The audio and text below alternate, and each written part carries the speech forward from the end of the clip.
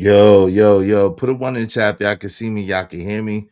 Put a one in the chat if y'all can see me. If y'all can hear me, it's really, really important.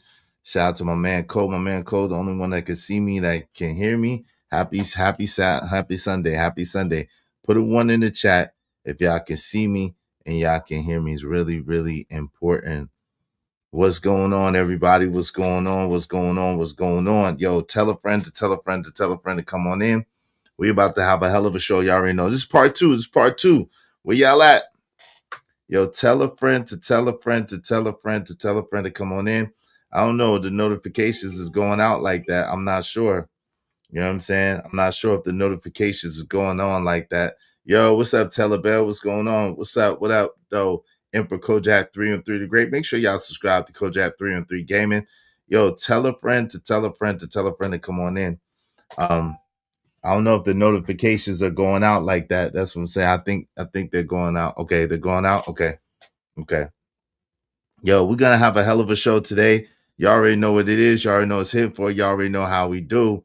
Man. So there was a lot of information that came out from people who was actually there at the courthouse. Shout out to Queen Sheba Darling and shout out to Neek at Night. Both of those sisters was on boots on the ground and doing a thing. Now, yo, shout out to Marcel. What's up? My YouTube broke. I got your notification for JD's Discord. Damn.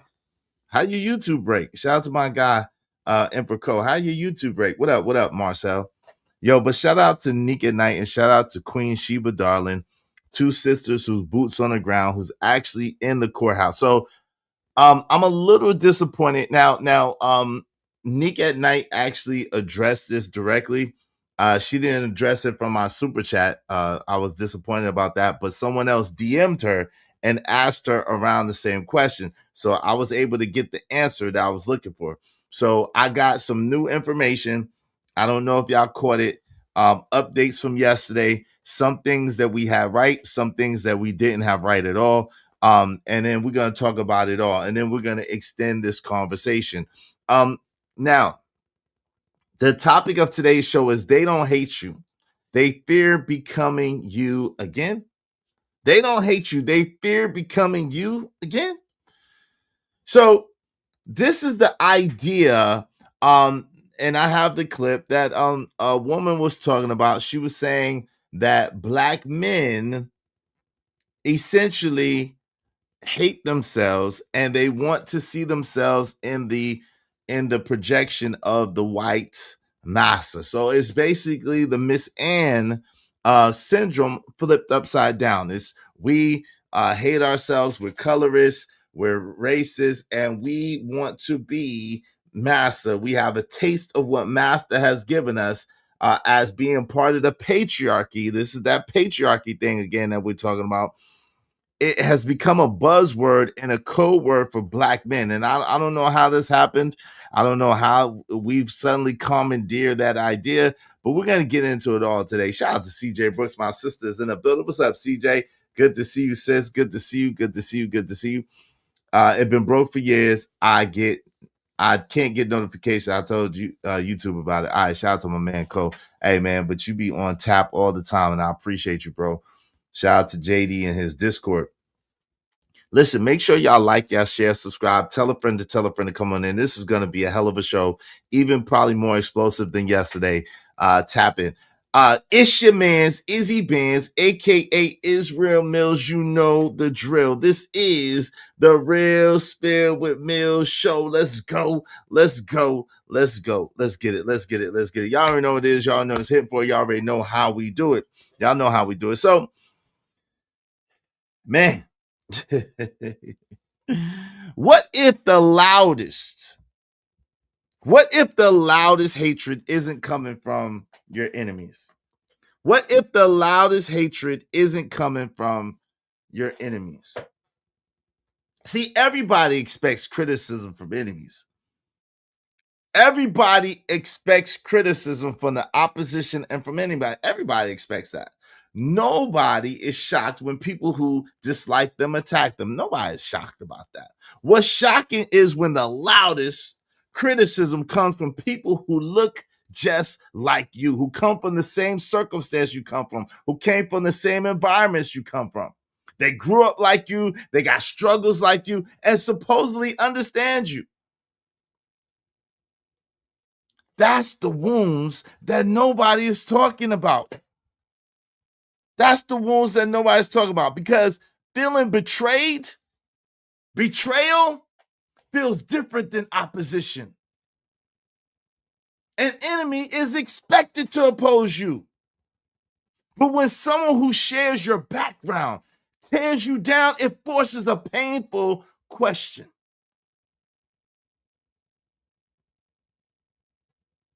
Why are they harder on me than people who don't even like me or know my struggle? Why are they harder on me than people who don't like me and who don't even know my struggle?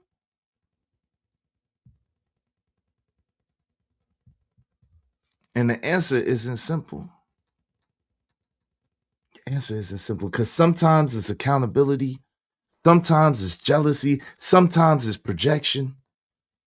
What's up, Rising Black Sun? What's going on? Good to see you. Cajun said, what's up, my man? Cajun said, pure jealousy. Cajun is in the building. Cajun Darkfire is in here. Wow, glad you here this great day. Hey, man, I'm glad to be here this great day, too, and glad to be here with y'all, man. Make sure y'all tell a friend, come on. This could be a hell of a show.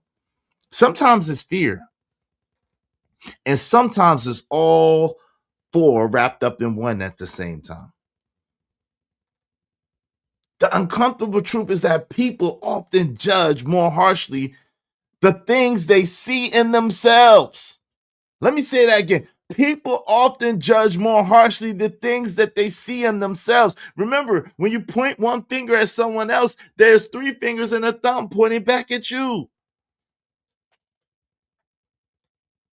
The person who escaped poverty may become unusually critical of poor decision making. The person who has escaped incarceration or done their time may be extremely critical of people who do crimes. Y'all smelling what I'm telling so far? The person who overcame addiction may become impatient with people still struggling. And the person who reinvented themselves may resent people who remind them of who they used to be and who they really still are on the inside. One of the most phenomenal things that Jay-Z has ever said, and I know a lot of y'all for whatever reason don't rock with Jay-Z, but one of the most phenomenal things that Jay-Z ever said is, he said, you can change, but that's just the top layer. Because you, at the end of the day, you are who you are, player. You could change, but that's just the top layer. Because at the end of the day, you are who you are, player. And I kind of remix that a little bit, but y'all get the gist. Shout out to Cynical One is in the building. Good to see you, my sister Cynical One. Good to see you. Good to see you. Good to see you, my sister Cynical One. Yo, Chris J is in here. What's up, Chris J? Great day, family. Great day, big homie. Have a great show, a good show, and keep kicking out true facts. Thank you, family. I appreciate you, man. Shout out to you, Chris J. Shout out to my peoples, Abby Waddy. Peace, Abby Waddy. What's good with you, player? What's the Dillons? Good to see you, man. Living humbly, what it do? Living humbly, my homie. My Milwaukee homie, what it do? Living humbly is in the building. D's, J hate is wild. Yeah, the Jay-Z hate is wild, D's. I don't know what it is. Salute. What's up, D's? No, what's good?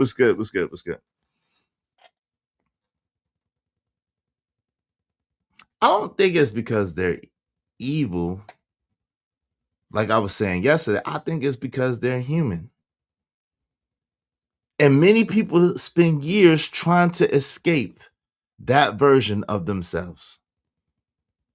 Let me say that again. I don't think it's because they're evil. I really don't. I think it's because they're human. And many people try with all their might to escape that version of themselves. Then they encounter someone who reminds them of that version, reminds them of who they are on the inside or who they used to be, right? Shout out to It's My Time. Great, good eve, Izzy and everyone. Great day to you, sister. Good to see you. And that reaction isn't always compassion. Sometimes it's rejection. Sometimes it's disgust. Sometimes it's rejection. Sometimes it's disgust. Sometimes it's condemnation. Not because they hate that person, but because they hate what that person represents in them. A mirror. And mirrors can be extremely uncomfortable.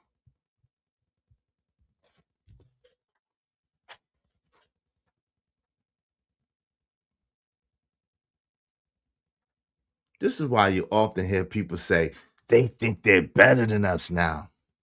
Sometimes that's true, but sometimes what's really happening is psychological distancing, cognitive dissonance.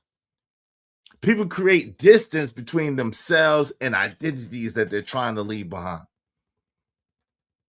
The greater the insecurity, the greater the need to prove that they've changed. Yo, tap in. Make sure y'all hit the like button. Likes are absolutely free. Likes cost you absolutely positively. Nothing. And likes don't cost Nothing. you. Oh, they $3.99. So do like the homie Trish say and smash it. Smash that like button. Push a button. Come on, push a button. You heard her. Likes are free. Push the like button. Push a goddamn button. We're going to get into this today. We're going to talk about this from a couple of different angles.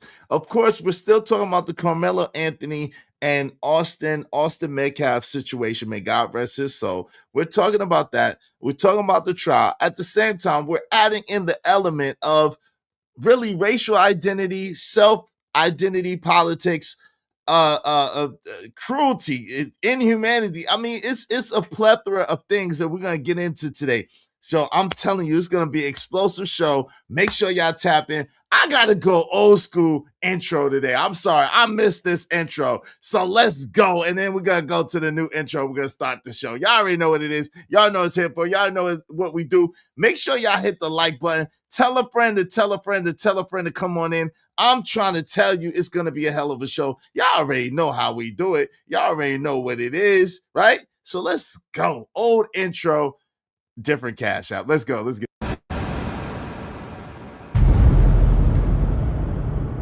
Full as a jam at capacity.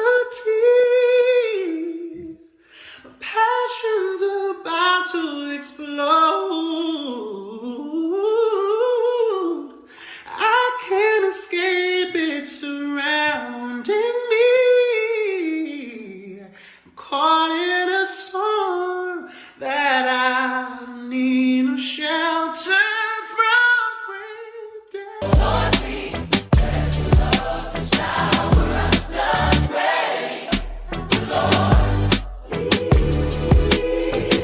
You are now entering the real Spill Wit Mills.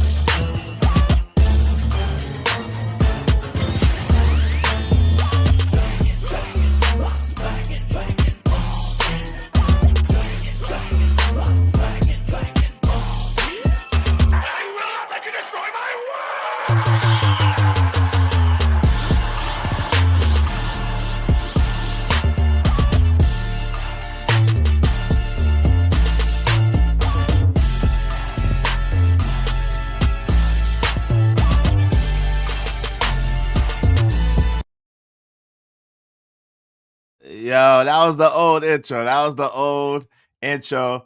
Obviously, we had to change it because, you know what I'm saying, the Cash App is not the same, man. The Cash App is not the same. Hey, I missed that intro though. I ain't gonna lie. Hey, listen, thank y'all for supporting the show, supporting the stream.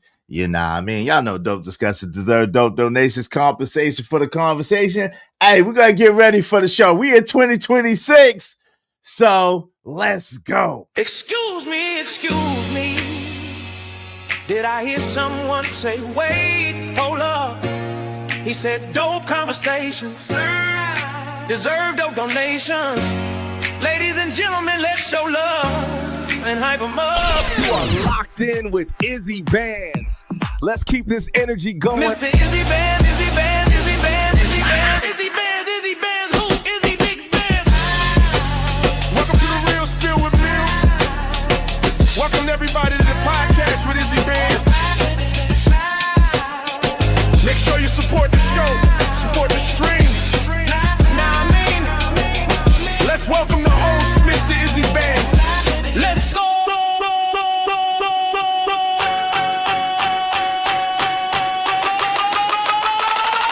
Support the show, support the stream. Now I mean,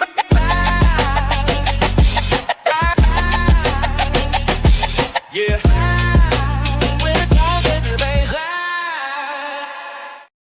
Yeah. Hey, shout out to y'all. Shout out to my man Drip, man. Put me in the game. Salute to Drip, the plug one. Make sure y'all tap in with Drip. You know what I'm saying? Put me in the game. Salute to SD. What's up, SD? Telebell. Kills. What's up, Kills? What's going on, family? Rising Black Sun is in the building. What's up, Rising Black Sun? With the Ultra Instinct intro. Yeah, a little something. Hey, Candy Kane from Candy Lane. Good to see you. My sister Candy Kane Lane is in the building. Good to see you, my sister. Good to see you.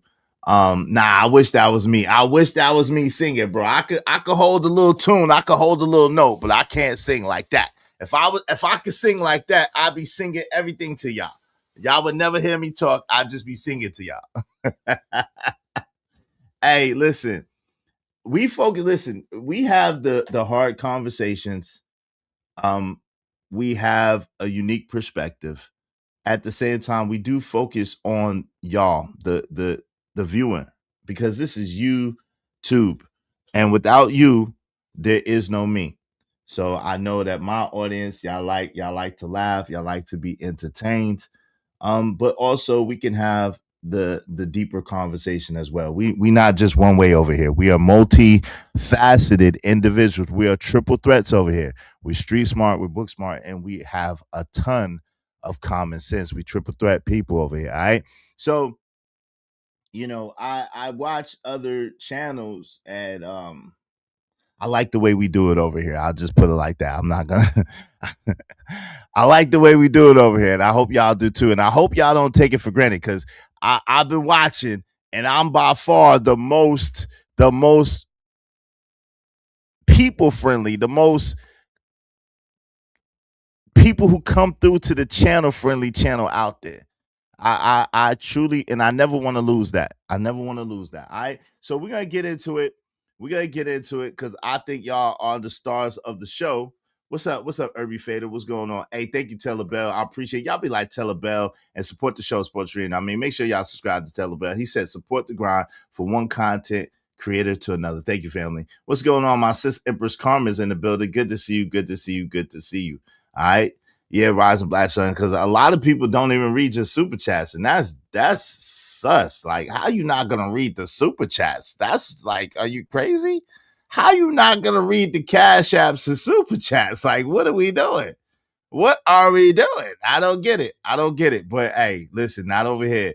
Y'all are the stars of the show. I appreciate y'all tremendously. All right. So be like Telebell and support the show, support the stream. Yeah, I mean, appreciate you, Telebell. Thanks, man.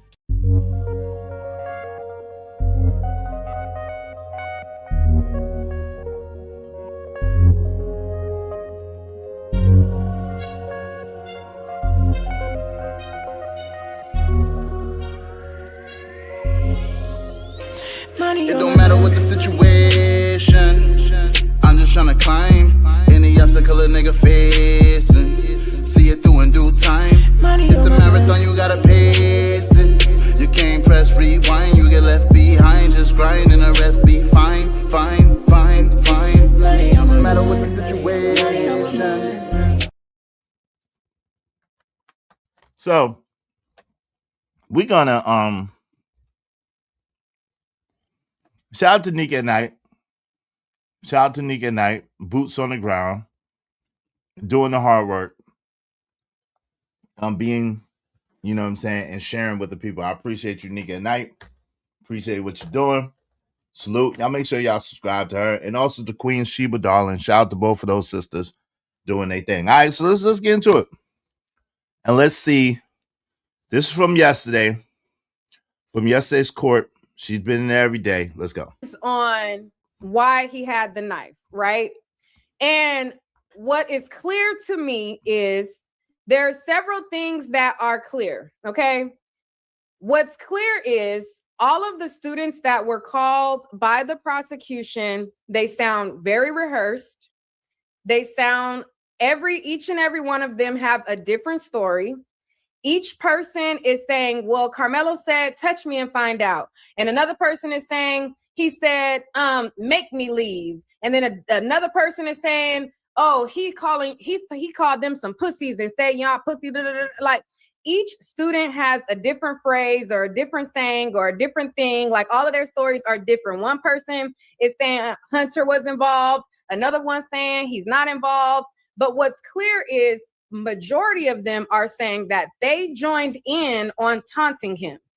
They didn't say it in that way, but if a person is telling somebody leave, they don't belong there, and then you also are chiming in and saying, what are you doing here? You don't belong here. And then another student all is ganging up on one student, telling him he don't belong. And you got one student laughing about it, pulling out his phone, egging it on.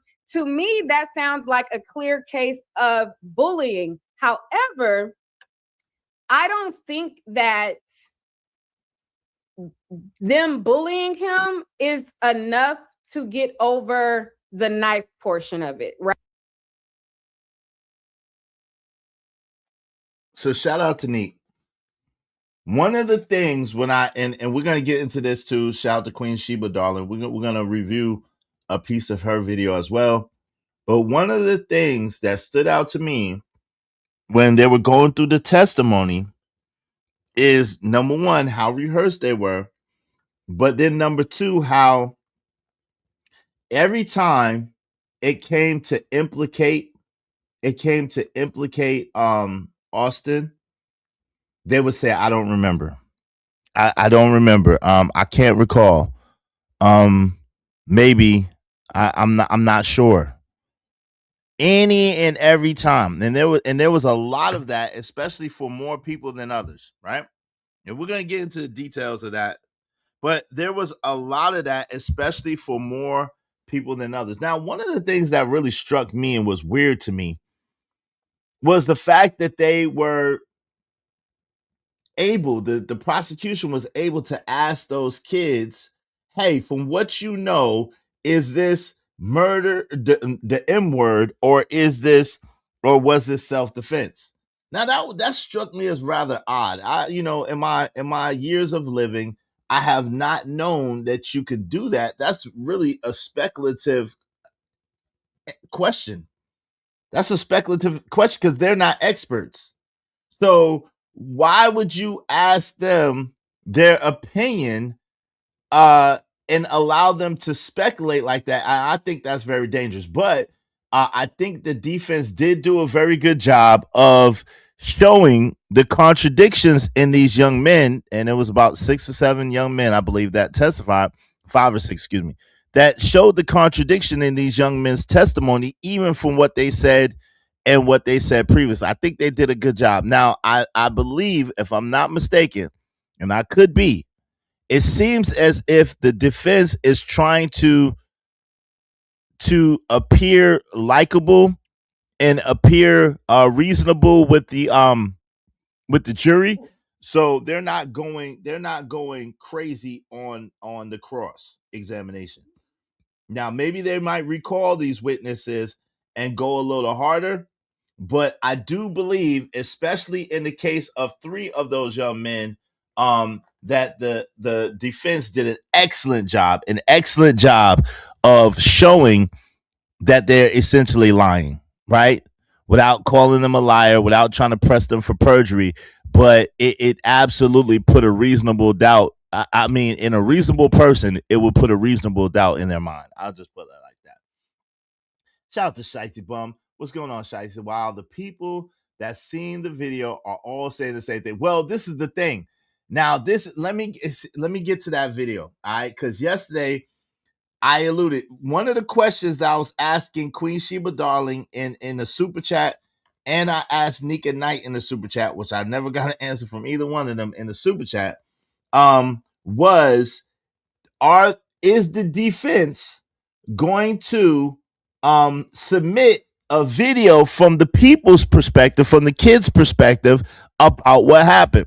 So I was never able to get them to answer that in the super chat. I was a little disappointed about that, but someone did DM Nick at Night, and they asked her a very similar question, and so we're gonna get into that, what her response was, and so that may not be what we thought it was. Okay, that may not be what we thought it was. So we'll get into that. Shout out to Free to Listen To. What's up, Free to Listen To? So we get at what's up, Jay Watts. Jay Watts in the building. Nika Knight is a cool name. Yeah, it is. What's up, Speak Radio 81 said there is this weirdo goth racist named Jake Monroe saying this lady is a liar. That's crazy. What's up, Will in the Wind? What's going on, my guy? Will in the Wind. Happy Sunday to you too, family. Good to see y'all. Make sure y'all hit the like button. Likes are free. Irby Fado's in the building. What's up, Irby? What's going on, fam? Good to see you, fam. Make sure y'all hit the like button. Likes are absolutely free. Likes don't cost you nothing. What's going on, Ponder? Question to Ponder said the defense is going to come through.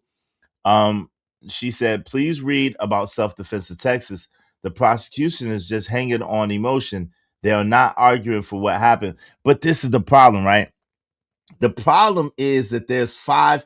They was able. So John Galt, your buddy John Galt, was wrong about this, right? The black juries, all the black jurors did not get dismissed because of some sort of inherent bias. Excuse me. There were 3. It was some of them that did that kind of disqualified themselves, whatever. But you got to remember that the jury doesn't really pay anything. It's like $20 for the first day, maybe $50-something for every day after. Right. And then in Texas, they allow you to be on jury duty. They allow you to be a juror on Saturdays. So you gotta remember, people have lives and responsibilities and bills and stuff, and that's one of the factors that you can use to say, hey, look, I'm not in financial position to miss work or to miss finances, right? So that's one thing too. But also there were 3, from what I understand, there were 3 black women who made it all the way to the end. Now, the problem was the prosecution was able to get a strike for them, get them struck off the jury, because they were all educators allegedly in that area. So while the defense argued it was racially motivated, the prosecution was able to counter argue and say, no, it's not racially motivated. What it is these are all 3 ladies are educators in the school system, and so that would imply a bias. So one of the problems is that 5 of the jury members are white men. Okay, that's one of the most biggest hurdles to be able to overcome, because no matter what they said, to be able to be on the jury, we already know what it is, especially if they're from that community. We already know what time it is, right? 9 times out of 10. So that is one of the major, $20 a day. Oh, okay, it's $20 a day. I just did jury duty. I think in that particular county, unless you're in that particular county, Speak Radio, it's $20 for the first day and it's $50-something after in that particular county. So I think every jurisdiction is a little different, but shout out to that. So let's get into it. Let's get into it a little bit more, and we're gonna go from there. Let's go. Right?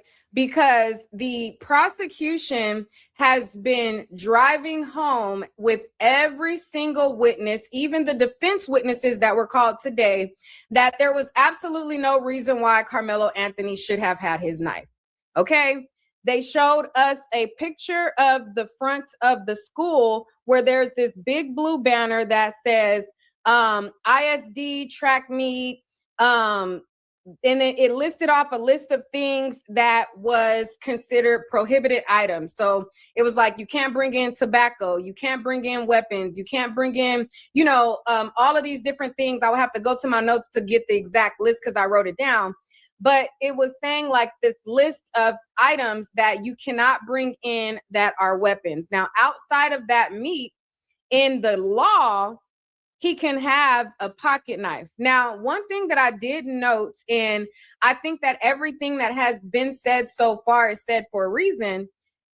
I'm wondering if the reason why the defense stated that he loved camping is because there's going to be a link to why he had the knife or why it was in his bag or something like that.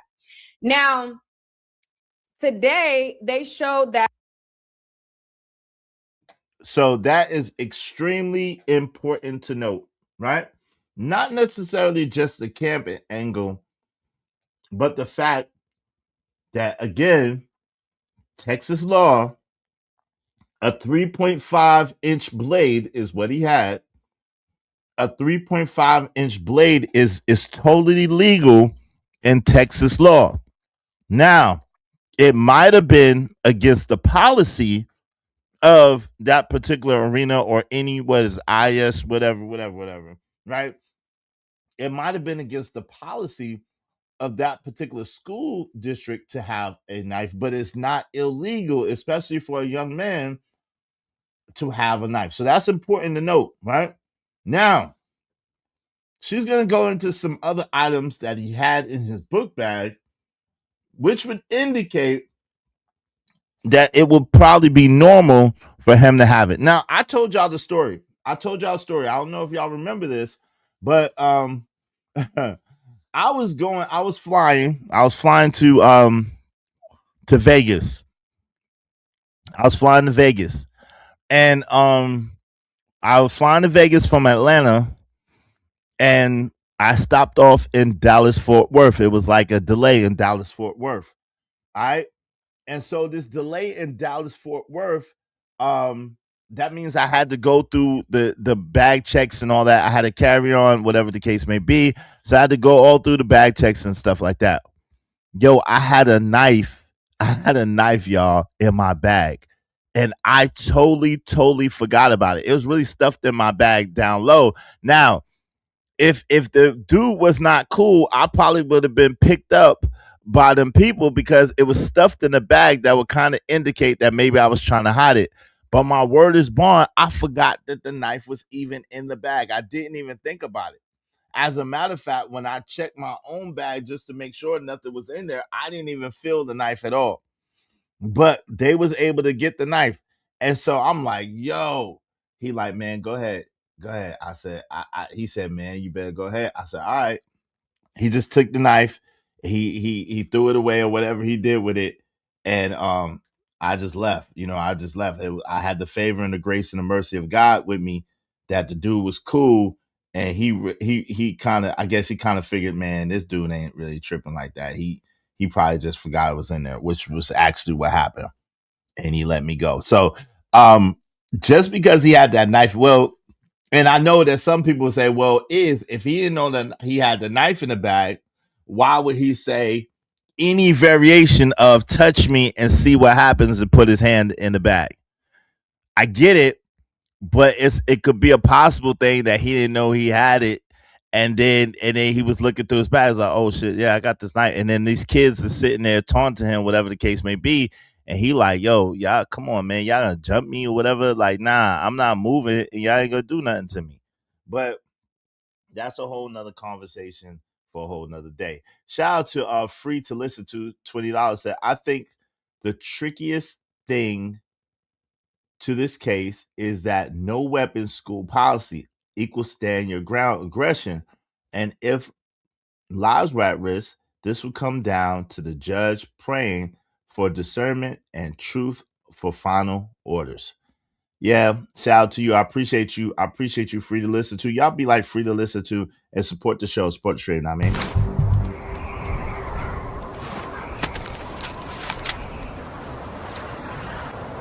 God damn it, I like the way you do bit. I got money.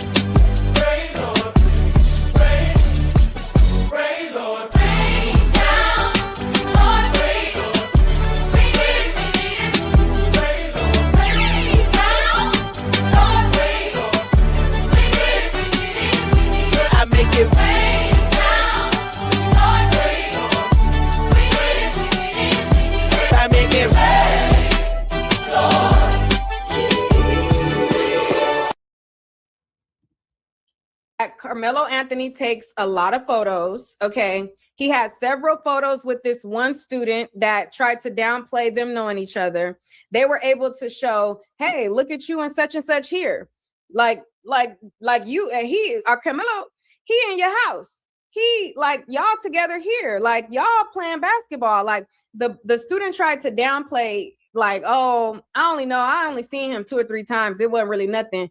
But then you see that their relationship is much more intimate than that. So you see clearly he's lying about his association with Carmelo, which then proves that he's most likely lying about a lot of the details that he's saying that clearly show you that he was a big instigator in this. Now, so in case y'all don't know, I'm not gonna say the name, but I'm gonna give you a heads up. Queen Sheba says the name, okay? And when I play it, I'm gonna point it out. But this particular young man was the alleged friend of Carmelo Anthony that everybody's talking about, that he saw in the tent, went and he dapped him up, and they were talking. So that was one other thing that I had wrong. That was one other thing that I had wrong. I was thinking that maybe this quote unquote friend would be one of the people who would defend Carmelo, but actually, come to find out, this quote unquote friend was actually instigating the situation, had their phone out, allegedly pretending that they was recording. Now, I have a sneaky suspicion that they were actually recording, and they don't want to show that recording because that would get Carmelo free. That's my sneaky suspicion. I have a sneaky suspicion that they had one of the actual recordings. They were actually recording it, but because the contents of what happened, it would show them taunting Carmelo. It would show them flexing up on Carmelo. It would show them being aggressive towards Carmelo. I think that they found a way to get rid of that evidence, so to speak. I really do. That's my personal opinion. That may or may not be true. Okay, so that's just my opinion. But that what is clear is that a young person, that young man, was lying his ass off. That was clear. And I think the defense did a very, very good job. That was one of the people that the defense did a very, very good job of exposing the contradiction and exposing the lies, which I think will come back to bite the prosecution in the ass later. Okay, so let's get back to it. Austin approached him. Austin was the biggest one. And what they thought, from listening to all their testimonies, Carmelo is a little skinny black boy. You got these big linebacker white boys, and then you got all these black kids that are also vouching these big white boys. So they felt empowered to like, oh, this is like, they thought that he was a buster, like, oh, like, you're a little punk. Like, basically, that's what all of their testimony proves at this point, that They looked at him, they prejudged him based on him being small, and they thought that they can punk him. And they thought that they was going to be able to punk him and he was not going to defend himself. Okay. I believe that he defended himself. However, the fact that he had the knife to, like, it's a catch-22, because it's like, on one hand, you defended yourself, but on another hand, you weren't even supposed to have the knife in the first place to defend yourself. You get what I'm saying? So it's like a catch-22 type of situation. So they've proven that, and all of the students that were called by the prosecution, they sound extremely rehearsed. A lot of the comments that they're making are not natural conversations that a teenager would have. And it's not natural that every single teenager would use the same buzzwords. All of them are using the exact same buzzwords, and it sounds coached, it sounds rehearsed, and they sound like they're lying. Okay. However, regardless of them lying and regardless of them bullying him, because it's like, okay, he bullied you and they're wrong for bullying you. And, you know, like, if they were bullying you, he put his hands on you, he pushed you or whatever. You haven't, like, it wasn't equal force. You get what I'm saying? But it's clear they bullied him. Like, that's not, like, that can't be contested. I don't care how much they try to paint it and say Carmelo was the aggressor. He tried to goad him. That's BS. Anybody with critical thinking skills listening to those testimonies can tell that that's complete BS.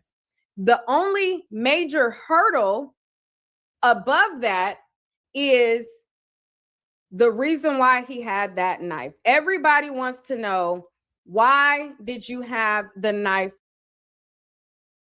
And see, that's crazy, right? Because the truth of the matter is that, and I know I'm going to get a lot of pushback on this, and it's fine. And we can have the conversation. Y'all know I ain't afraid of a conversation. The truth of the matter is it doesn't matter because it's legal. Now, policy, sir, see, this is the thing. They're assuming, like, yo, if you came in a bus or you came on, you drove, let's say he drove there because they say he had car keys, whatever. Let's say he drove there. And let's say that he was there to volunteer for the whatchamacallit. Now, if what Stupid said yesterday was true and he was supposed to put up the tarp, well, dumbass, he probably needed a knife to cut the strings or whatever, right? You need a knife for a myriad of any things, right, that you would do as far as work related, as far as volunteer work related, whatever, right? But let's just say, for the sake of conversation, you come in a place and shit, it's mad far to walk back to wherever you came from. Like, shit, you just be like, all right, well, they ain't got no melody. Like, it ain't illegal. I mean, it's against the policy, but they ain't illegal. So, hey, whatever. And that's just really the way it goes. Like, listen, can we be real for 1 second? That's really the way it goes. Shout out to One Play Ray 44 said one witness knew Carmelo enough to invite him to his grandma's birthday party, but not under a canopy in the rain. Well, that was the one. That was the same one. That same witness. They did a lot of things with Carmelo, but then they tried to downplay the relationship and act like, oh, he was just an acquaintance, but Austin was like his brother. Yeah, so that's the crazy thing. Yeah, I carry a utility knife every day. I used to too, until it got taken by the police, by the TSA in the airport at Dallas Fort Worth. But I used to carry a utility knife every day too. I got sent to make all immoral. So, like, shout out to Louis He-Man 999. Salute. All right. Please don't spam the chat though. All right. Track. Right. Yeah, that's the name. That's the name. I knew the name, but you know what I'm saying? I don't want to say it until, you know, I know that it's okay. Because you gotta remember, if they're a minor, then it's not okay to reveal their name, right? If they're a minor, it's not okay to reveal their name, right? A bold face lie. Shout out to D Slim. What's up, DD? The witnesses are biased. Of course, they're biased as F. Of course, it is a cold game. That's a fact. Uniquely Southern said they thought he was harmless and not a threat. Is the bad prejudgment? Is that a bad prejudgment? No. But it is if you're using it to bully somebody, yeah. But to think that someone's harmless on the face of it, no, that's not Uniquely Stunning. That's not bad. But if you're using it to think that they're a victim and that you're gonna just oppress them and do them dirty, hell yeah, that's bad. Right? Truth. Yo, dang, why the heck? Yo, shout out to True. I don't know what that's all about. I don't know her like that. I don't know what that's all about. What's up, P? I'm just going. You can have a weapon, Truth. I don't know why you so slow today. Izzy, he had the knife because it is Texas. These men stay on ready. Hey, listen, I ain't mad at that. I stay on ready too. With friends like those, who needs enemies? That's a fact, Speak. That's a fact. Yo, fam, it was a 3.5 inch knife, Slowpoke. Like, you talking all that junk and talking loud and you being slow. You talking all that junk and being loud and being slow. Does he remind you of you? Is that why you being so hard of him? I mean, I know he was better than you, but does he remind you of what you could have been as a kid or something? Are you okay? Are you all right? Are you all right? You typing bold in my chat. You was talking greasy yesterday. Are you okay, bro? Are you okay? He had a 3.5 inch knife that's not illegal in Texas, period, bro. Most places that's a utility knife, fam. Are you okay?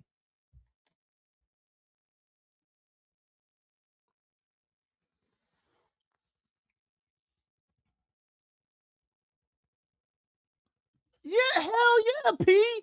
He said 4 witnesses are black. So are they lying that Carmela's? Yeah, I think that dude with the name that my man Scorched Earth just said, I think that dude is black.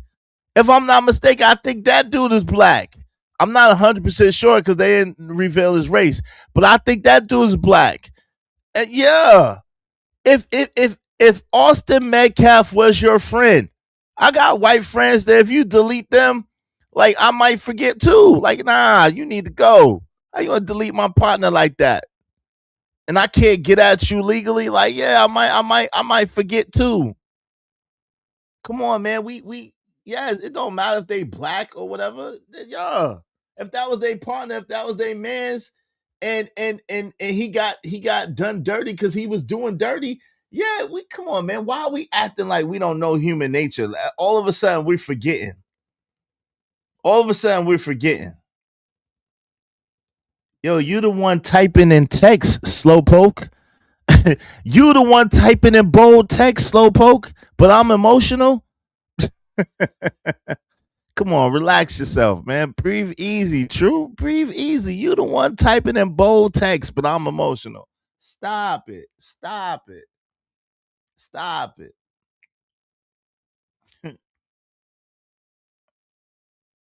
Hey, fam, relax, man.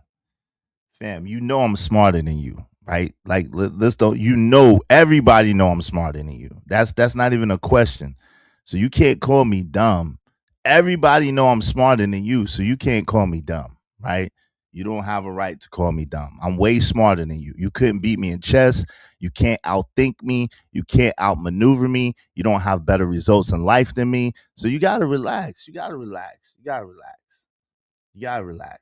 All that tough talk, all that loud talk, all that loud texting. Relax. It's okay. Do you want to get a white supremacist coupon or something? Like, they're not gonna give you no more dick if you jump up and down for it, man. Relax. Relax. It's just crazy. It's just crazy. Relax. I'm gonna drop the link in a second for you though, True. You know, I am never afraid of a conversation, confrontation, or anything else. So as long as you don't say no F-bombs, you're more than welcome. If you say F-bombs, you gotta pay me $5 per F-bomb. But you're more than welcome to come up here and we can have the conversation. You, my man's 100 grand. We don't always agree, but you ain't got to be calling me a name. I called you a slowpoke because you was calling dumbass. That's why I called you a slowpoke for the record. So relax. I told you these nigmas always result to insults. Shaking my head. Let's get to it. I don't know what you got going on. Who are you talking to, Lewis? Izzy Queen Sheba did a live stream stating she saw. I'm gonna get into that. Yeah, you've been in this 6, I've been in this 3. Smart enough, Truth. You've been in this 6, I've been in this 3. Smart enough, Truth. Come on, bro. I ain't got to do much. I ain't got to do much to show. I ain't got to show much. I've been up here doing and showing, improving, and being up here. We good? Peace to the gods. Peace. What's up, Chicago Rilla? I ain't got to do much. I'm gonna open up the panel in a minute, and we're gonna get to the Queen Sheba, video in a minute too. I got you. I got you scorched.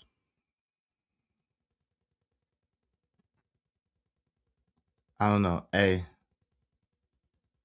It sounds good. Truth. I'm on camera, bro. You never come on camera, fam. Boy, what are we doing? This is ridiculous. I've proved and proved and proved. I have nothing to prove, bro. I have nothing to prove.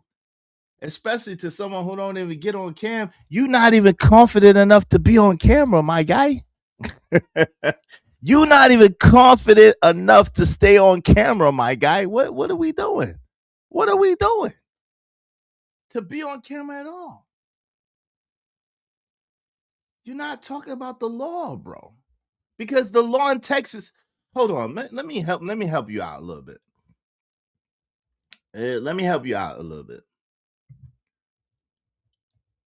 I'm gonna help you out, okay? Because you're a little slow, so I'm gonna help you out.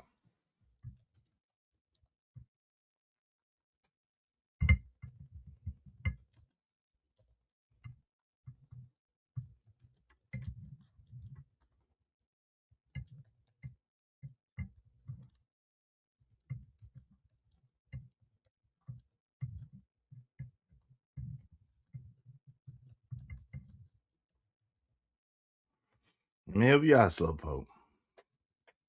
Let me help you out, Slowpoke. Since you want to talk about the law, and since you think you know, just because you're a felon don't mean you know all the laws everywhere, sir. Just because you're a felon don't mean that you know the laws everywhere. Oh, okay. So it is legal for a minor, meaning someone under the age of 18, to possess a 3.5-inch knife in Texas. Texas generally regulates knives based on the 5.5-inch rule. Because 3.5 inches is well under this limit, the knife is not considered a location restricted weapon. The knife is not considered a location restricted weapon. Now, if you don't sit your goofy ass down somewhere and relax, I don't know how many times I gotta school you, my boy, but if you don't sit your goofy ass down somewhere, your $5 ass down somewhere before I make change, relax. Stupid. Relax, calling people dumbass with your stupid ass. It's not even a weapon, stupid. It's a non-location restricted. It's really a utility tool. But that's what you don't understand because you so far up the white man's ass. You think you're going to get some coupons. You think you're going to get some Scooby snacks from the white man. You're not getting no Scooby snacks, Nigma. You're not getting no coupons, Nigma. Ain't shit popping, Nigma. What's happening? Who you talking to? Getting loud in the chat. But you're more than welcome to come up and I will dismantle you up here too. You're more than welcome to come up and speak your piece. Oh, corny nigga. What's wrong with you? Lame ass nigga trying to talk shit. What's wrong with you, boy? Are you out your tree? Freaking lame ass nigga, man. Talk to me. Come on, B. Let's keep it cute, man. Let's keep it cute, my guy. You don't want to do that. Let's keep it real cute, all right? Let's get back to this. Back to the message at hand. Let's get back to this. Stupid. In the first place, because the prosecution is doing a really good job at driving home the fact that he should have never had it in the first place. Even the defense witnesses that they called today all corroborated that same fact, that he should not have never had it in the first place, right? Like, even their own witnesses were like, yeah, I do agree, he should have never had it in the first place. So Jade, I'm really not. I be trying, Jade, I'm really not bigger than that. I be trying to hold it down. I'm not bigger than that. I'm from that, Jade. I'm about that. Like, I don't back down. I don't cower. It don't matter to me one way or another. Like, anybody can get it. Don't disrespect me ever. Anybody can get it. Don't disrespect me ever. Don't fix your mouth to disrespect me. You was the one talking heavy. You was the one throwing insults. You was the one talking about we could go to hell and all this stupidity because we see it different from you. So listen, fam. Now, I'm not bigger than that. I'm about that. You throw a rock at me, I'm gonna throw a boulder at you. You throw a rock at me, I'm gonna throw a boulder at you. I don't play them type of games. I don't play them type of games. I'm not, my heart don't pump no Kool-Aid. Please understand that. Please understand that. That wouldn't have been me.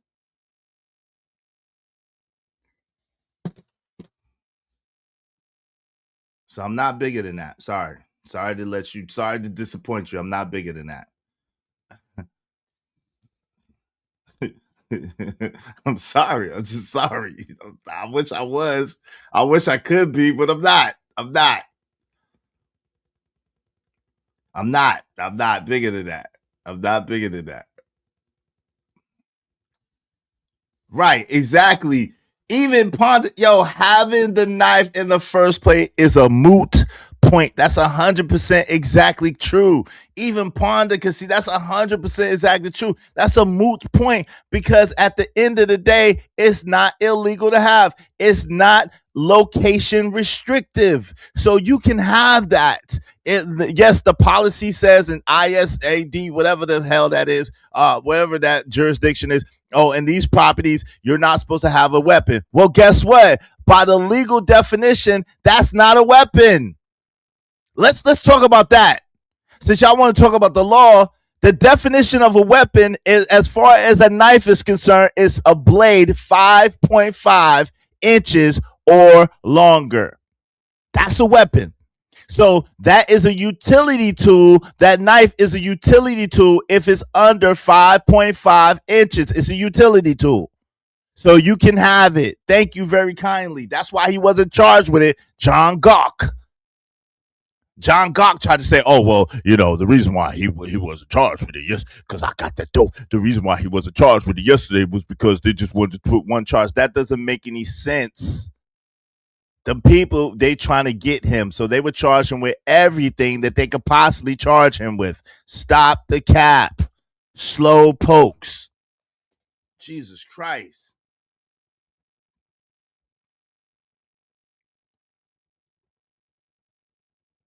Well, Noah Bell, you can say what you want. That's the logic that gets people locked up as well. Well, if the jury wasn't so tainted, if the jury wasn't so disproportionate, then maybe he would have a chance. But we'll see. I don't think so. If we're talking about the letter of the law, which is what y'all like to talk about, then you have to go to what is defined as a weapon. Well, a 3.5-inch blade is not considered a weapon. It's considered a tool. Thank you. You're welcome. Yeah, the disrespect is untolerable. Y'all support the show, Sports Stream. You know what I mean? Help us reach our goal. Help us reach our goal today. I know that y'all like black hate, but I can't give you that. But I can give you the information. So if you be so kind, feel so kind, support the show, support the stream. You know what I mean? The disrespect is intolerable. It's unpardonable.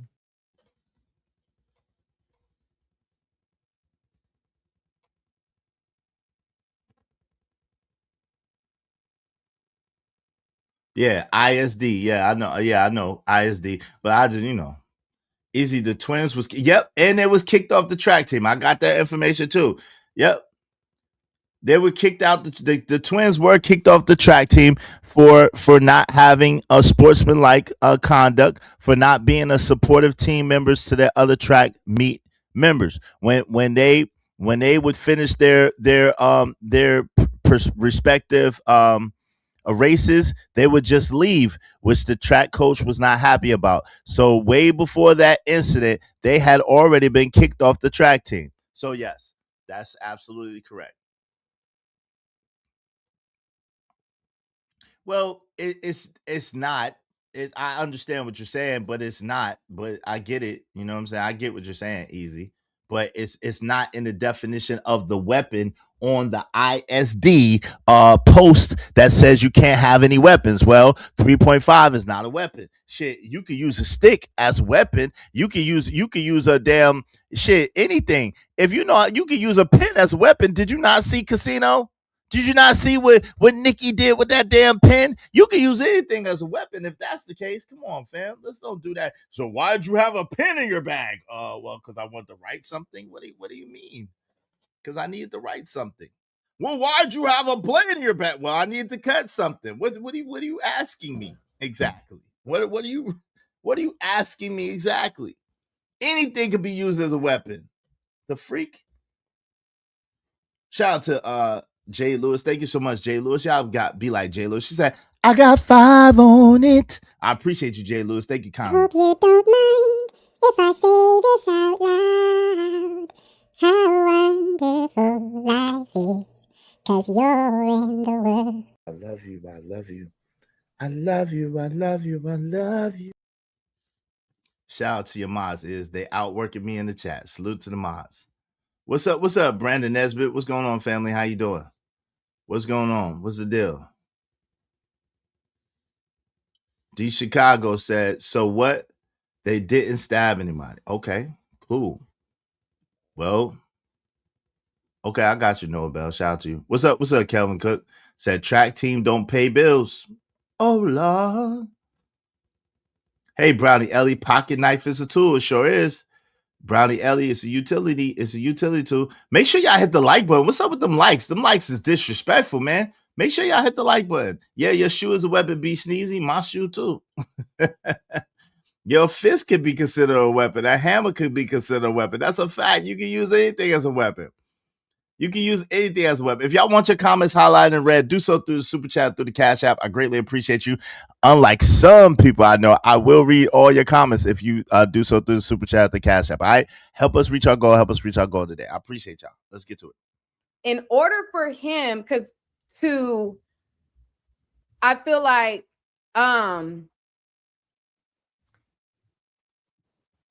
kind of like because the scales are like leaning towards the prosecution. I'm gonna be on, like, I'm in the courtroom. I'm not gonna lie to y'all. Even though I feel like, there are certain people surrounding the case that are trying to, like, even though they're like making it seem like the case is going a particular way, they're misleading people on how it's actually going because they're liars. But whatever. It's going a particular way only because they're trying to make it seem like, oh, like the kids are credible, they're telling the truth. They're not. Like, it's clear that the kids are liars. It's clear. And it's clear that they were bullying him. The only hang up is what hurts him is him having it in the first place, because like I said, every single witness, they are driving the fact the prosecution is making it land, like he's making it stick, like, and I don't think that the defense is doing a good enough job to when the prosecution say, well, he should have never had it in the first place. And again, they have legal motions, they have 403 issues that they can't, like, they can't say certain stuff that we don't even know that what they can or they can't say. There's motions that happen before trial even started, right? So in my head, I'm like, well, why you not, like, when the prosecution, like, bring it back to the fact of, well, he should have never had it in the first place. Why are you not bringing them back to the fact that it wasn't a situation where he was antagonizing them? You know, like, whenever they prove, like, or they, like, make it land and they're like, well, because everybody knows that, like, I think the prosecution even knows that the kids are, their stories are like clearly full of it. You know what I mean? Like, trying to downplay their role. Like, if you listen to each person's story, each person says, I told him he better go. And then another person testifies, I told him he better go. Well, unfortunately, unlike what some of y'all think, you absolutely can defend yourself, whether you're in high school or not. You can absolutely defend yourself, right? You have a right to defend yourself. Okay? So I know some of y'all don't believe in that. I know some of y'all think that black people are supposed to be a whipping board. Some people are supposed to be a daggone punching board. Some people are supposed to be a doormat and a damn footstool. I know that y'all believe that, but unlike what y'all lame ass, dumb ass people believe, it's not stupid. It's not. We're gonna see. It's not. And don't put that. Let's don't say that M word anymore, because that's a trigger word. It's not. So, yo, at the end of the day, what you failing to realize is it was more than one person attacking him. There was over an 80-pound difference between Carmelo and Austin. But besides just there being Austin, there was Hunter, there was that kid and that kid and that kid. It was multiple kids surrounding him. He was behind enemy lines. At that point, he was behind enemy lines. So at the end of the day, yeah, 80 pounds, dummy. Because, yo, they got weight classes for a reason. See, this is what I'm saying. Y'all hate yourselves so much that y'all not even using logic and reasoning. They got weight classes for a reason. Let's look this up. Hold on real quick, because this is how stupid y'all are. I got y'all, though. I got y'all. Let me help y'all ignoramuses out a little bit. I already proved this dude wrong, but let's go here.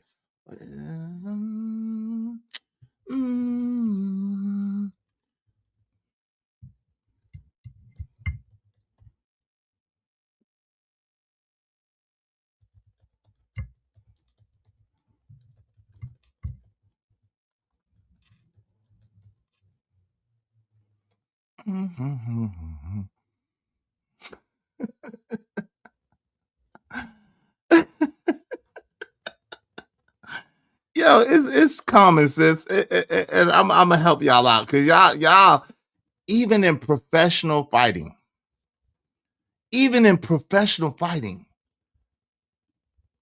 it makes a difference.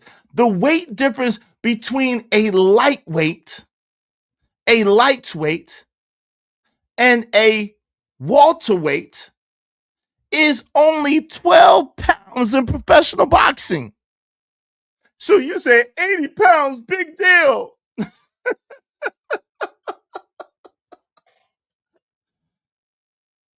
And welterweights is their own division, and lightweights is their own division, and heavyweights is their own division. They won't fight. Let me do you one better, because I know y'all slow. Let me help y'all out. I'm gonna help y'all out because I love y'all. Y'all my brothers, and I love y'all. Y'all my brothers and my sisters, and I love y'all. What I want for me is what I want for you. So let me help you out. Let me help you out. All right. I'm gonna help you out because I know I'm gonna help you think because I know you can't think. I'm gonna help you think because I know you can't think.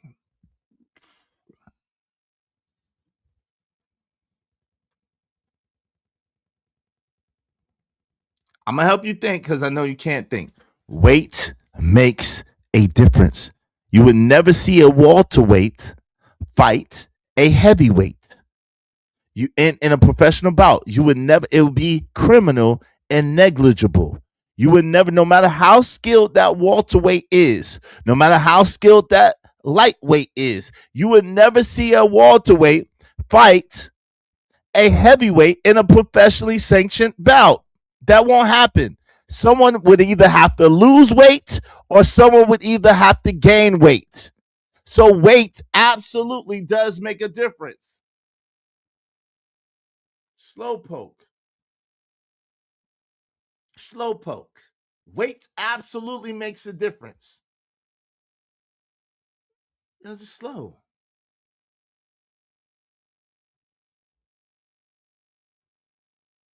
Right. Unless it's right, free to listen to. Unless it's like a Jake Paul, like an exhibition fight. That's why I said a professionally sanctioned fight with weight classes. They don't do that. But yeah, if it's an exhibition match or if it's like a YouTube fight, yeah, of course they'll do goofy. But yeah, but that's a fact, right? That's true unless it's some ridiculous Jake Paul mess. That's right. The knife was his knife is undefeated. That's crazy. Come on, Red Scorpio. Don't make me laugh because I don't think it's funny that the young man lost his life. I see that's the difference between me and a lot of y'all. I'm not celebrating Austin Metcalf's death. I think it's tragic. I think it's sad. I wouldn't have wanted or called for Austin Metcalf to be deceased. I think that's a loss of life. I think that's sad and tragic. At the same time, I'm not gonna call for Carmelo to lose his life either. Y'all just have no understanding. Y'all just very unbiased. Y'all very biased and prejudiced people. Y'all just have no kind of reasonability or reason or logic with yourself.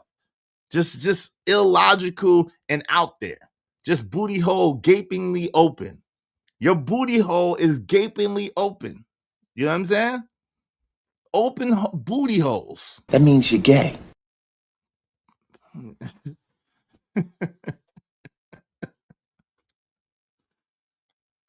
Run a Mack truck through your asshole. Hey, shout out to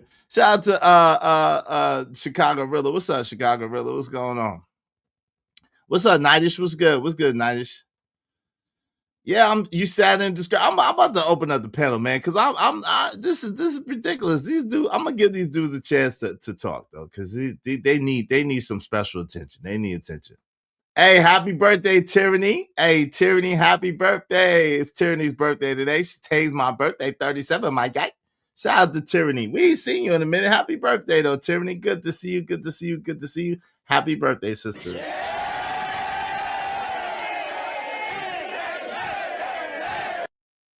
Shout out to Tyranny. Shout out to Tyranny. All right. Make sure y'all support the show. Support the stream. I mean, thank you very much for the double up free to listen to. Said Gen X and 80 Mills don't do racist like boomers. Please. Shout out to that, man. Appreciate you. Appreciate you, family. As a human being, it's sad. Yeah, people just what's up, studio manager? Studio manager that people don't have to like the justice system. They don't. They don't. They don't. Gaping. Gaping. You caught it, Daniel Brandon, as they got a gaping. Booty bandits. Freaking booty bandits, man. Freaking booty bandits coming over here talking crazy to me. Freaking booty bandit. Don't come over here talking crazy to me. Like, come on, man. Don't do it. Hey, listen, I don't have to talk to you, True. I don't have to talk to you. I can live my whole life and never talk to you, bro. It's okay. Like it's all right. If either you come and have the conversation or you don't. Either way, it's fine with me. But I'm gonna give y'all the opportunity. When he dropped the link, pull up. Exactly. Shout out to my man Chicago Rilla. I'm about to drop the link right now. Thank you, Chicago Rilla. Thank you very much to Free. I appreciate both of y'all very, very much. Thanks, man. Y'all kindly. Make money, make money. When shit hit the fan, we'll take money.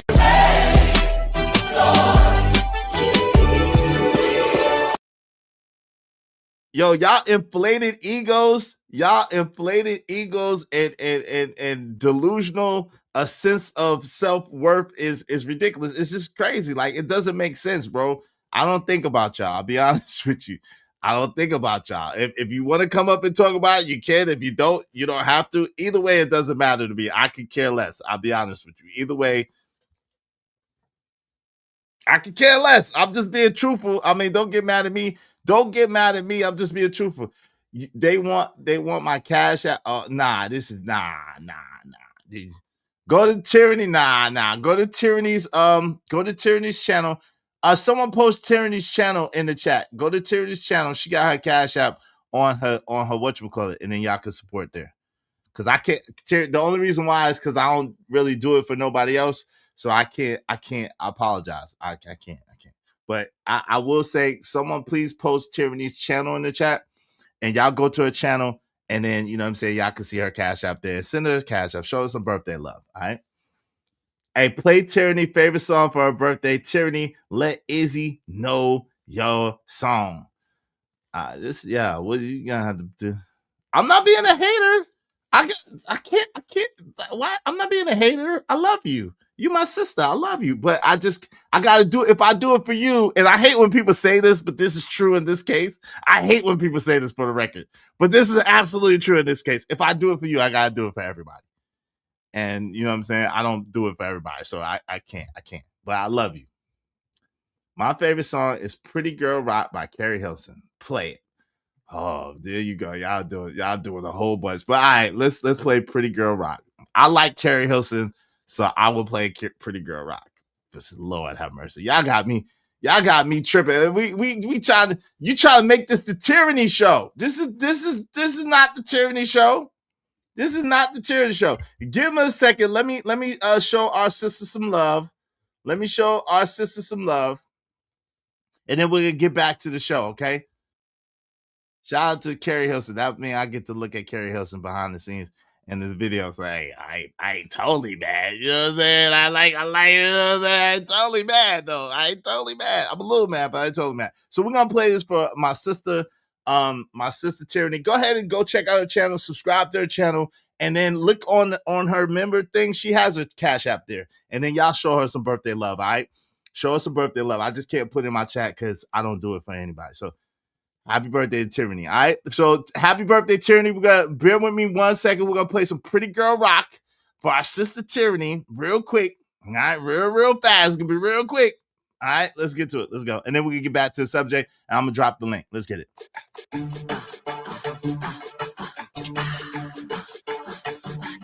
Pretty girl. What's your name? My name is Carrie. I'm so very fly. Oh my, it's a little bit scary. Boys wanna marry, looking at my dairy. And you can stare, but if you touch it, I'm a berry. Pretty as a picture, sweeter than a swisher. Mad cause I'm cuter than the girl that's with you. I don't gotta talk about it, baby, you can see it.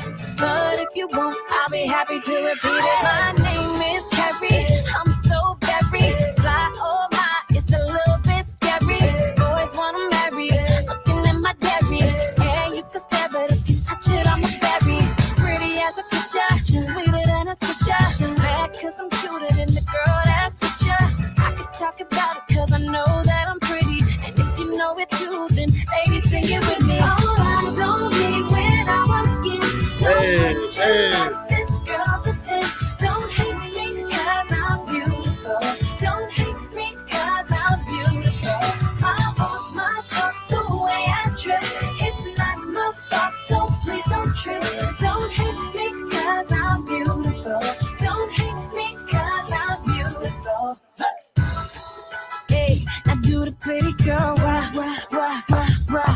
pretty girl rock, rock, rock, rock, rock. Do the pretty girl rock, rock, rock. All my ladies do the pretty. All right, that's all I can do. That's all I can do. That's all I can do. Shout out to Tyranny. Much love to you, my sister. Shout out to Tyranny. You know what I'm saying? Happy birthday.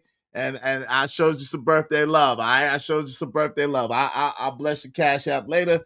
Make sure y'all check out Tyranny's channel to check her out. Now I'm gonna have to take that out. But hey, listen, it is what it is. Shout out to our sister Tyranny. Much love to you, sis. All right, so let's get back to the show. I'm about to drop the link.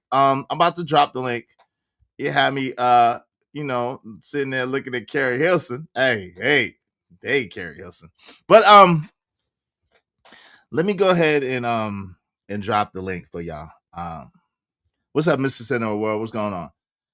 So we're talking about the Carmelo Anthony and the Carmelo Anthony trial. And we are discussing it from a couple of different angles. Now, as you see by our good friend Truth and Purpose Nexus, Imago Day, he's sitting there wilding out in the chat, and D Chicago sitting there wilding out in the chat because they are the men that I'm speaking about. They are the men that I'm speaking about. These guys are so-called black men that want white man validation. I don't know what's happened. I don't know when this became a thing, when so-called black men wanted white man validation so much. I don't know. But hey, it is what it is. But let's get into it. It's sad. It's sad. It's just sad if you ask me. But hey, listen. Hey, I guess hey, listen. I guess the person was right. I'm gonna play the clip too.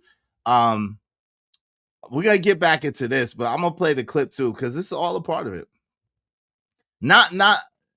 I don't know D Chicago. I don't know him, but he. I don't know.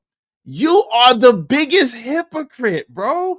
Why do you do? You are the biggest hypocrite. You are the biggest hypocrite. Nigga, what? You are the biggest hypocrite, my brother. What? Excuse me, what? Tell Kate Cloudy, what? You're the biggest hypocrite, bro. It's you. But you're more than welcome to come and talk about it if you want. Just be respectful. No F-bombs. You can put a little bass in your voice. I ain't gonna be mad at you. You can put a little bass in your voice, you know what I'm saying? Because we throwing shots at each other. It's okay. Just don't drop no F-bombs. Because you gotta pay me immediately, else I'm gonna drop you. But you're more than welcome to come up. We can talk about it. I don't agree with you. And you was calling names first. And you kept calling names. So hey, listen, I'll throw shots back. It is what it is. Get mad if you want to. Nah, don't get mad if you want to, but really at the end of the day, get mad at me, nigga. I'm here telling the truth. If somebody else should have told you. I really don't give a what. I really don't give a what. Man, I don't give a fuck. I don't give a fuck. You can't do shit about it, nigga. You ain't gonna do shit. You ain't gonna do shit. Let me tell you to your face, you ain't gonna do shit. So it don't even matter. Y'all just talking. Y'all just getting hyped up because you want to see a black man go down. Who cares? Who cares that you always went to private school? I don't care. So? I don't care. I didn't ask you. I didn't come to your channel. I don't even know who you are. Who cares? Who cares? Congratulations. Your parents cared about your education. Congratulations. You want a cookie? Do you want a cookie? Nah, Chicago Rilla. Yo, he ain't trying to be hood, dummy. What's wrong with you? The kid had a 3.7 GPA. He saved someone's life. He didn't brag about it. When he got caught, he was remorseful. He didn't brag about it. He didn't post it on social media. He didn't try to act like it was something good to do. He was remorseful. It was an accident. It was an accident. Why are y'all so slow? He ain't trying to be hood. Y'all trying to be hood. He ain't trying to be hood. Y'all trying to be hood. He ain't trying to be no thug. Y'all trying trying to be thugs. He ain't trying to be no gangster. Y'all trying to be gangsters. What are you talking about? He's a kid in school that made a mistake because people were pressing him. Are y'all slow? It was an accident. He didn't meaning he didn't mean to delete somebody. He meant to get somebody up off of him. He didn't mean to delete that kid. I'm willing to bet $100 million that he didn't know that he was going to delete him. Actually, I know that for a fact because as soon as he asked, was that kid, when the police officer came to him, he said, was the kid, is he okay? Is he going to be okay? He wasn't, bro. Y'all, listen, hey, let me drop the link because y'all, I'm not going to argue with y'all for the chat. Y'all more than welcome to come up. Cam up, don't say no F-bombs, you good. Yeah, Yakub, an accident. Yeah, Yakub, it was an accident. Just like if I suplex you on your head, I mean to hurt you. I don't mean to delete you. If I suplex you on your head, I didn't mean to hurt. I don't want to hurt you. I didn't want to delete you. He accidentally deleted him. He didn't want to delete him. He wanted to get him off of him. He wanted to keep him from hurting him. That's it. That's called self-defense. Duh. You sound crazy. You more than welcome to come up. You sound crazy. Y'all are slow. But run up on me and I will purposely send you to your maker. Run up on me, you want to, I will purposely send you there. Run up on me, I will purposely send you there. How about that? Because I ain't like that. I ain't gonna accidentally do no shit. How about that? How about that? How about that one? Y'all slow pokes, man. Man, slow.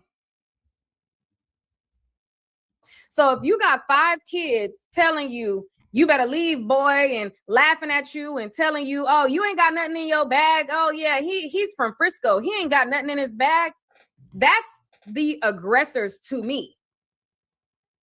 And also he's not like they're talking about the tone and everything like that, but I don't think the defense is doing a good enough job to be like, so you mean to tell me a boy who came down, he was polite.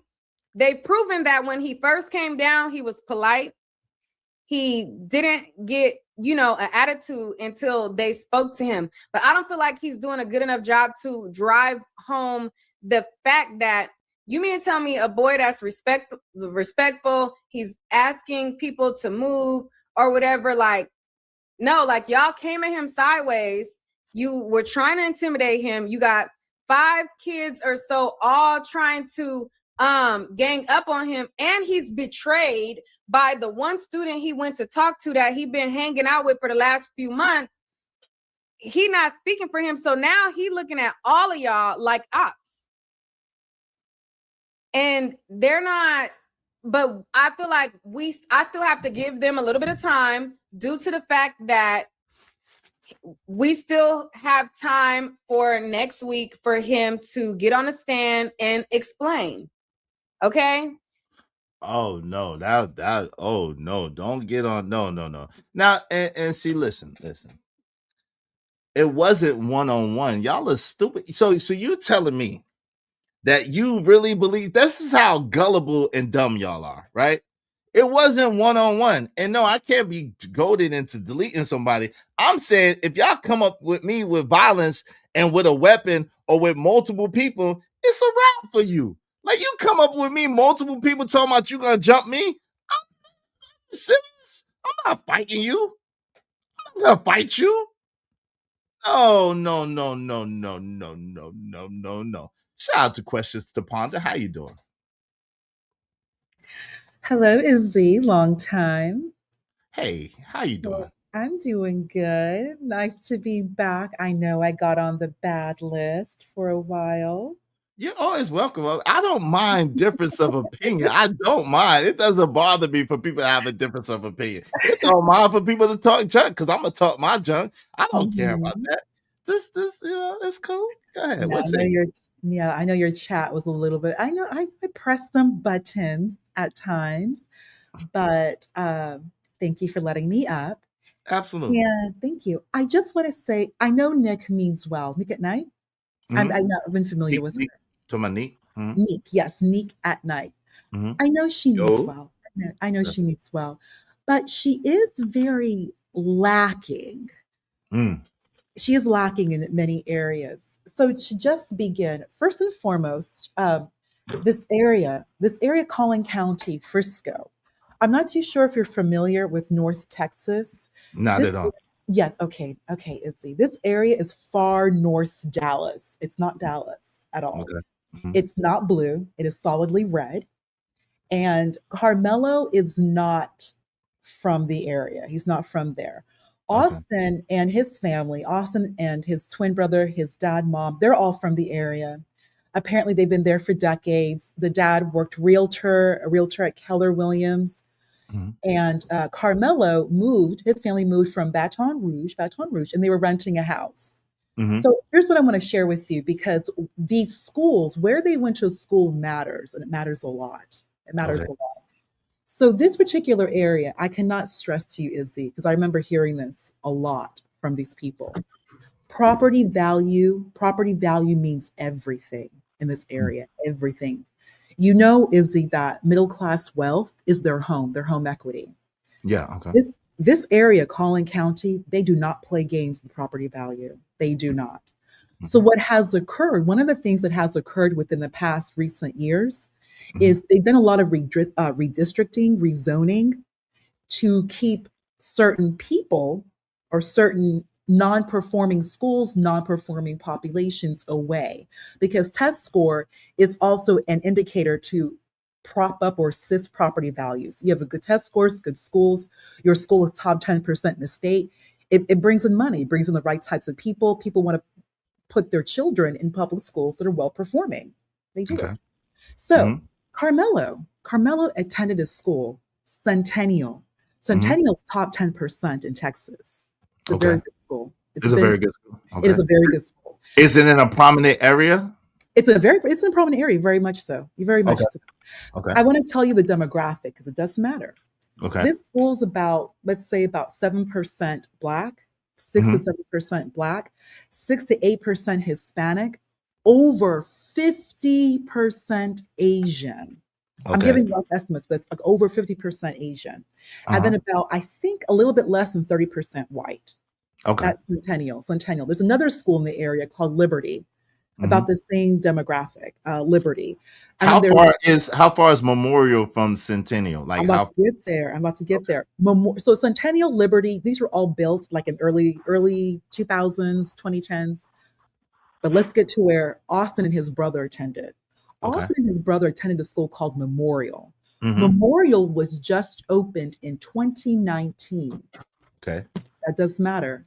That school, let me share with you, 18% Black, about 20% Hispanic, about 30% white. Those other schools I mentioned, Liberty and Centennial, are close to about 40% white.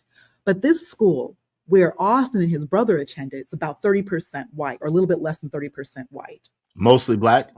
Oh, no. That school is like really, it's about almost even. 18% Black, Hispanic, about 20%. And the Black population, the white population is about 30%. Okay. The other well-to-do schools, Liberty, Centennial, and then there's one other school I forgot, they're closer to 40% white and over 50% Asian. Okay. The other well-to-do schools have a larger majority to white. Like I'm talking much larger majority. All those other schools I mentioned, which are majority Asian, all top 10% in Texas. All of them. Okay. Also, by the way, yes, go ahead, sir. And Carmelo's doing well in that top tier school. He had 3.7 GPA in a top tier school. So that further lets you know that he's not on no crazy stuff. He's being a kid. Not only that, he's also doing very well in a school which has a very, very small Black population.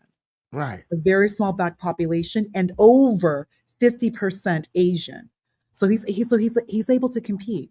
Wait, give me a second. D Chicago, did you say all of this for Rick Chow? Did you have all of this smoke for Rick Chow? Because I don't recall when I did the video about Rick Chow, I don't recall you being in my chat saying a mumbling word. Now you trying to flip it and gaslight us, talking about we think it's cute to delete people?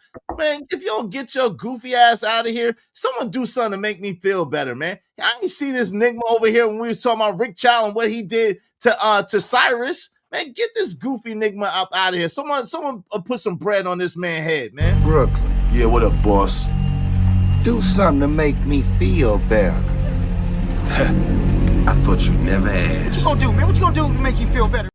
Slow poke, man. Just a slow poke. Someone do something to make me feel, but put at least $10 on his head. Let him get a timeout and think. Hey, yo, you're so dumb. So why don't you come up? I want someone to put a chat bounty on you so you could come up. Why don't you come up and state your case instead of typing in the chat like a coward? Why don't you come up on the panel? Go ahead. Okay, great. Someone's saying, what does school demographics have to do with it? It has a lot to do with it. This area, Izzy, is very divided. It always has been, this area, when it comes to those who have and those who have not, the haves and the have-nots. When it comes to where Austin and Hunter were going to school, that school is like bottom 5%, it's like bottom 10% in Texas. So you have, which is interesting, you have the two white kids going to it is a low performing school compared to the other schools in the area. And then you have Carmelo, who's on like the other side, which is way more well-to-do. Because where Austin and his brother going to school, it has a very, very, very small Asian population. Their test scores are nothing compared to where Carmelo's going to school. Like, think about it. It's like switch the other way. That's how this area is. They will divide to test scores and keep those that are low performing, the low performing group, away from the high performing group. And I also went to a state where Carmelo, the side of the town or the side of the city where Carmelo is living, that's where Jerry Jones built the new Cowboys training facility. So Carmelo's going to a school that has access to just professional grade, professional wide, everything. He's in a very good environment. That's what I'm trying to say. So now you have a track meet. Give me a second. Hey, shout out to Chicago, Trucker. Yo, do me the favor, Trucker. Put him on skates for 10 minutes, man. Put him on skates for 10 minutes. D Chicago, please be removed. Come up on the panel, Goofy. All right, shout out to my man Trucker. Yo, thank you, brother. Hey, y'all put Trucker, if you're driving, let somebody else do it. Give D Chicago 10 minutes in the chat, 10-minute timeout. You know what I'm saying? Thank you, Trucker. Yeah, I appreciate you, homie. Thank you. Go ahead, Ponder. What's saying? Thank you, Izzy. I know I see what the chat is saying, and many of them, you're not familiar with this area because you now have Memorial. I don't want to say it's rough, but they are going to feel a certain type of way because of that rivalry with these other schools that have a very different demographic. And then you have this one kid who's in your tent and they just feel some type of way. It's always been very much like have and have nots. To bring it home, so Austin and Hunter would be considered the have nots. And then really in this scenario, Carmelo would be perceived as a privileged have kid. And they are the have-nots coming from their school. And I know it's yes, in a way, what you're saying, yes. Okay. There's always been like this rivalry, even with the other city south of Frisco, Plano. There's Plano East and there's Plano West, and people will discriminate you, or they don't want to fool with you if you're not from like the right side of Plano. Like it's very, very divisive. Are you from out there? Someone asked. I'm very familiar with the area, Izzy. I cannot even share with you. I'm very, very. I'll say that I'm very familiar with the area. Very familiar. And the fact that Collin County created a whole new school, which is where Austin and his brother went, to basically separate from those who are not performing. So yes, they do that there. If you're not performing, they will always find a way to kind of push people who are not performing away from those who are performing, because it goes back to my initial point, property values. You want to live in an area with solid test scores. This goes back to the equity of your home, going back to the right type of people who are going to move into your area, the money coming into your area. People are looking at the fact you have the cowboys that are here. You want to keep things looking upright and appropriate. Thank you, Jade. I appreciate that. Thank you, Jade. And so I think what happened is that there may have been some redistricting because Austin and his dad is a realtor, which, that type of work. And then they redistricted where his sons are no longer going to Centennial. It's very territorial. Jay, you know what I'm talking about. It is very territorial in Texas, especially that area of Texas. Jade, think about Highland Park, Jade, where George Bush, his family, Dirk Nowitzki, Mark Cuban, people there's certain, the money of Texas, the money in Dallas lives in certain areas. Dallas is very discriminatory towards where your zip code is. Your zip code matters. Where you went to high school matters. It's even a point where whom you can marry. Oh, you went to that high school. They do that there. So Austin, his brother, they have this track meet. They're seeing Carmelo underneath their tent. So it's like you said, you're behind enemy lines. What are you doing here? Why are you here? Yeah. Why aren't you leaving? And so, as I read the arrest report, Austin did instigate from what I read in the arrest report, and there were two people who were witnesses talking to Frisco police. It was Austin who did muff him. There was a tussle, and it was Austin who started it. That's what these two witnesses told the police. It's on the arrest record. And then Carmelo acted the way he acted. It's very sad what happened. I'm not even in any way. It is so sad what happened to that boy, Austin, because I don't understand why Carmelo just could have just kept it in hands. Him carrying the knife that's a moot point, like I said. And just the last thing I'm going to read, and then I'll drop. I just want to read to you. Well, you're more than welcome to stay, Well, thank you, Izzy. Thank you. But I know other people want to speak. So I just want to read this to you so people can get an idea of what's allowed in Texas. For adults, and remember, 17 years old is an adult in Texas. That's an adult. Handguns are permitted unless you cannot carry a gun, and that's a different situation. You don't need a permit to carry a gun in Texas. Right. Rifles and shotguns are permitted. Knives, including large knives, as a blade over. There is location restricted knife that's not included in the school. A blade over 5.5 inches, but ownership is legal. You can own it, and you're saying right here. I'm reading it. A blade even over 5.5 inches. Right, but in other words, this is not even what he had. Right, it's not even considered a weapon there at all. Right, it's more like a utility. It'd be like a utility knife. A utility tool. Right. All of them carry that utility knife. Right. So even with the post saying no weapons allowed, that wouldn't be considered a weapon. So he was within his right to have it. Yes. Yeah. Actually, technically, yes. Technically, you're correct. Yes. Yes, Izzy. Technically, yes. Yeah. Also, pepper spray and small personal defense chemical sprays are legal. Tasers and stun guns are legal unless prohibited under Texas law. That matters. So you can have a taser and a stun gun unless it's prohibited under Texas law, which in Texas, there will actually be a sign that will say it's prohibited under Texas law, and they'll state the Texas code. It will state that.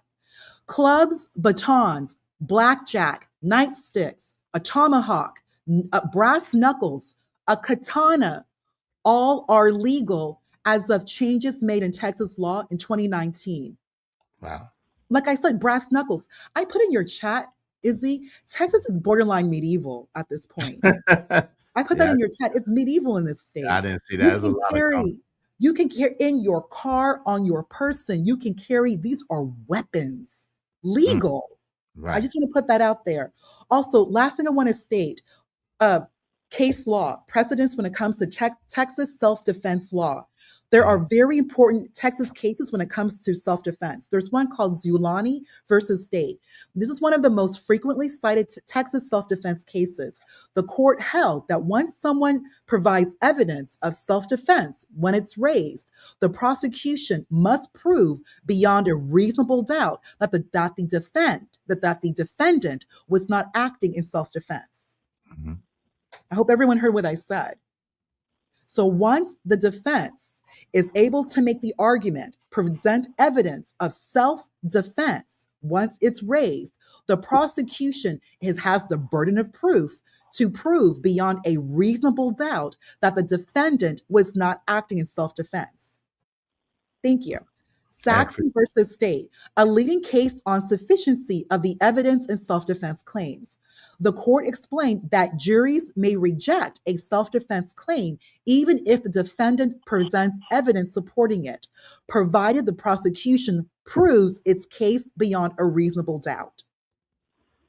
In the last case, Broughton versus State of Texas, clarified how appellate courts review self-defense claims and emphasized that juries decide witness credibility and whether defendants' belief was reasonable.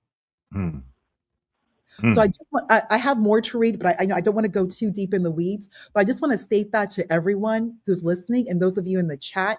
Texas is not like other states. Texas is stand your ground, and Texas also has something called the Castle Doctrine. You really can, you can defend yourself in this state. And like I just read, you can outright carry weapons in this state. Right. What Carmelo had technically is not a weapon. It can be viewed as a utility knife. That's just how it is. Right. And I have my own opinions on what happened, but at the end of the day, Izzy, I think you clearly understand we're looking at case law. And also Texas's statutes when it comes to self-defense and precedents here. Okay, that's all I have to say. Thank you, Izzy. Have a good Appreciate you. Hey, shout out to Noble Imhotep. I love it here. Shout out to my brother Noble. It's been a minute. Good to see you, my brother, always. Give me 1 second. I got you, Royce. Give me 1 second. Shout out to Trucker Yell. Thank you for the $5. Says she ain't lying. I live out here. Everything she said is accurate, which is why we leave in the area. The level of disrespect towards the kids. Damn, I appreciate you, Trucker. Yo, Royce, what say you, man? Make sure y'all support the show, Sports Stream. I mean, we're going to get right back at the Nick and Knight situation. And listen, if y'all got a grievance, y'all got something to say, be a man. Come up here and let's talk about it. I don't mind having the conversation. You ain't got to call names. You ain't got to typing all bull text. You ain't got to be all aggy and upset. You ain't gonna do nothing about it. So just come and talk about it. Come on up here. Go ahead. Yes. Salute to the platform and salute the question of the ponder. She brought some rationality to the case and explained the districts and the separation they have over there. I think that's the real motivation for why Austin was so eager to go over there to the tent to confront Carmelo, was because of the district thing. It don't necessarily have to be racially motivated for why they targeted Carmelo, but I think the way that people are reacting to the case is definitely racially motivated. And and I wanted to bring up a situation that happened at school. I just recently posted it on my community tab, a video that in my trade, when I was in Job Corps in Brunswick, it's like the lower side of Georgia, like right above Florida. But we was in the electrical trade. We had a white boy in our trade. He used to get bullied, and it was mainly other white boys that was bullying him, but black kids was bullying him too. And so he was on a dorm one day talking crazy about one of the dudes. And another dude, he was also getting bullied too, but he just was like trying to. They was peer pressure. He was trying to act like he was down with a gang or something. So they used to like hype him up to fight people. So the black kid that they was hyping up to fight the white boy, because the white boy said something about his mama or something. So they came into the dorm. The white boy was sitting there. When you see the video come on, he's sitting there. The white boy sitting like this, like go ahead and do it, like hit me. He heard his hand, he put his face up like that. So they were hyping him up, and then he started beating the white boy up. He kneeing him in the face. He beat him up pretty bad.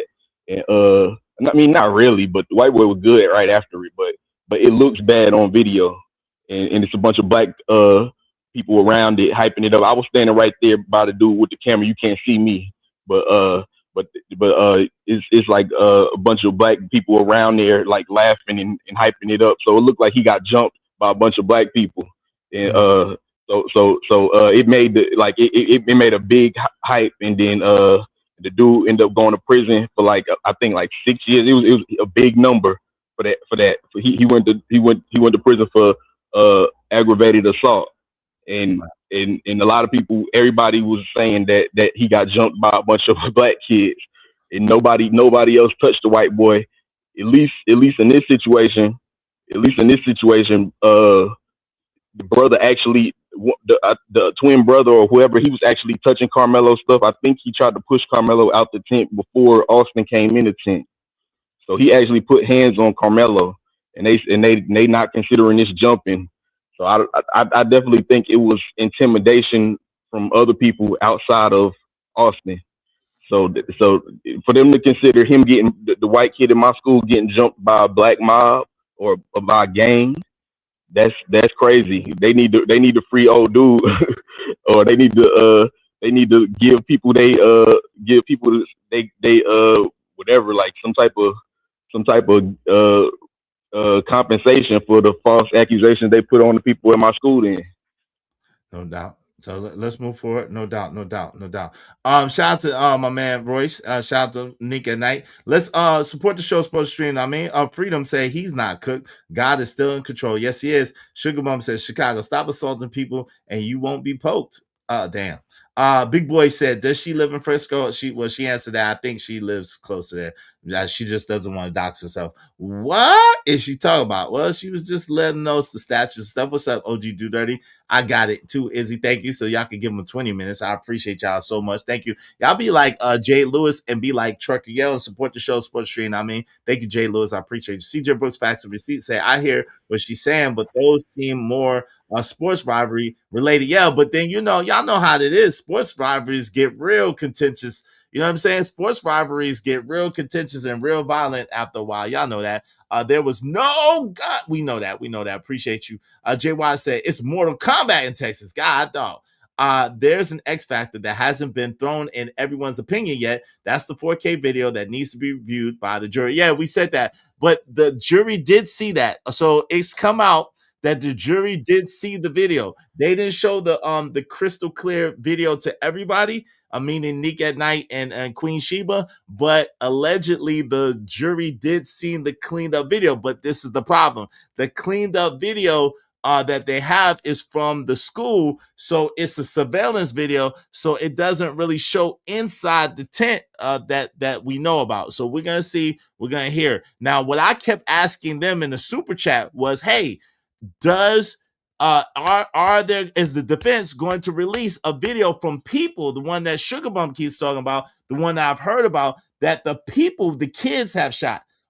Is the defense going to release that? And so what Nick at Night ended up answering to somebody else that DM'd her was the fact that no, not necessarily. She doesn't know, because the only video that she knows about that's been talked about or that's been released that she knows about is the 4K, the video that was from the school, which is a surveillance video. So that is something to watch out for. If Carmelo can't get that video of somebody who was actually there on the scene that saw, and this is a big thing, his alleged friend that was allegedly recording, he claims that he wasn't recording, he was pretending to record. I think that's a lie, but that's what he's claiming. He's claiming that he was pretending to record and that he didn't have it on record. I think he actually did record, and I think it actually is showing that they was coming at him, that they was trying to jump him, and that, you know what I'm saying, it would have been probable for what he did. But we'll see what happens. Shout out to JD1975. What's up? My man Chicago Brother said Brunwood is where they make your pool tables. Okay. To that.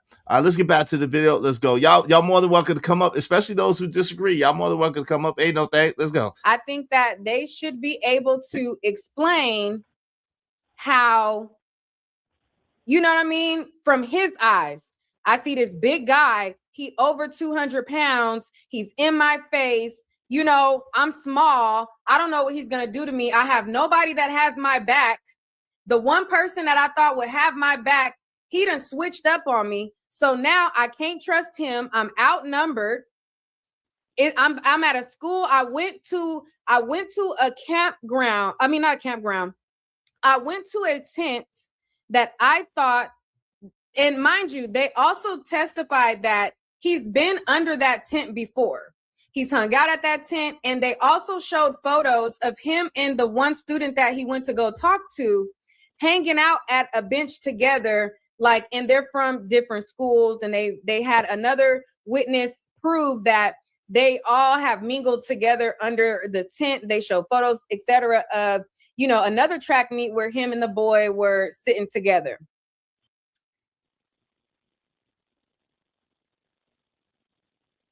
Shout out to Mama. Mama said that don't make sense. If he recorded, why wouldn't he help his friend? Well, it comes to find out that he wasn't his friend.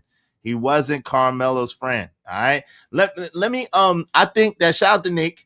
I think that Queen Sheba also did an excellent job of breaking this down. So let's go to Queen Sheba's video real quick. Shout out to Queen Sheba. Shout out to Nick at night. Let's go to Queen Sheba's video really fast and talk about this, because I think Queen Sheba did an excellent job as well on this. Give me 1 second, y'all. Let me all right, Queen Sheba, darling. I think she did an excellent. I think Queen Sheba, darling, did an excellent job on this as well. So fair use, fair use, fair use, fair use, fair use.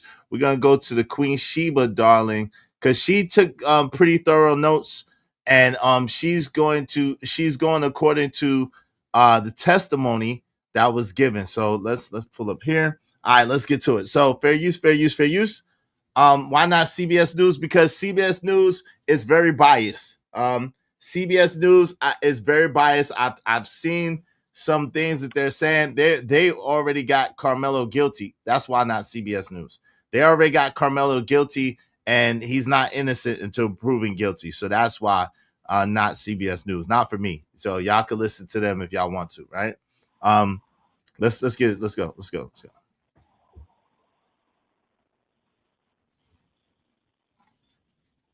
Oh, I got it. Prior to the stabbing, do you know if Austin Metcalf was angry or got angry? I'm not sure. Was Carmelo Anthony angry? No, but he looked suspicious. I made a note that while this witness was testifying, he kept looking at he would take a few glances at Carmelo Anthony. So the state says, describe what happened next. He said, Carmelo ran to the right. Hunter tried to grab him. I panicked and I took off running. All right, let me go back a little bit. I didn't know. Let me go back a little bit. So I think this is a 16-year-old boy. Let me go back a little bit. She explained it. Go ahead, Royce. You want to say something?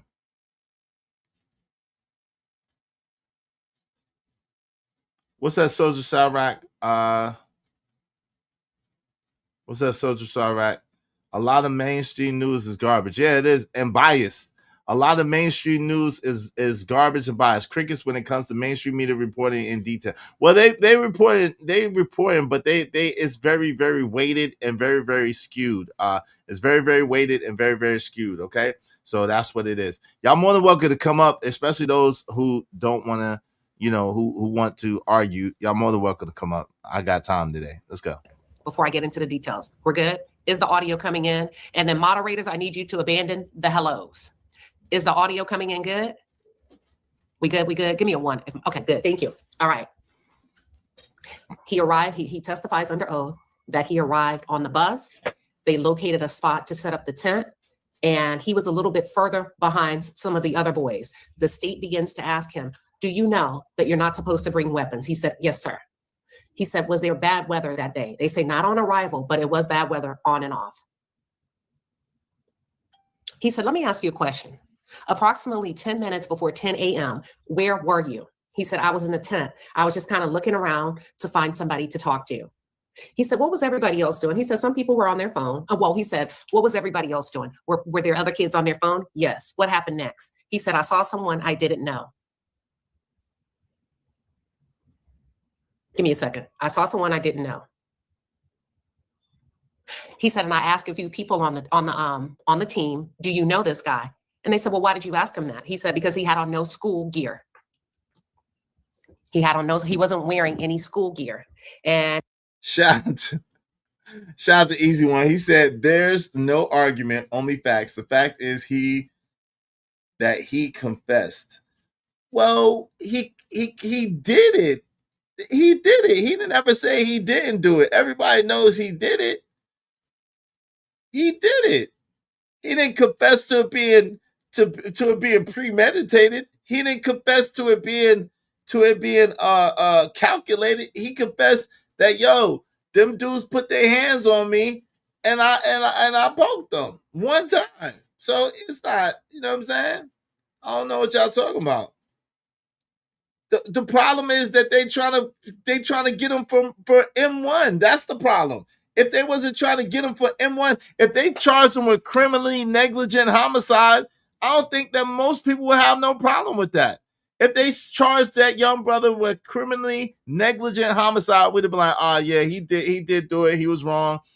And that's what up. But nah, it's not semantics. It's the difference between 2 years and life. What are you talking about? It's the difference between 2 years and life in prison for a promising young kid. That's what the problem is. That's what the problem is. I don't understand why y'all don't get it. Exactly, Izzy. I think he's confusing, conflating. Right. That's what the problem is. I think if we did a poll, 99% of us that's like, yo, if we was like, yo, if he got criminally negligent homicide, I wouldn't have a problem with it. And I don't think other people would either. But you're trying to charge this young kid with M1, which means there was a premeditation, there was a calculation, and it was intentional. And I don't believe any of that at all. That's what I'm saying. I think it was non-intentional. I believe he intended to get him off him, but I definitely don't believe that he intended to delete him, but he was deleted. May God rest his soul, which a life was lost. So if you charge him with criminally negligent homicide, which Casey Allison got, which Casey Allison was definitely way more intentional than this Carmelo Anthony situation. And that's just 30 minutes up the street. So why can't Carmelo get the same break? That's what I have to ask y'all. Why can't Carmelo get the same break? Shout out to my man, Chicago Rilla in the building. What's up, Rilla? Man, peace to the guys, man. I was trying to hold off.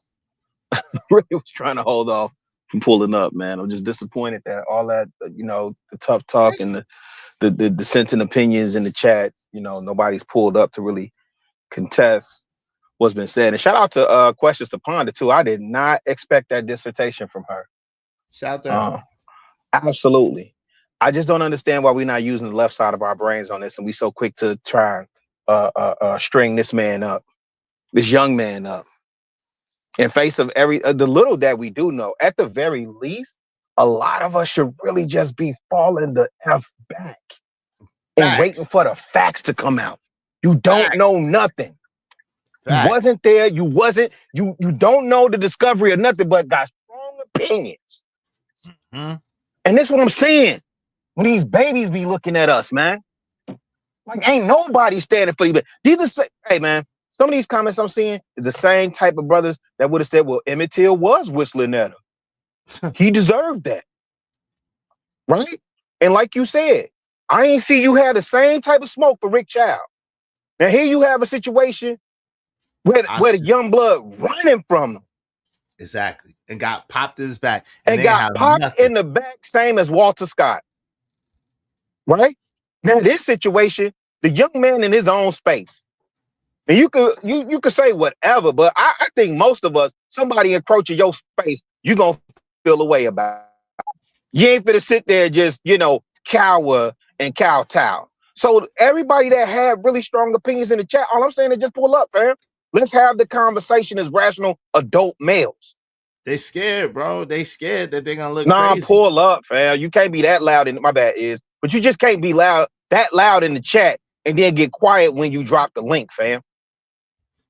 Can't do that. That's how they I'm on mute. Go ahead. You got it, fam. No, really. That's how they do it. And that's real. Hey, listen, shout out to Noah Bell. He said that's why I think he is not guilty of M1 is a stretch. Yes, M1 is a stretch.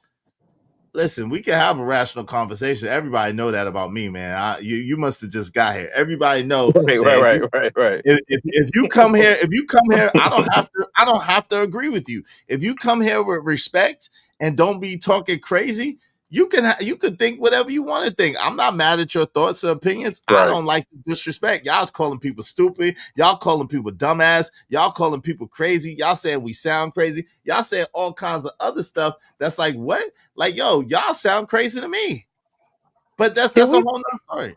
No, Did give we me one forget second. Texas? Go ahead, go for it. Noah Bell said that's why I think Kyle Rittenhouse case is pertinent here, but y'all using it wrong. Well, no, I don't want to get, because the Rittenhouse case is like comparing apples to oranges. They're both fruit, but they're not the same. The Case and Allison case would be almost identical, except Case and Allison was much more dramatic and much more likely to have been an M1 situation. And he got criminally negligent homicide. That's why I'm using it. That's why I keep referring to the Case and Allison case. It was the same state. It was not too far from this location. It was a kid in high school that had an altercation with another kid in high school, except they went to the same high school and they had a previous run-in. And that white guy, Case and Allison, stabbed Joe Ramirez, may God rest his soul, 5 times. Continued to stab him. Carmelo only did once, but yet it's still, again, y'all got no kind of smoke for Case and Allison and all the smoke for Carmelo Anthony. So I like comparing apples to apples. Go ahead. Well, one thing I was gonna say was also I don't think Wisconsin is a stand your ground state. If I remember correctly, I don't think Wisconsin is a stand your ground state, but Texas is, and so I don't understand. Like I cram to understand some of these. Look at your Chicago brother. Look at this nonsense that he's saying. Wait, who? A D Chicago. Look at the nonsense that he just said. He's from Morgan Park. It makes sense. What is wrong with him? Is that what? That's a dude too. I ain't know if that was a dude. And I'm not saying that disrespectfully. Like, you think it's rational for kids to stop? What is wrong? Oh, I saw a dude saying that. Now he got trauma because he out there where it's big GDs out there in Morgan Park, and they probably, because he said also something about because I was the one that asked him, like, did he go to Morgan Park High School, which is a magnet school out here, right? But he said, oh, my parents made it a point to put me in private school. So, maybe he can relate to Austin Metcalf. Is that the dude now? Austin Metcalf, rest of soul. Yeah. Right. Maybe he relates to him a little bit more. Right. And maybe he has a John Galt complex in terms of maybe having a disdain for people that look like him. Yeah, because there's no way I'm a skinny kid at a track meet and you got a 80-pound weight difference. You talking about a linebacker from a football team. You talking about big more than one. You talking about multiple people approaching you too. Now it wasn't just him. It wasn't just one. Yeah, I heard that. That's new information to me too, right? So you take all that to account and you telling me, yo, human instinct, is it to protect or defend yourself? That's insane to me. But D Chicago, the link is pinned, man. Pull up. I'm right here. I'm on Stony Island right now. Go ahead, Is my bad. He's too scared to pull up for a conversation. It's ridiculous. He just want to type in the chat and be adversarial and contrary. Yo, willing to win. What's going on, family? How you doing, man? What's willing to win? What's up, everybody? Happy Sunday. Happy Sunday to you too. Indeed, fam. Happy Sunday. The weather's good. Well, it was raining here where I'm at. Raining hard. About the mainstream, I don't mean to switch the conversation, whatever. But I comment earlier in the chat, mainstream media news, a lot of it's garbage. A lot of it's, like you said, Izzy, a lot of it's biased. It's not good, especially for us as Black people, right? So it's just like, it's all biased. It's all nonsense stuff. So I just don't watch none of that stuff, man. But I hope, the people in the chat, they're going to have their opinions about the case and all that. Pull up and have a conversation. Let's not throw name calling. Let's not do none of that. He's having a barbecue with his girl. So shout out to you and your lady. Enjoy your barbecue, fam. Okay. You saying D Chicago is at a barbecue? That's what he said. He said, no, I'm Fam, if you had a kickback, why are you online? No, leave him alone. Leave him alone. He's hold on, really. He's probably at a picnic. You know what I'm saying? He's probably at a picnic. Let's go. Let's go to this. Hey, he's doing the knowledge on him, man. Hey, shout out to him and his lady. Enjoy Shout your out to that. picnic. Enjoy your picnic, sir. He said, well, if he was an athlete, it would be okay, right, for him to be under the tent to come sit down and talk. And he said, yeah. He said, but because you don't know who he is, you were confused or curious about why was he under your tent, correct? He said, yes. He said, hold on. Were you upset? No, I can't understand my own writing. Were you worried? He said, no. I just wanted to know who he was. He said, what happened after that? He said, well, I don't really have all of the details because it was time for my event. So I had to move down to the front. And I started looking for my teammates to warm up with. And he named his 2 teammates. Where was Carmelo Anthony seated? He said he was seated towards the top of the tent. Tell me what you saw when you noticed the commotion. He said, I saw Austin stand up. Okay. I saw Austin place his hand on Carmelo's shoulder. At the same time, Austin placed his hand on Carmelo's shoulder. I was distracted by one of my teammates and I looked away. And when I looked away, a few seconds later, I heard arguing. He said, what did you hear? He said, Austin and Hunter were yelling. He got stabbed. He stabbed me. Did you see it? He said, I saw the motion of the event. And I only got a quick glance at Carmelo Anthony. Okay. Have you seen Carmelo Anthony at other track events? And he said, yes, I have seen Carmelo Anthony at other track events. Didn't call other boy aggressive. Would you say that Carmelo Anthony tried to make Austin do something? Yes. What did Austin do? He placed his hand on his shoulder. Can you explain it? Was it a push? Was it a shove? Was it a grab? Austin grabbed Carmelo. Which came first with the physical contact? Was it Austin? Who made the first move? So that's important. A grab with someone 80 pounds heavier than you is extremely different than being pushed. Well, can we not agree to that?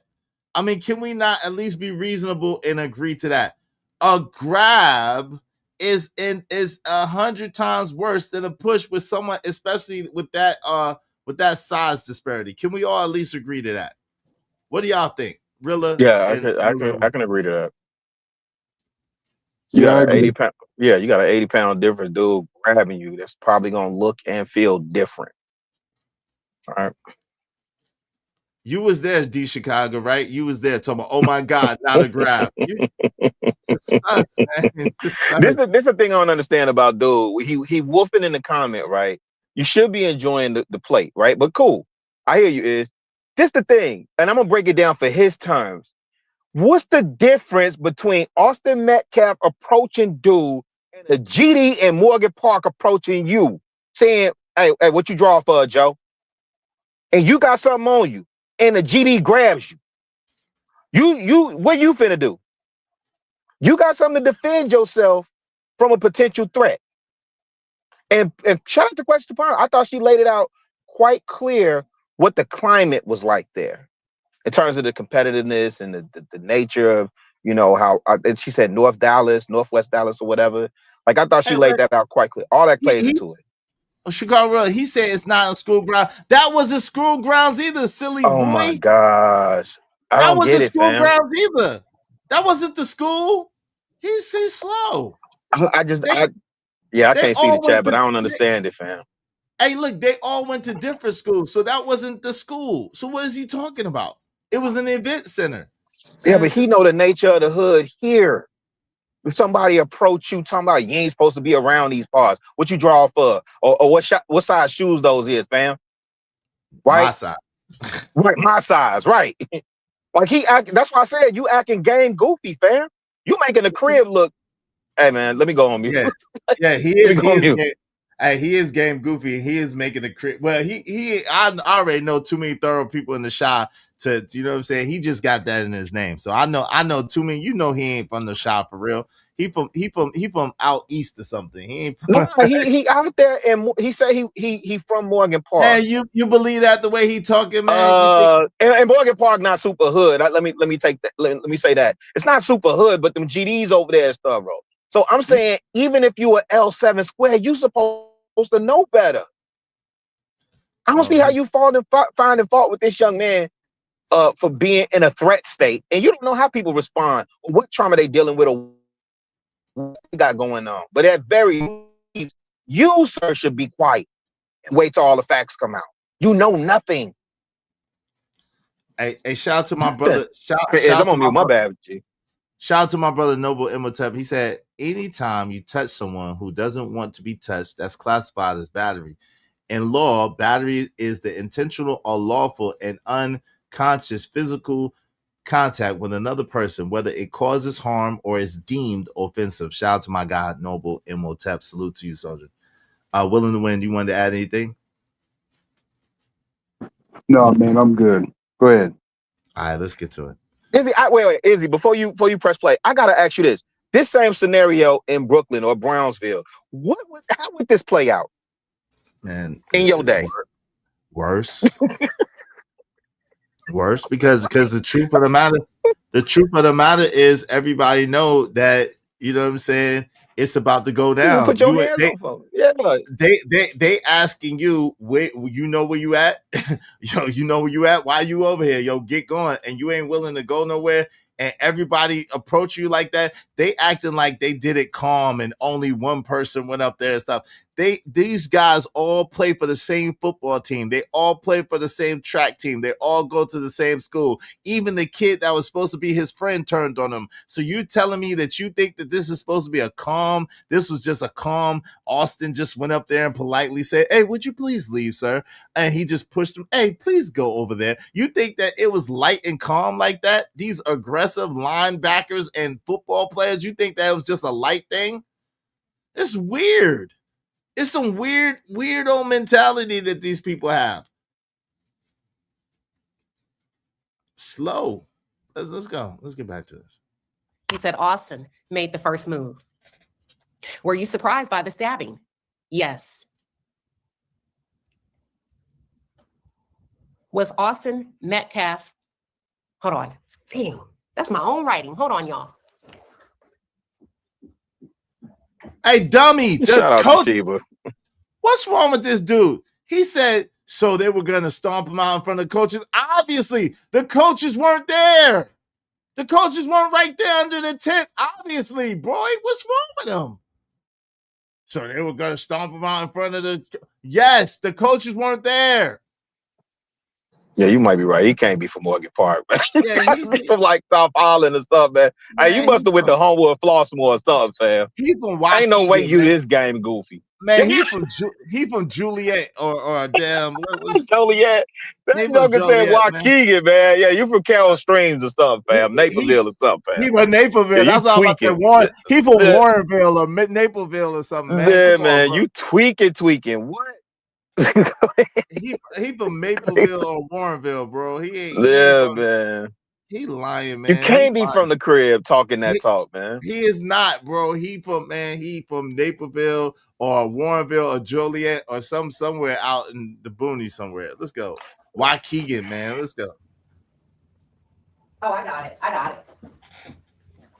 Prior to the stabbing, do you know if Austin Metcalf was a... No, you think like a child. See, you say we talk like a child, but you think like a child, and you are very ignorant. You are extremely ignorant because you don't understand the way the world works. You are extremely ignorant because you don't understand the way the world works, right? You're like a baby. Right? Because you obviously don't understand how to maneuver and how to operate as a man in the world. You're a child. You're the child. You're like a little baby out here just talking. Just this is a little baby. As a matter of fact, I'm gonna stop talking to you because you're weird. You're a weirdo. Let's go. Angry. Wait, is True still in the chat? Angry. No, he left. I'm not sure. He left. Was Carmelo Anthony angry? No, but he looks suspicious.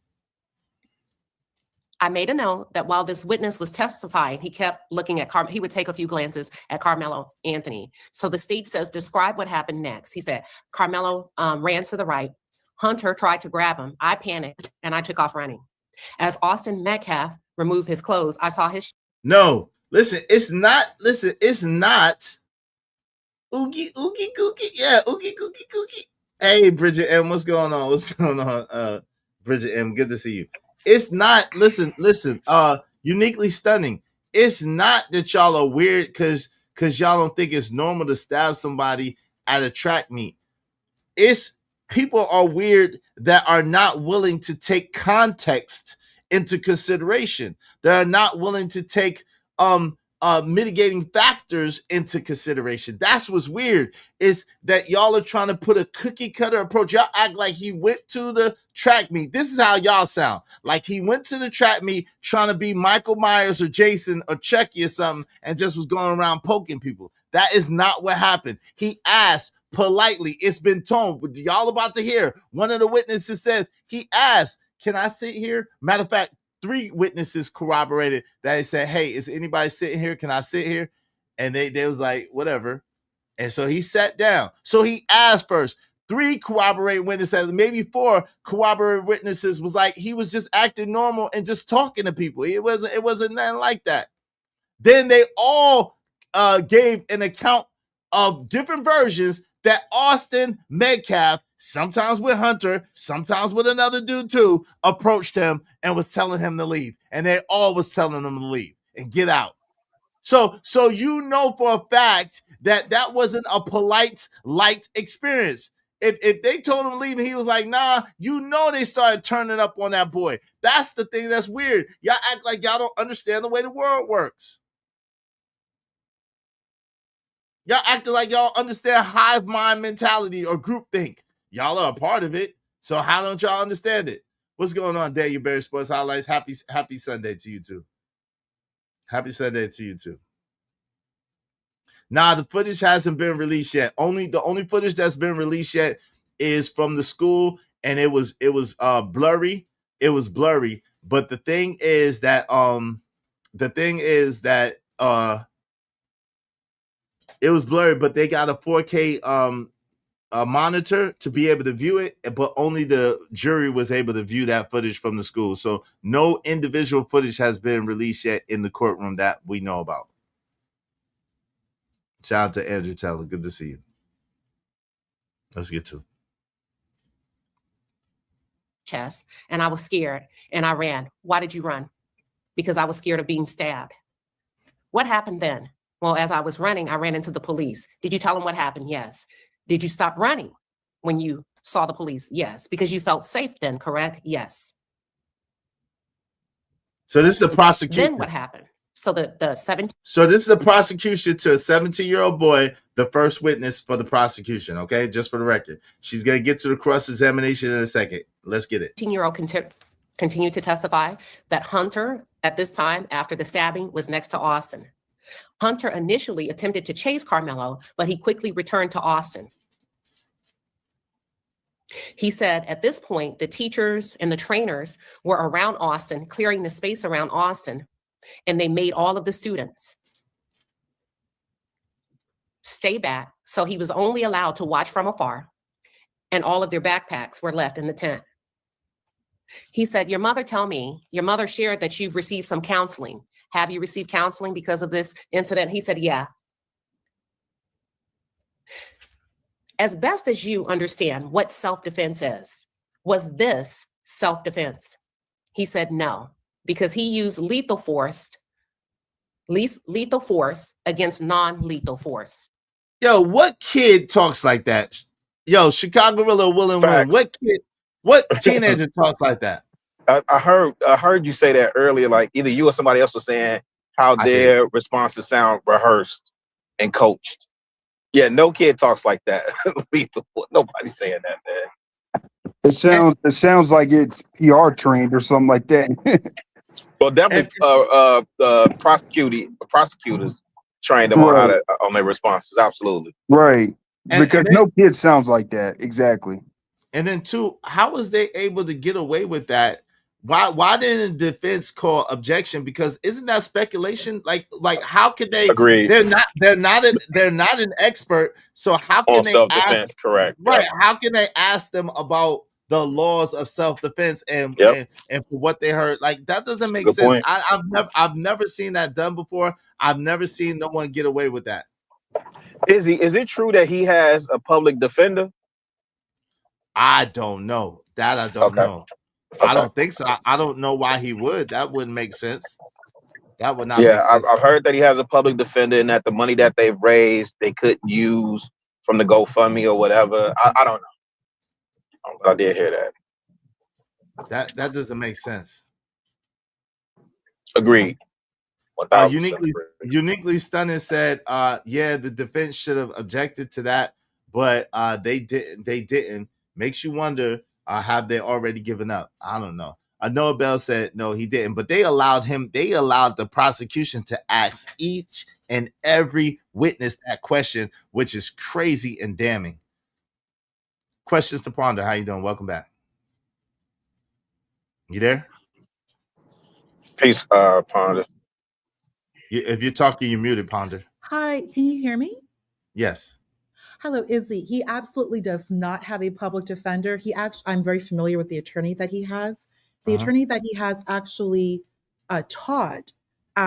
teaches at the law school in the area of Dallas, like a very pretty well-known law school. Nice. A top 50 law school.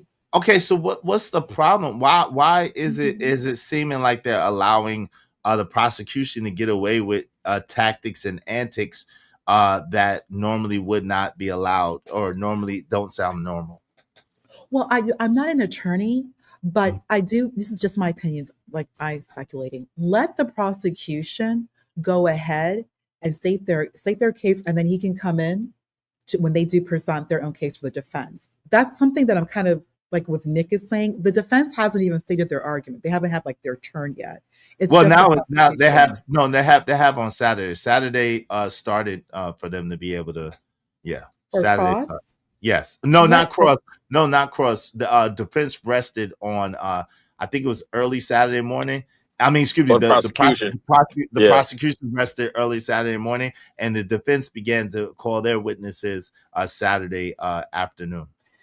But she's not reading from the defense; she's reading from the prosecution. No, she is right now, right? But then the defense is going to cross, and then they're going to rest. All right, but the defense absolutely was able. So I've heard by multiple people, her and Nika Knight, the defense was able to present a couple of witnesses for the defense by the afternoon before they close for the day. Okay, very good. So we still have time. Because what I've been reading, let's address what we just heard right now. Yes, that's not. Self-defense in Texas has nothing to do with lethal, non-lethal. It's exactly what I just read a few minutes ago on here on your channel. When it comes to self-defense in Texas, a person may use force when they reasonably believe it is imminently necessary to protect themselves from another's unlawful force. Right, but deadly force.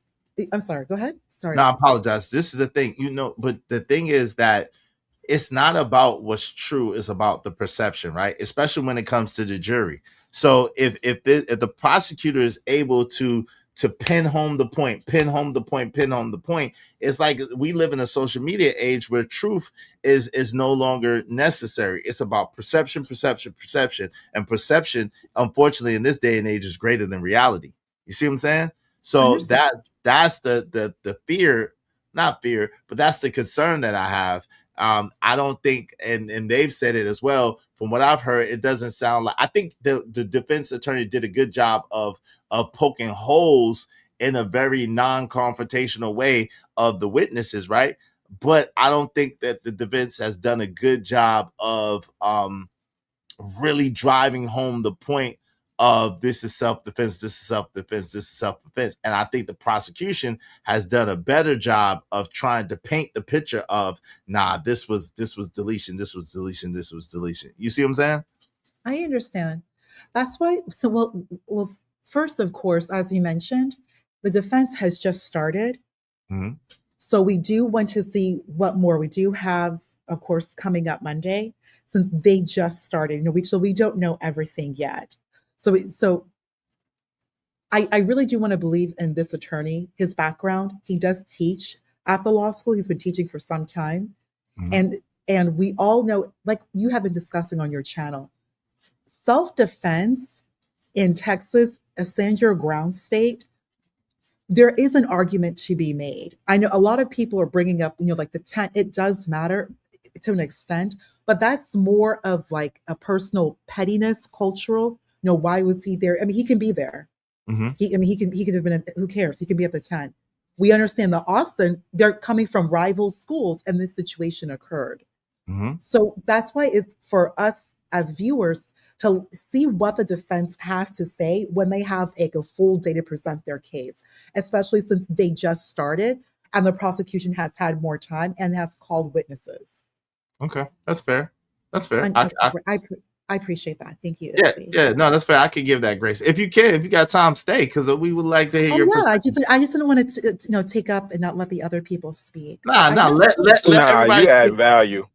Yeah, let everybody speak, but stay at the same time. Yeah, come on, stay, and because will you do. Thank you. Yeah, you have insight that we might not have. So I appreciate you. Let's get back to this. Go. They passed the witness to the defense, and at this time, the defense cross-examines. They talked about the incident. He said, "Where'd you go, Buzz?" Okay, so after the incident, where did you go? He said, "I went to the bus." And then what happened? Well, I was interviewed by a detective. Do you know how long Carmelo Anthony was under the tent? No. But you told the detective you knew him before. Yes, sir. You told the detective that Carmelo Anthony has been in the memorial tent before at previous track meets. No, I didn't say that to the detective. Okay, well, let me refresh your memory. I have the transcripts from your interview with the detective. So the defense approaches the witness and shows him his account of events, what he shared to the detective. The witness reads that, and at the time, I made a note that the Asian lady in the juror began to consult with another juror at that time. I think what happened, well, I don't think. I made a note at this point. I wrote, "Oh, the defense has established that Carmelo Anthony either knew or had a relationship with someone." Because the next question was, you told the detective that you said that Carmelo Anthony was talking to other athletes in the tent, correct? No, not talking. He was just trying to talk. Huh? He said, so Carmelo Anthony was just trying to talk to somebody. Yes. So what they do, just stare at each other? So what was they doing? Well, the Eddie that he was talking to wasn't looking at Carmelo. He was just shaking his head. Let me read these real quick. I'm curious to know what y'all have to say about this so far. I know what I think, but I want to know what y'all think. Shout out to Mr. Senator Royal, said bullseye. Salute to Smitty. What's up, Smitty? I don't know. Illa said so far, but with Chicago Rilla, shout out. Respect to you, Izzy. Happy Sunday. Happy Sunday, bro. Angel Earth Love said they're lying on trial already. Shaking my head. Yes, they were. My guy said all attorneys' first duty is to the court, regardless if he's a private detective or a private attorney. I guess it said public PD. Public defender or private attorney. Shout out to that. Self defense is justified. Consider Austin's committed battery against Carmelo. Thank you very much, Noble Imhotep. Appreciate you. Y'all make sure y'all support the show, Sports Stream. I mean, help us reach our goal. Help us reach our goal today. This is the crazy thing. Yeah, we realize the witnesses are black too. I don't think that this is a racial thing. Absolutely. As a matter of fact, if I was the defense attorney, I would harp on that, and I'm sure he is. I don't think it's a racial thing. I think it's a human territorial thing. I think it was about territory, and people protecting their school territory and feeling territorial about another kid being in their thing. Now, thank you for saying that. Thank you. I think maybe you're an athlete in high school. Maybe you can kind of feel a little bit. Yeah. But You know You how know it what's is with these kids. Yeah, someone said, now he might have said something that offended them or said something that they didn't like, and it was like, yo, you got to get out of here, you got to go. You know what I'm saying? I believe that. And then it kind of went on, and then they felt like the big boys was just gonna debo him out of there because they're much bigger than him, and that's how it went overboard. That's what I honestly believe. That's why I said I don't think that Melo was trying to delete them. I think that Melo was trying to protect himself. That's why I honestly believe too. So I think that he was remorseful. I don't think that he wanted to delete him. I think that he was wrong for what he did. Make no mistake about it. But I don't think that he intended on doing it. That's what the problem is. Y'all are so blinded by color that you think that just because you're a darker hued person that you just got to be inherently wrong or got to have some nefarious, duplicitous intention, which is ridiculous. That's the problem, because everything says that this kid is a good kid. 3.7 GPA, saved somebody's life, captain of the football team, on the chess team, on the track team, very helpful, came early. It's not even his track meet. He came early to help out with the junior varsity. Everything says that this kid is a good kid. He made a mistake. He made a bad decision. But y'all want his life to be over for a bad decision. That's ridiculous to me. That doesn't make sense. Well said. And just to add on to everything that you're saying, I completely agree with you. I really do. You have Carmelo, who already is in a school that is over 90% Asian and white. Mm-hmm. He's excelling academically just by the measurement of his GPA. And he's still a teenager. Where is this racial animus going to come from? I say that on Carmelo's side, and also for Austin and his brother. Austin and his brother are going to a school that is like 20% Hispanic and like 20% Black. So it's almost very even, Black, white, Hispanic. So you have Austin and his brother who are going to just be more accustomed. They are towards being around diverse students that are their age, high school. And then you have Carmelo, who's just accustomed being around people who don't look like him. While the brothers, they're accustomed to being around people who don't look like themselves. And also with this generation, they're just more diverse and more around people of different races and ethnicities and differences. Yes.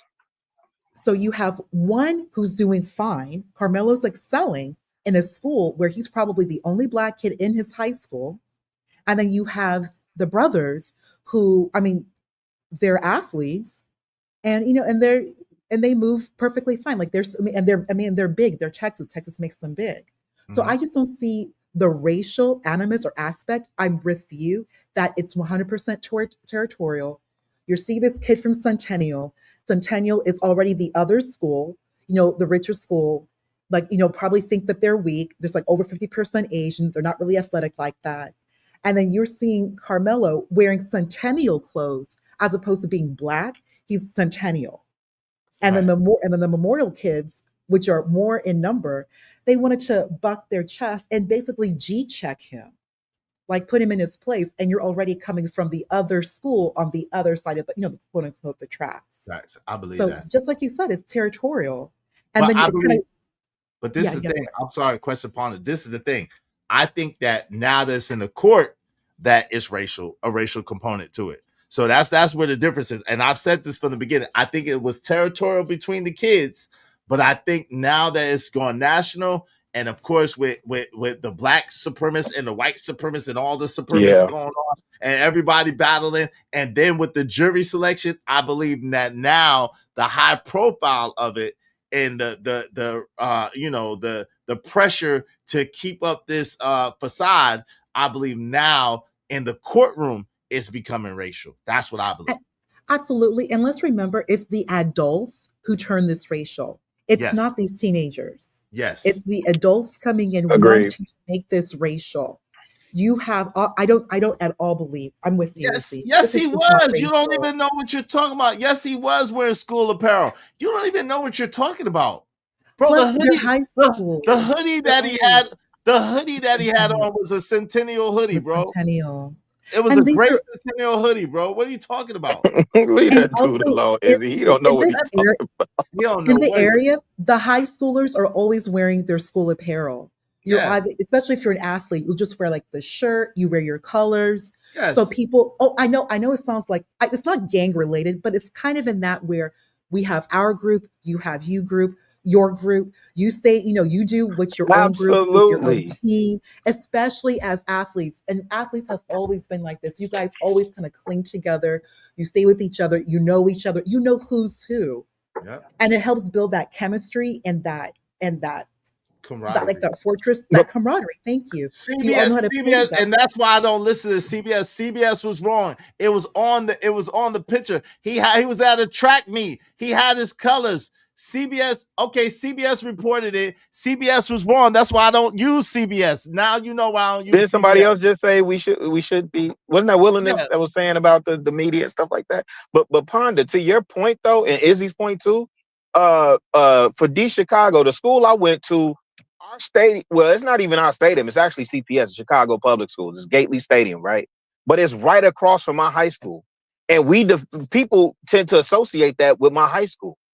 There were a ton of fights just on territory, nothing to do with race and nothing like that. Just, and maybe some gang activity too. But the idea that you're protecting what you consider to be your territory is the point. So I agree with you 1000%, fam.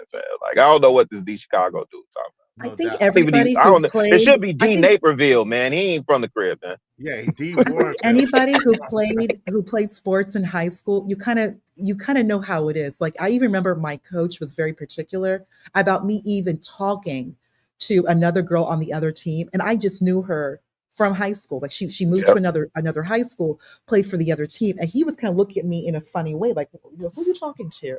Oh yeah, I know her. Like, I used to go to high school with her. And he kind of gave me a look, like, we're at a game, like, and I was in uniform. It's a basketball game. And why am I speaking to the other team, even though I knew her personally? And Ponda was a hooper? I was a guard. Hey, Ponda, let me find out that jumper wet. That jumper wet or you broke? Let me get on. I don't want to change the subject, but on this one, I take a little personally because I think many of us, Indeed, we were in this position when we were teenagers, especially at 17. Facts. Hey, Noble Imhotep said bullseye is truth. He said LMAO. Now he changing that up. No, I didn't. If you know from the beginning, I literally said the same thing the other day when I brought this yesterday. I think I literally said the exact same thing. I think that was a territorial thing because of course I heard that two of the kids that was jumping, were black. One was light skinned, one was dark skinned. That's the story that's out there. Two of the kids that were jumping Carmelo allegedly were black. So I don't think it was a thing of a racial thing. I think it was, and that's why when the father came out, I commended the father from the very beginning. When the father came out, it was but then there's some other shit going on with the father. We're gonna get into that in a minute too. Hey, Sleepy Lounge Talk said, this is great content. Been listening for over an hour. Salute to the host, panel, and chat. Shout out to you, Sleepy Lounge Talk. Appreciate you, family. Thank you. Shout out to B Sneezy is correct. Thank you, B Sneezy. Yo, y'all be easy. Y'all make sure y'all hit the like button. Likes are absolutely free. Let me let my man Blanco in here. Welcome to the show, Blanco. What say you, man? What up with a Blanco? Give me 1 minute. Well, go ahead. Okay, no hey, problem. True, get your ugly tail up here, man. He ain't gonna be on camera anyway. I'll go back to the video. Let's go back to the video. Let's go. Oh, sorry, y'all. Okay, let's get back. So what did Carmelo say? He said about 3 words. Well, what happened the other time when Carmelo was in your tent? He maybe said hi. Okay. So what happened next? You said Carmelo was trying to talk to students. Yes. But the meet previous to this meet, was he under the tent talking to other students? I'm not sure. You had a track meet 10 days before this meet, correct? Yes. Was it that meet that he was talking to other students? Most likely. So that track meet was at the Logos Theater, correct? Correct. Let me clean it up a little bit. At this point, it became obvious to me that the students have been prepped by the state. What does that mean? I mean, you have to prep your witnesses, right? And at different times, it appeared as if the witnesses did not want to insinuate anything that would put Austin in a negative light. So if you hear me read the testimony where the witnesses are saying, I'm not sure, they are allowed to say that because you can't lie under oath. So if it doesn't make sense, it's okay. I'm just giving you the testimonies. And what happened in this incident when he was attempting to question the witness today regarding what other track meets did Carmelo sit under the tent? He says, I don't remember. I'm not sure. And that's why the defense said, but you had a meet 10 days before this meet. Yes. Okay, so it was the Logos meet. And he said, most likely. He said, let me ask you something. Did you kids pull up photos of Carmelo Anthony on Instagram and pass them around and pass the phone around? He said, yeah. Do you remember Hunter being next to Austin? Yes. While he and Carmelo were going back and forth under the tent? Yes. But you don't remember Hunter arguing with Carmelo? That's a key point. That's a key point. So this witness is saying that Hunter and Austin approached Carmelo. I don't know if y'all are catching that. This witness is saying Hunter and Austin approached Carmelo. They're gonna swear that Hunter wasn't arguing with Carmelo, but he was standing right there in front of Carmelo as well. So that's at least two big boys, one of which is already 80 pounds bigger than the other. And that's two of them right there in your face. At least two.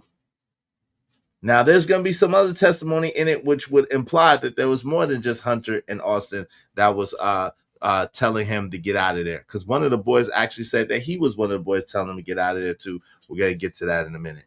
So just to show you, I don't know, something is corroborating this story about this video that's rolling around, but we haven't seen the video yet. It sounds like ChatGPT is talking to Robotic. Well, she's reading. She took notes. Shout out to Queen Sheba. She takes very copious notes. Shout out to her. Very astute in her note taking, and so she's reading it like you know the prosecution and defense was asking and the witness was answering. So shout out to her. I do appreciate that.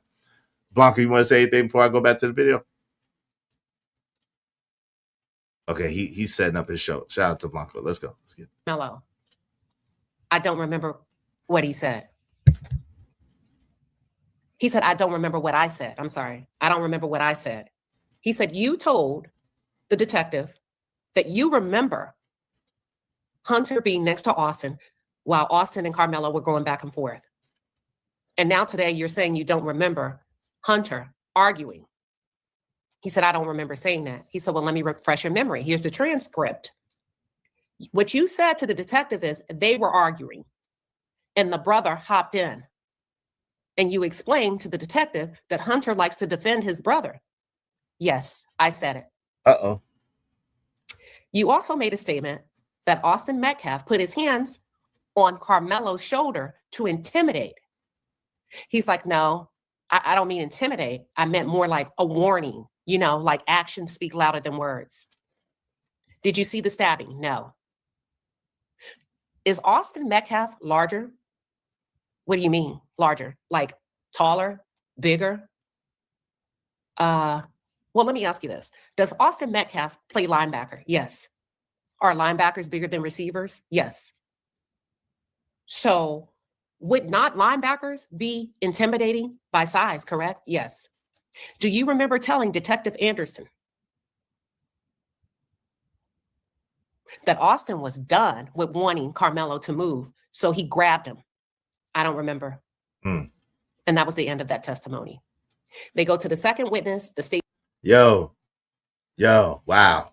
So what's y'all opinion of that? Is that damning? Is that eye-opening? What's y'all opinion? Is that just more of the... Oh, I'm sorry, go ahead. No, I was just saying, is that just more of the same? What's your opinion? Go ahead, Will and Wayne, you got it. I think that's pretty damning.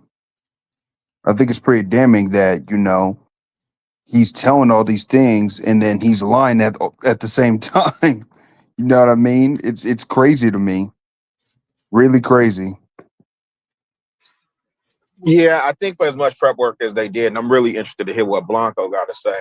But as much prep work as they did with the witnesses, seem like, and it's obvious that they're going out of their way not to impugn, the Austin Metcalf kid's character.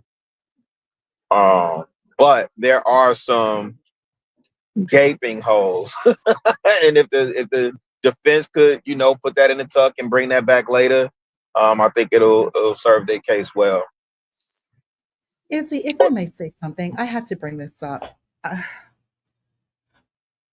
Carmelo, his mother, why is your boy this weak?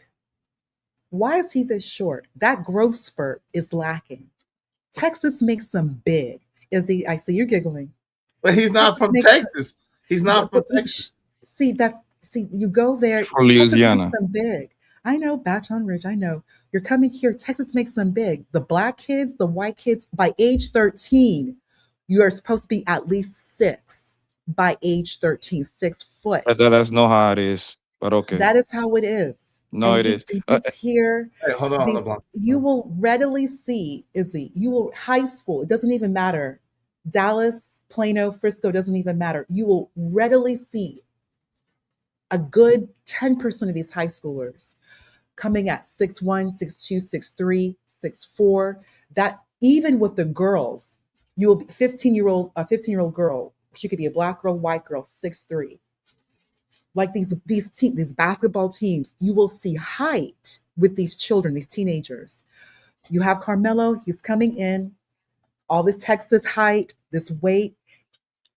He may feel a certain type of way. Like that's what I'm thinking. You're here and you immediately want to just defend yourself just so abruptly, as opposed to just fighting, like they go back and forth fist fight. Yeah, but how can you fist fight? Yeah, I wouldn't fist fight with a dude twice my size. Like, that doesn't make sense. Like, especially 2 or 3 dudes twice my size. Ain't no way I'm gonna fist fight that. It's just I know some people are going to disagree with me. So stab someone. Yes, dude. Yes, you weak, yo, fam. Self-preservation is the law of the land. I don't know how you was raised, but I was raised, if there's people trying to jump you, pick up a brick, pick up a stick, in middle school, in elementary school. What are you talking about, bro? I don't understand what y'all talking about. I don't know. Maybe I come from a fight. There's no such thing as a fair fight, pussy. What are you talking about? There's no such thing as a fair fight. The fact that y'all dumb as hell, that y'all think that y'all in the boxing ring in the street, that's how you know that y'all are weak and y'all don't have no comprehension of anything, right? You're in a street fight. What are you talking about? Oh, it was a fight. Yeah. I'm gonna gouge you. I'm gonna bite you. I'm a god dog. I might rip your eye socket out. I might try to rip your nostril out. I was always taught, and I trained in martial art. I was always taught to avoid fights at all costs. But if you can't, you mash them. You make sure they never want to fight you again. So I don't know. You pick up a stick, you pick up a bat, you pick up a daggone. I am crazy. You better believe that. I am crazy. You pick up a knife, you pick up whatever you can find, you pick it up, and you make sure that they never ever want to fight you again. I don't know where y'all was raised. You're supposed to slap them with the white glove and challenge them to a 10-face duel. Stop this. Stop. There's no 5 fingers to the face. Who's over here saying that? Trying to Rick James someone. Slap them with the glove, with the white glove. You supposed to challenge. How's everybody doing today? Come on, this is high school. What up, Blanco? Lesson learned. Please feed your women listening. Please feed your children. This child, Carmelo, was already too small. How are you 17? Where's this height? This child was too small. He just malnourished. Okay, Izzy. Okay. You're repeating what you're saying already, man. This is Atlanta Giants. It's true. Listen, number one, I kind of get your point. In the South, the boys and the girls tend to be bigger. However, the average height for people in America, what is it, 5'8", 5'9", around that area? Oh, hell no. Y'all need to eat. Okay, cool. Hold on. Number one. Number two, the people that is over 6 feet tall is like, what is it, less than 15% in the world, I think. Something like that. I mean, in America actually got taller than the rest of the world, but steals. Anybody, most people over 6 and over is know that the percentage is in Okay, then very stop low. feeding your children rice and tortillas. Eat real meat. That got nothing to do with nothing. Well, Hey, yo. actually, the reason. Listen, my brother's Chill, six Bonda. eight. I have Actually, another to brother be, 6'5". Why That's she normal. specifically say Can I rice and finish? tortillas? I don't know. Can I finish? Yeah, Yo, we got. the Come thing- on, respect. One mic, y'all. One mic. the thing that made the kids bigger in America than most places in the world is the amount of hormones and steroids that we're eating through the food. That's because we ain't supposed to be that big to begin with. All right. Yes, we are. Izzy, I'm 5'10". I'm the shortest in my family. I'm 5'10". So most people is not 6 feet tall like that. Now, America got the most overweight people on planet Earth is because all the amount of stuff, bad stuff that people we eat over here, right? But anyway, let me start off by this, man. Let me get this off the dribble, man. Free Carmelo, all right. Free Carmelo Anthony, all right. Let me say that, and I hope the boy come home. I believe this is a self-defense case, right? Because it wasn't one. And Carmelo could have never been the aggressor because he was in the quote-unquote lion's den, okay? So he will be over there. The lawyer already raised doubt on the case, right? Because everybody keeps saying that he didn't know nobody over there, but two of the witnesses say that he actually knew somebody at the things, right? Then the testimony that the witnesses gave our first 30 minutes after the situation happened is being completely different for the testimony they're giving in court right now. But that makes sense because now this, if I'm not mistaken, this happened last summer, right? This happened Last April the 2nd. last April, so pretty much 15 months ago, right? Yes. So what it means is that from all this time, everybody that has been put on the stand is in favor of the prosecution. You know why? Because they want to get a conviction. So what that means, it means that they have been coached. So the question that they asking from the prosecution is going to be soft question that they 95% of the time they know the answer, how they're going to answer because they've been practicing already. Hey man, where Carmelo was sitting over here? Oh, he was sitting to the left. No, I need you to say he was sitting in the middle. I need to make it put him in the middle. You see what I'm saying? That's how that works, and that's the kind of games that those people play because they want to get a conviction by any means necessary. Like I've been saying since day one, and I read the paperwork. Man, have you read the paperwork? Nah, not all of it. No. I'm talking to the lady saying about Carmelo and talking about Blanco. Oh, talking about Ponder. Question Ponder. Yeah, do you read the paperwork? Well, she's on Carmelo's side on this particular issue too. She don't think that. I have my opinions, like I mentioned, Izzy, but when we're looking at Texas law, statute, case law, self-defense in Texas is pretty clear. Yeah, it's very clear. And Texas has legalized like outright weapons for you to carry. Texas is like a permitless state. They had to take away your right to own a gun. You don't even need a permit in Texas. Right. Yeah, but the thing is, it wasn't considered a weapon. Actually, it's considered a knife. But the thing he fought under the utility knife. He was under 6 inches. Yeah. It's on the 5.5. It's 3.5 inches. We already went over that. We already clear on that. Basically, what he had in his possession is like a utility knife. Yes, it was like a multi-purpose. It wasn't a clear-cut knife. It's like a multi-purpose stuff. Tool. Yeah. A utility. Yeah. Almost like a box cutter. Yeah. Well, not even that. No, it wasn't a box cutter. Like one of those. No, I'm not saying it was, but Iz was saying it was 3.5. Yeah. Yes. So the thing with Carmelo is, I'm gonna be honest. Like, I want the boy to come home and self-defense. I think his lawyer is doing an eye job, but to me, oh shit, he's too passive. Yeah, he's not He's not objecting too many things, and he's supposed to be objecting every chance he get. You know why? Because those are the No, things. Papi, that's not Those are true. the Papi things that comes Blanco, up when no, Wait, no, no, no, hold no. on, do hold an on, appeal. hold on real quick, Ponder. Let him finish Yes, first, and sir. then you can counter when he gets finished. Let him finish first, y'all. He's not objecting to many things because when the lawyers do the objections, is the thing that goes on record for you to do your appeal. Yo, I'm appealing on this, I'm appealing on that, I'm appealing on that. You see what I'm saying? So he need to at least the objection at least is on record when you have to appeal if you lose the trial. But he's being too passive. He's not terrible, but I think he can be doing better. All right, go Papi ahead, Blanco, Ponder. you make a very good point. You make a very, very good point.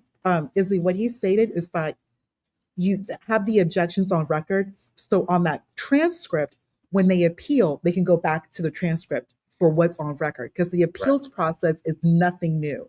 It's Right. basically everything right there, the transcript, you argue from there.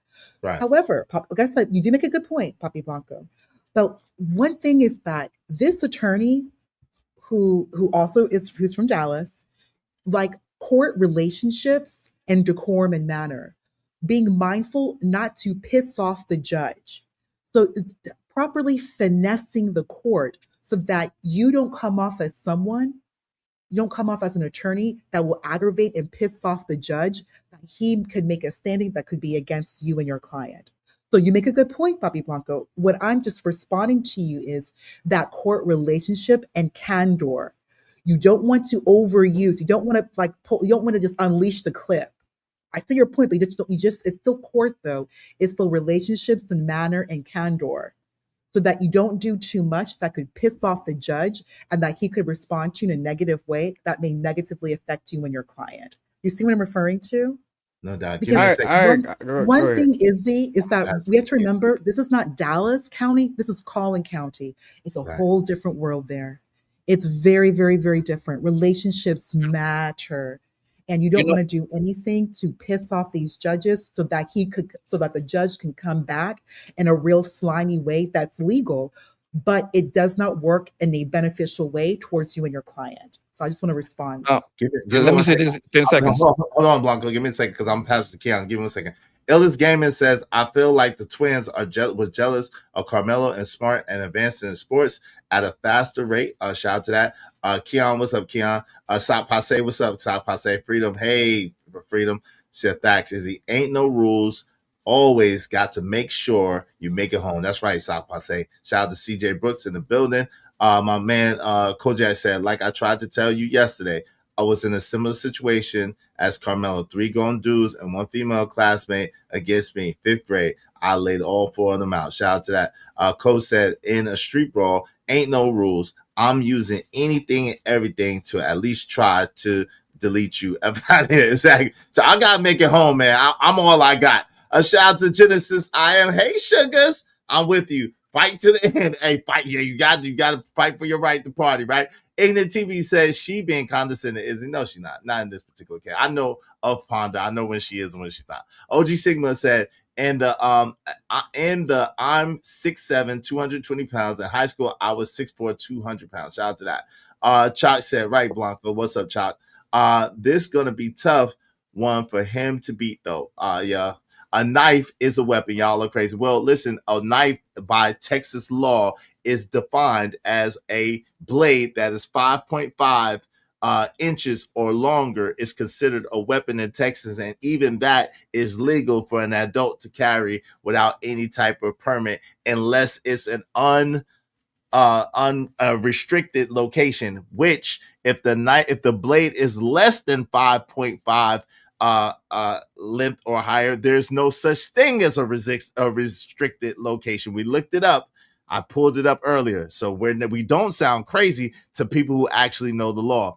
JD 1975 said, we're an outlaw state. We have Walker, Texas Ranger, RIP Chuck Norris. We don't play here. Shout out to Texas. Already, JD. Black and Proud said Texas also have the stand your ground law. Yes, they do.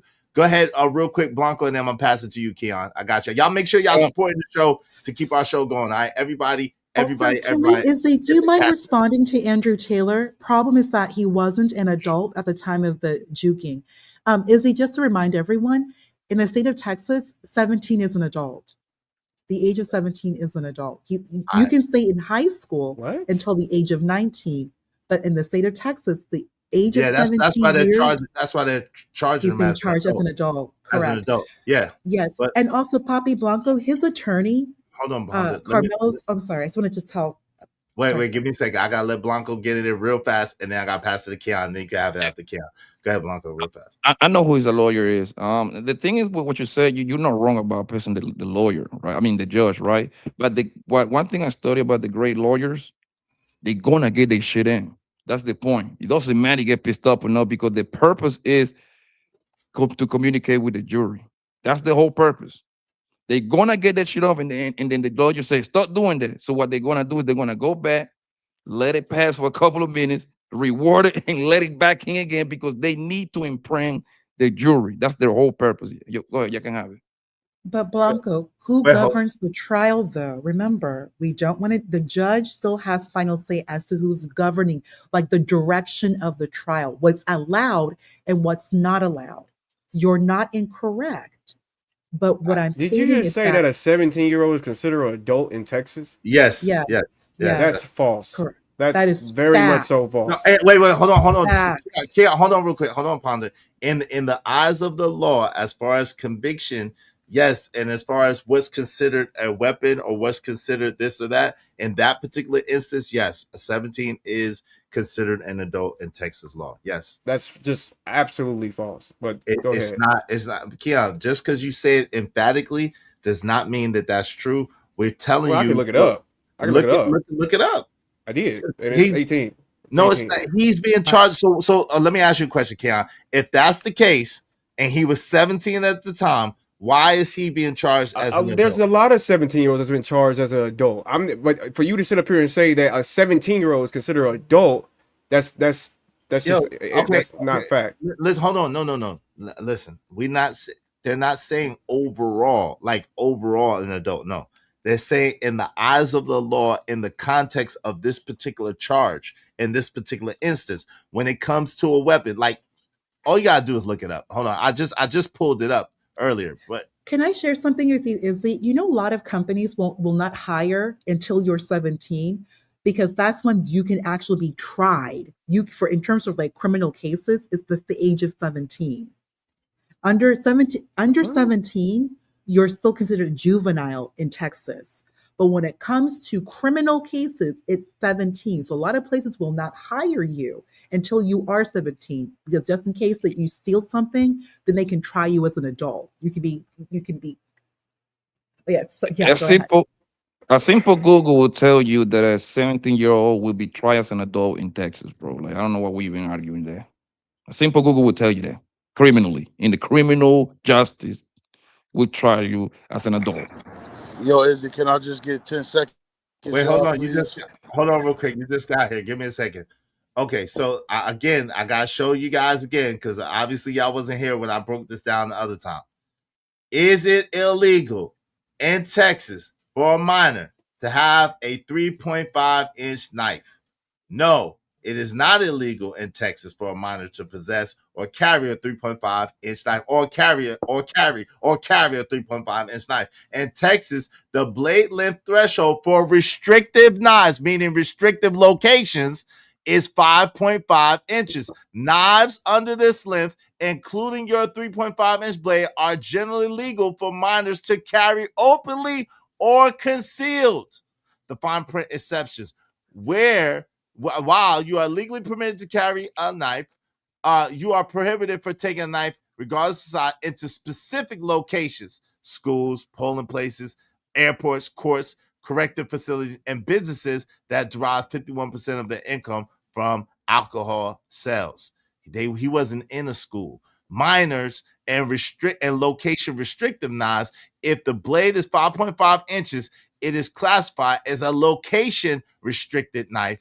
Minors are legally forbidden for carrying these larger knives in public unless they are at home or on their property, inside the vehicle they control, or under the direct supervision of a parent or guardian. No, that's a fact. There you go. And technically, he was not inside a school building. Let's just remember that. He was He- not they inside. was Well, out- he was not- still on school property though. That Not, He was- but he was on school, like the school board property, but not on school property. It right. was In like track the and school field. building where we have class, the Right. teachers, the lockers. I know it's a loophole, but it does hold. He technically was not inside a school building. Doors closed, locked. He wasn't. Right. That's Shout- not. That's not. Shout out to my auntie Yes, Loki. I Yes, know it it sounds like a loophole. I understand, but these little tidbits matter. That's why he It is- hasn't it got is a charged. difference. That's why he hasn't got charged with the knife, y'all. If it was illegal, he would have been charged with the knife.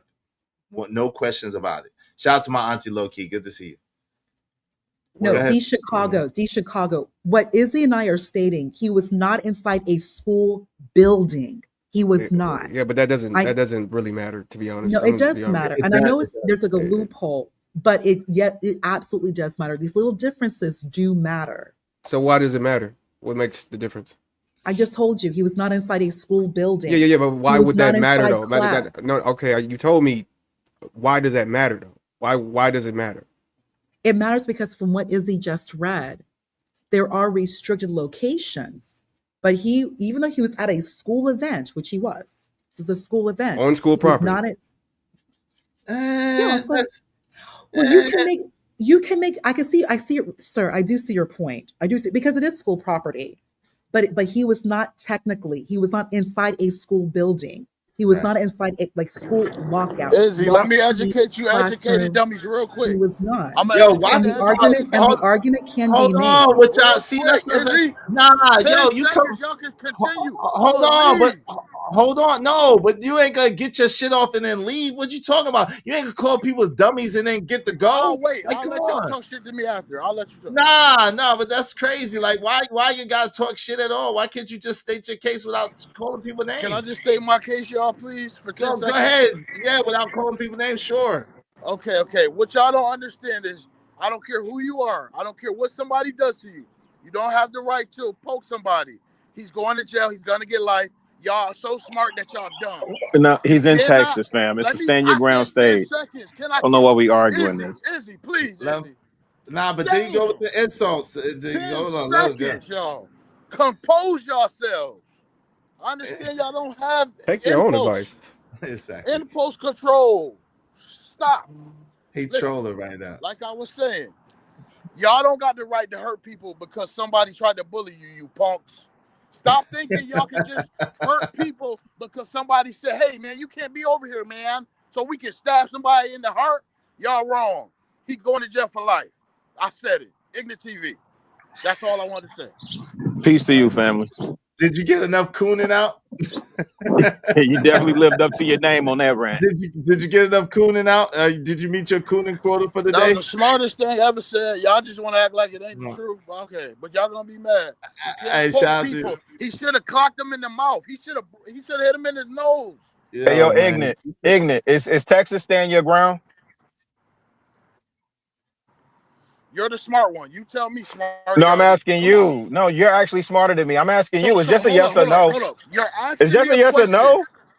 It's just a yes or no.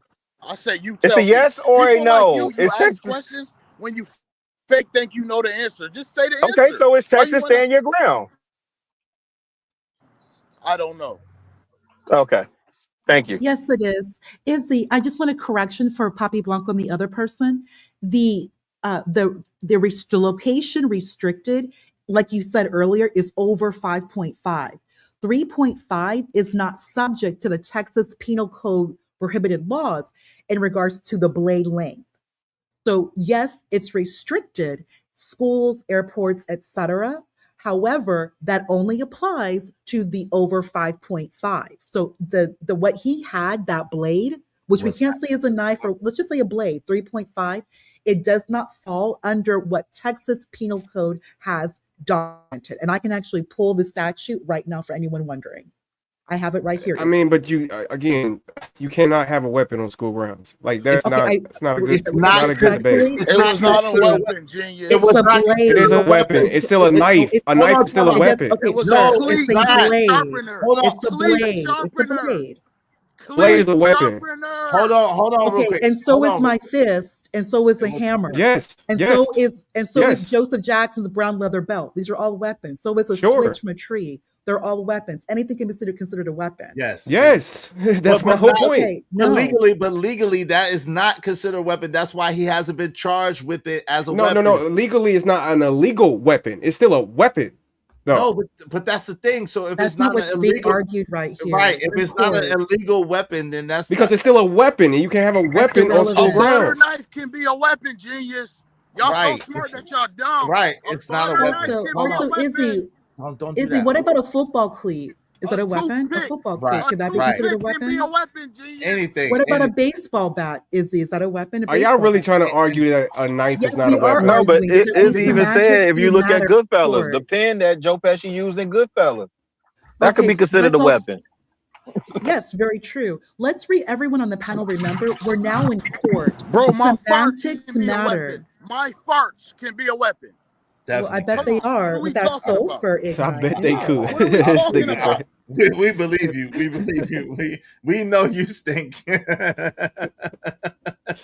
Hey, yo, y'all support the show, man. Let me read this real quick. Shout out to Joseph Moore just laughing. What Score said, the hate is real. Yes, it is. He was just trolling though. Andrew Taylor said, problem is that he wasn't an adult at the time of the juking. Well, he was 17, but yeah, I get it. He wasn't 18. Scorch, waving the bats. I noticed you, Scorch. Yeah, I looked it up. They said it automatically goes as an adult. That's crazy. I Texas told is you. nuts. We told you that. We wasn't making it up. We tried to tell you. I ain't said you was, brother. Damn, I just said you was right. You ain't got a brother in my face. Damn. How you gonna throw that all in your face? Yes, I do, Keon. Yes, I do, Keon. Yes, I do. Yes, I do. Yes, I do. Yes, I do. Yes, I do. What's up, Scorch? What's going on, Scorch? What's going on with you, man? What's up, man? I got How you one doing? question. What's I'm up, good. How about everybody else, man? What's up with Hey, you? I got one Peace, question. family. So, would you knuckleheads be happy if he had just pulled out the javelin that could have been standing next to him and stabbed him with that instead? Or would y'all still have the same complaint? It was a damn pocket knife, man. Come on. If he was gonna get charged, they would have charged him for it. We're talking about we're talking about a nuance that have nothing to do with the case. If that was the case, the way how Texas is, they're gonna throw the book at you. Yep. Charge you with everything they charge you with. It's the same in any other state. It's a stand your ground state. Hell, you come to California, they done took our rights away that if you are a homeowner and somebody breaks up in your house, you can get sued if you turn around and shoot their butt for breaking in your house. In the back, So, though. But It's all Texas is the according opposite of that. Let him finish, Joe. Well, I mean, come on now. If I break into your house, do I deserve to get shot? Pop. But I'll yeah, wait. No. In Texas, they gonna tell you, yeah. Yeah, in Texas, he'll be shot. In Texas, they gonna Yes, he tell you, will. yeah. You just heard Ponder say, He'll be shot. That's Yes, not Go true. ahead. That's not true. See, this Yes, is he this will. is this is my If you help on Wait, people's y'all. laugh in Texas. Hold on, y'all. One mic. Let him finish. Go ahead, Squirt. Izzy. This is my biggest complaint with this thing. Mm-hmm. Regardless of the fact, them twin boys wasn't even supposed to be there. Ain't nobody talking about that. They was suspended. They was kicked off the damn track team because it was they wasn't participating with the rest of the team. Right. So they're gonna strike one right there. Yep. After the meet, after they track meets. Yep. So that's one problem right there. Y'all Yep. complaining about a boy, this young man that's sitting up there that got there and happened to be talking to his friend that He thought is it was well known that they have and told him it was okay to sit down. Mhm. First of all, I don't have a right to come to any one of y'all anywhere in there and tell any one of y'all that y'all gotta leave when I don't carry the proper authority to do so. Fact. Yes, you do. Period. You got freedom of speech. This is Fact. America. You can say whatever you want. Yeah, you got. Y'all gotta hey, stop hey, misquoting you freedom of got, speech. you got freedom to get your. Hold hey, on, but you can't put your hands hey, on you people. have though. freedom to get. Hey, you have freedom to get your mouth popped too. So Right. with that You same can't put freedom your of hands- speech. That's See, a so, fact. and I mean, here go the thing. Yeah. We argued about stuff and we don't see what's really going on. Izzy, now put this in your chat yesterday, and I don't think nobody paid attention. We better wake up. Yep. Because we're gonna look up one day and we're gonna be in a civil war within the United States, and it ain't gonna be good. Because the sad part about it is this media, this government, and all these yahoos walking around here making sure that we as a people are not sticking up together. Right. We don't stick up for one another. You talk for your we. Don't talk for us. We ain't French, baby. We ain't French. Hey, baby. well, you know what? Hey, you can take ain't nobody scared, dude. He's a scared old man. Ain't nobody talking in That's fear. what these old dudes do. I'm telling you, y'all. We ignorant crazy. in the water. We got wade in the water. Look, Uncle Ruckus. Uncle Ruckus. Scary ass Uncle old Ruckus. slavery talk. We ain't with that, nigga. Steven, the new generation. You old heads gotta go. Y'all gotta go. If I gave your ass a gun right now and sent your ass to goddamn Iraq, your ass would be scared. Shut the hell up. Yo, you know damn well you talking. You just talking because your lips work. You just talking because your lips work. You don't know me before. I don't know. You don't know me either. You don't know me either. But what you listen, you don't know me either. What you said. I'm going off what you said. No, dude, you going off of what you feel. Now how you feel. I'm telling you what you dude, said. It ain't about how I feel, man. It's scary crybaby shit. Men, talk about dress how you feel. Not how. Hold on, ignorant. Hold on, ignorant. Yeah, I'm telling you how you feel. Ignorant. Hold on, real quick. One mic. Guys, he got the perfect name. He got the perfect name. Hey, Izzy, and you know this. What is Bible prophecy saying? Tell me that we're not in it right now. We're not watching it. Yeah, it does seem like that. What does the Bible say? See, this is a problem. This is a problem. Wait in the water, niggas gotta go, gang. Hold on. Okay, hey, nigga, you'll be the first one gone. Yo, let them finish. Wait in the water, scary ass niggas gotta go, gang. Let them finish. Hey, they preach fear. Izzy, do you hear any fear coming out of my mouth? No. They still preaching it. He's still preaching be a coward. Get out of here.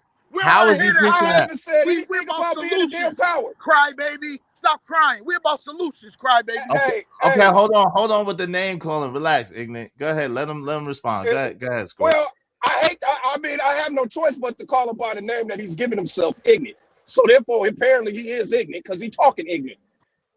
Dude, man, you don't know nothing. Ignorance. Come on. Hey. One mic, man. One mic. Come on. No, let him go, Izzy, because he don't know who he's talking to. That's the whole problem. That's how I know you so surface level. You're not a thinker. You're a surface level person. You read the word ignorant and you think that they don't know something. That's somebody that's seeking knowledge forever. You're so stupid and senile. You don't understand. You don't know how to. You don't know. I think you need to tell your boy who I am. Well, y'all better stop misquoting the First Amendment and thinking because you stand on Constitution that you got the right to say anything to anybody without getting dealt with. The First Amendment protects you from persecution of the government. It protects you from persecution of the government, not from me. Right. I mean, technically, it does go. One mic, y'all. Hold on, give me a second, Scorch. Give me 1 second, Scorch. I'm gonna get off real quick. Oh, give me 1 second. Go ahead.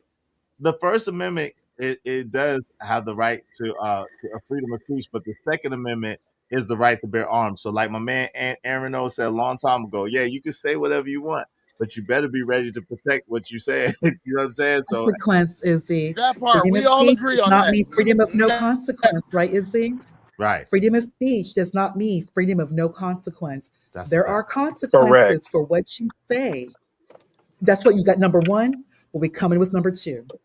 No doubt. Yeah, but you're going to jail. But go ahead, Izzy. Go ahead, Scorch. Go ahead, Scorch. I don't think nobody. First of all, we might be shocked just because it's an all-white jury. You don't know if you might find one of them white jurors up in there to be sympathizers to Kamala Anthony. Well, technically, it's not all white. Wait, hold on, y'all. I mean, whatever it is. My bad. We know that there's no people of our color up in there. How about that? We know that much. Fact. So, that's a fact.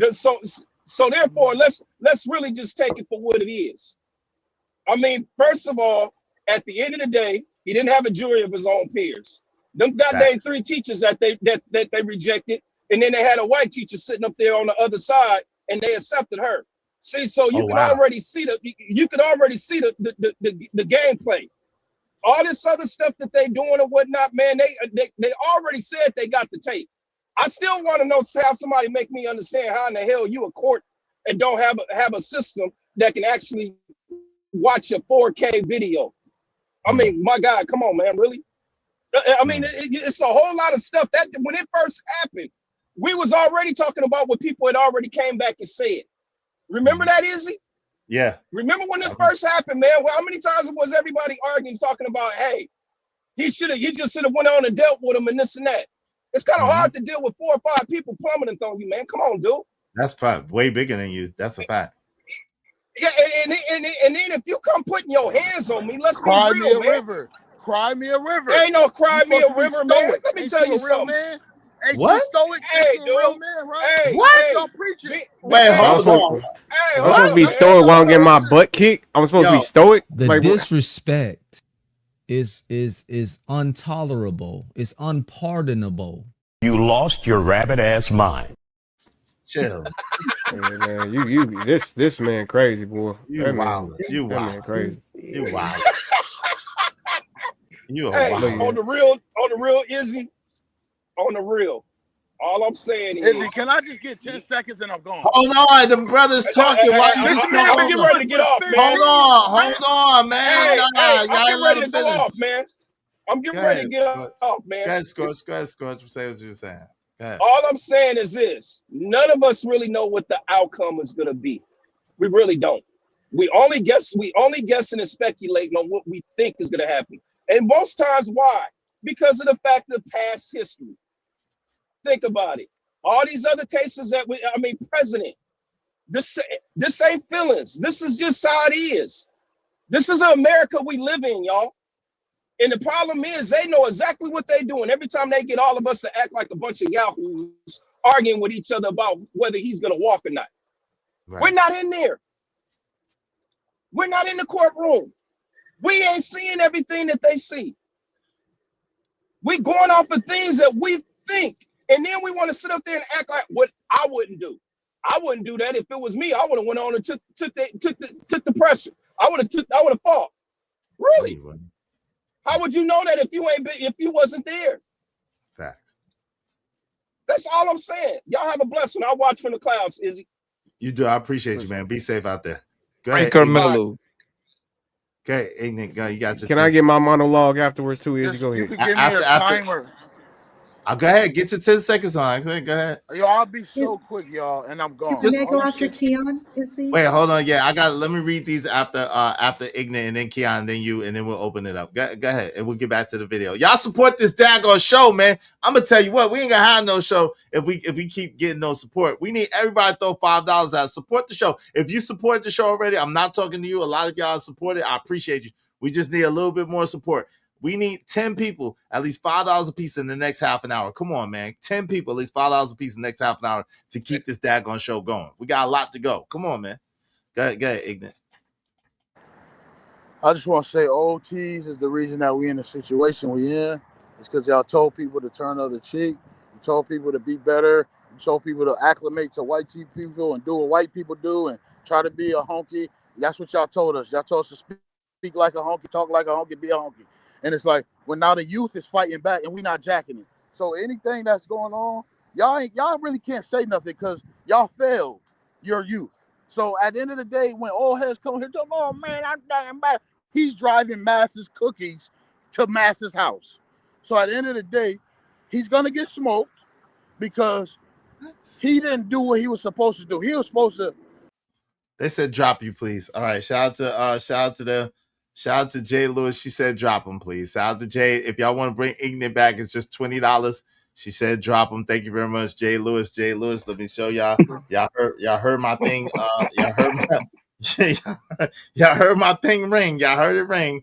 She said drop him, please. Drop him, please. All right, y'all heard my thing ring. All right, so y'all support the show, support the stream. Thank you, Jay Lewis. I appreciate you kindly. I appreciate you, Jay. She said drop. All right, give me 1 second, and Keon, let me read these, and then you, and then ponder, and then we'll open it back Hope up. you don't mind if I say this out loud.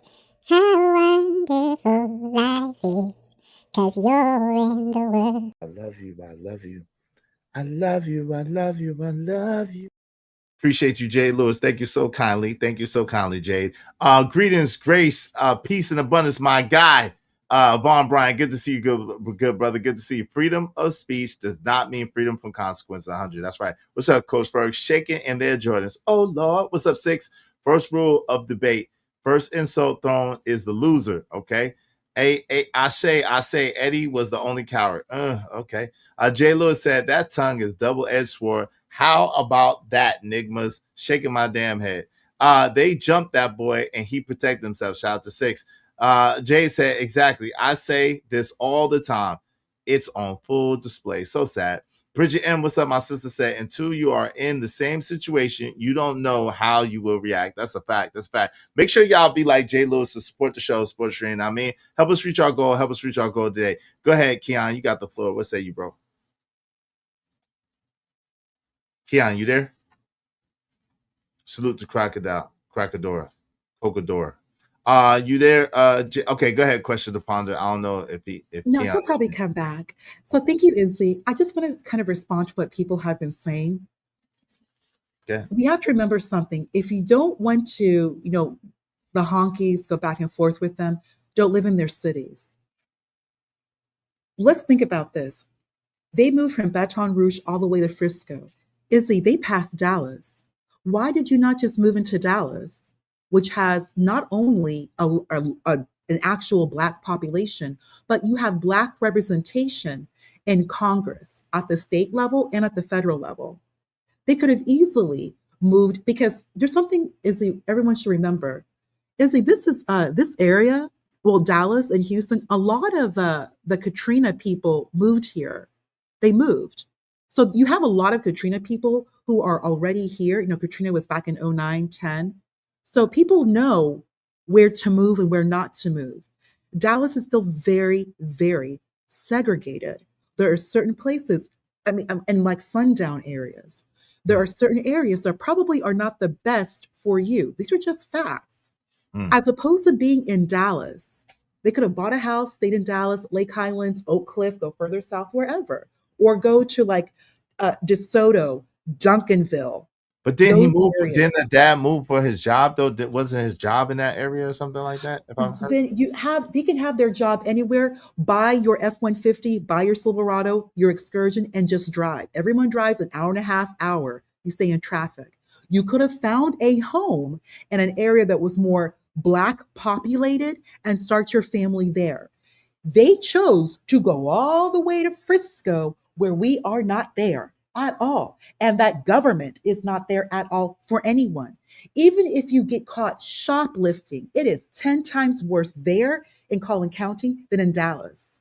There's no representation of us there. So for someone from Baton Rouge, you already know that. How do you know that? Because many of your kinfolk all suffered from Katrina and have been living in Dallas for how long now? What's been like 10, 15 years now. You know better. They rented a house in Frisco, and that he went to Centennial. Centennial has been known for being an excellent school. It's excellent. Furthermore, they don't even really have white people like that. There are there. Of course, they have a lot of money. It's Frisco, which is on the area of Plano, which is West Plano. But there's a lot of Indians there, a lot of Indians.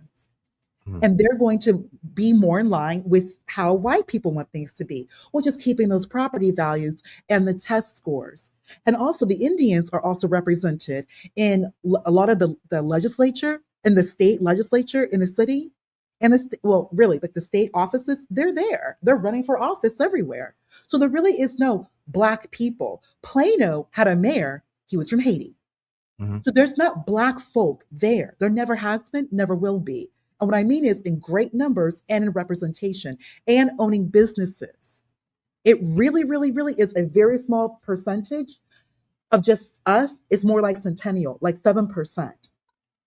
So Carmelo's coming in. Carmelo is already looking malnourished. He's not Texas big. She should have focused on feeding that boy, where's that height? I'm just sorry. She missed a growth spurt. Why you keep going back to that? Leave that boy alone. He has seizures. Leave him alone. He's fattened that boy up, got him ready. And I'm sorry, I got to bring it up. And then he's bringing, Louisiana sentiment. Louisiana, just like it's I think you remember, like Fifth Ward, Lincoln Park, Louisiana, New Orleans, one of the hardest hoods in the nation. They were averaging like 2 like homicides like every week, something crazy, like one of the roughest hoods in America. And New Orleans, Baton Rouge has a reputation, but many of them are moving to Dallas. And then you're not even staying in Dallas, you're going to far north Dallas, and you're bringing a mentality that is not going to work over there at all. He just what he did, I see what everyone is saying, but the fact that was his first inclination was to go to the blade and do what he did to Austin as opposed to just laying hands. They could have just fought it. I see what you're saying, Izzy. I do. 4 against 1. But that right there, like you're just moving to stab someone. At the end of the day, he did stab him. Why not just throw down? You should. Why would you throw down on the bleachers with 5 bigger dudes than you? That doesn't make sense. I don't know. I hear what y'all saying, but that just don't make sense to me. That there's some butt whippings that you shouldn't have to take because you don't know if you're gonna make it. You're on the bleachers too. That's another thing that no one's considering. Them bleachers are metal. You're on the bleachers. It's raining outside. You know what I'm saying? Off and on, whatever the case may be. It's 5 much bigger dudes than you. And they want you out of there for whatever reason. And you think your buddy is next to you, but your buddy done switch sides on you. He clowning, pretending like he taking a video, maybe taking a video. You know what I'm saying? It was a lot going on. Jay Lewis said, what about running, Izzy? How about get up? I'm running. How you gonna run on the bleachers? How you gonna run on the bleachers? It's already small. Be agile. Be agile. I know people are gonna be mad at me, but it's just like it just went so far, and now you have a teenager unalive, and another teenager up for first-degree murder. It just like both of them, one life is gone, the other life is now changed forever. Now that's true, forever. And now he's been made like a racial case. Yeah, it's not, but I get it. Hey, Bridget, you don't know. You don't know you're going to be into a fight until you into a fight. All that Monday morning quarterback sounds so good. He should have got up and run. He should have talked the twins to death. He should have prayed. He should have do the Allah thing. He should have, like, come on, bro. Y'all need to stop with that, yo. According to the people, most people that was there, they literally saying that one of the twins was standing up and Young and Carmelo was sitting down. That doesn't mean the white boy's the aggressor. I don't know what else it will. Yeah, I don't know what else it will. The white boy, Papi Blanco, the white boy definitely was the aggressor. Not even a question. The arrest record also details that as well. He started it. He did. He touched the boy first, Carmelo. Touched him yes, he first. did. And this is the point that you're saying. No one is denying that. That's what's in writing as well. So how is that not self-defense? Listen, the thing is, lady, that once you put my hands on me, on anybody, you don't determine my reaction. I'm sorry. In the perfect world, in most fights, I'm gonna tell you how most fights is. You touch me, I touch you, we fight, and all of us go home. That's like 97% of the fights in America on planet Earth. But that 3-4%, you don't know how it's gonna go. You touch me, buddy don't want to fight. He's gonna pull out the knife, he's gonna pull out the blicky and give it to you. That's just how life is. For the most part, you go home. Hey, so let me ask y'all this, or at least really just specifically ponder. Let me ask you this.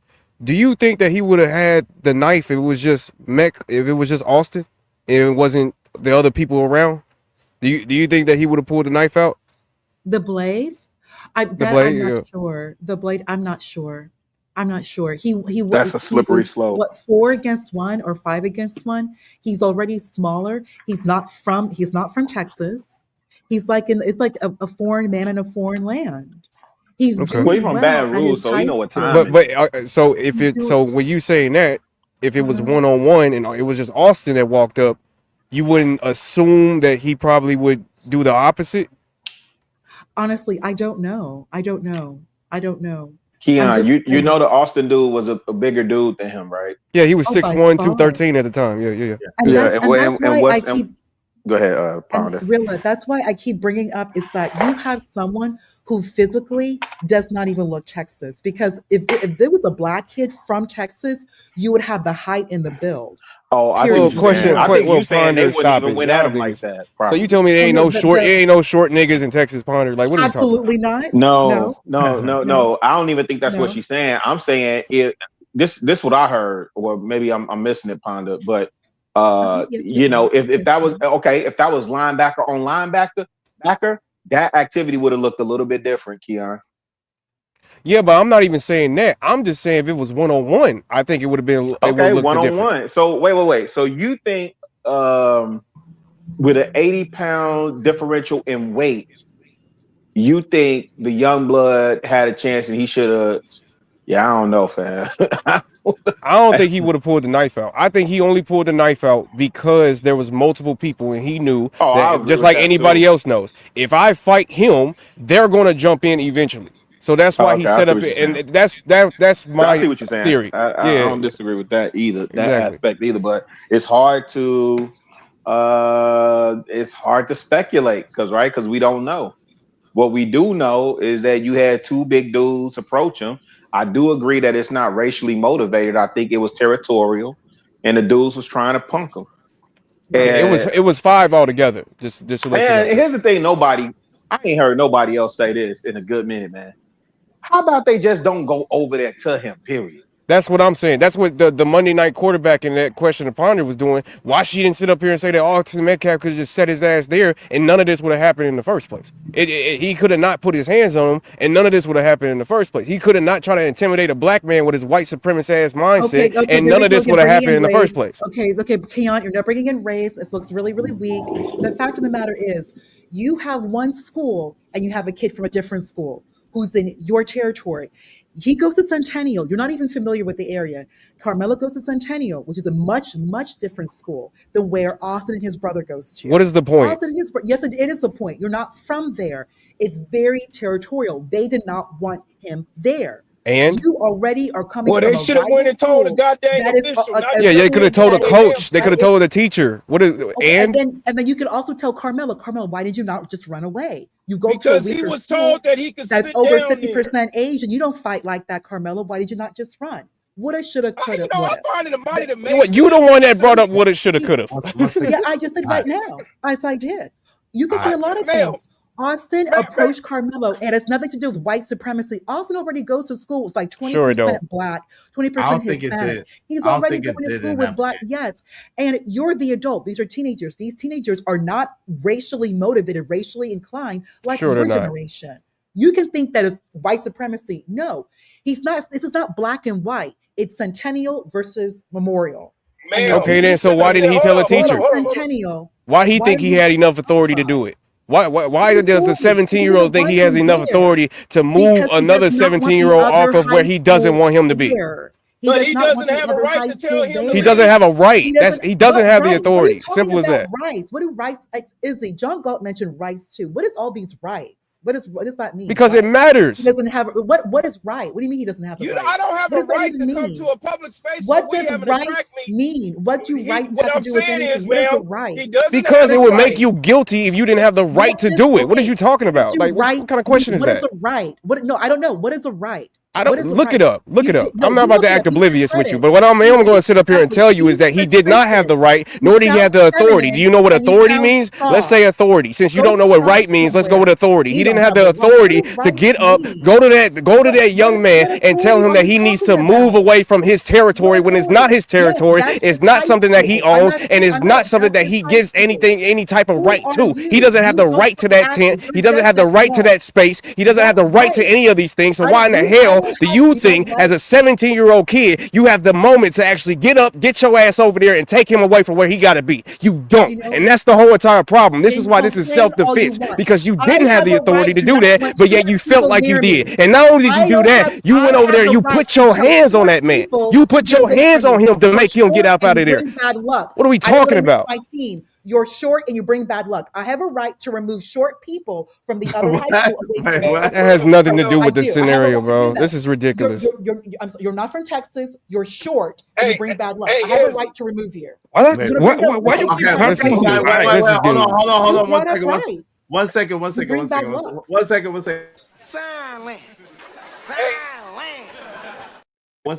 Rilla? What was she saying?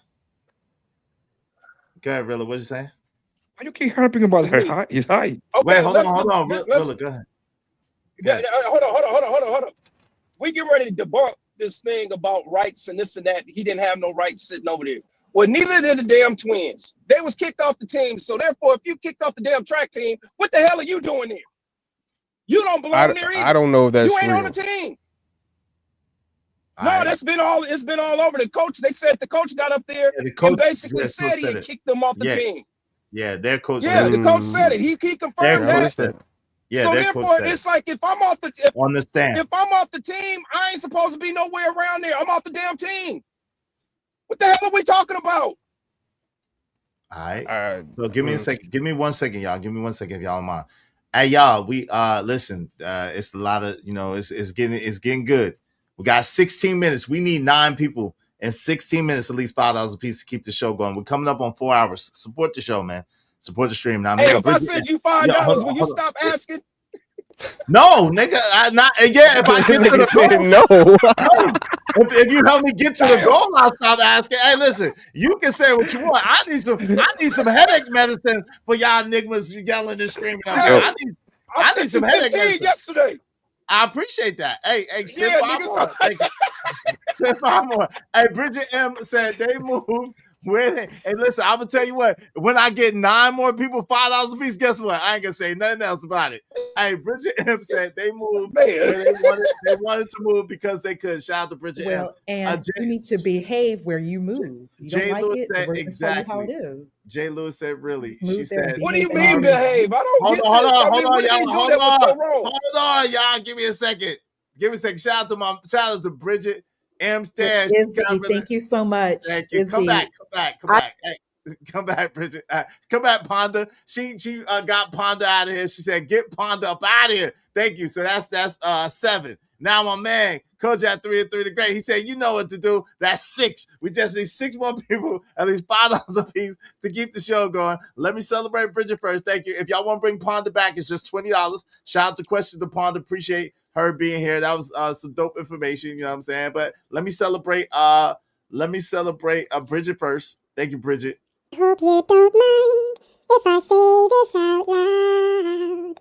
How wonderful life is, 'cause you're in the world. I love you. I love you. I love you. I love you. I love you. All right, let me celebrate my guy, Emperor Kojak 3 and 3 the Great. Appreciate you, bro. Thank Got you. his own money. And baby, when I tell you he's got his own money, I mean the boy has got his own money.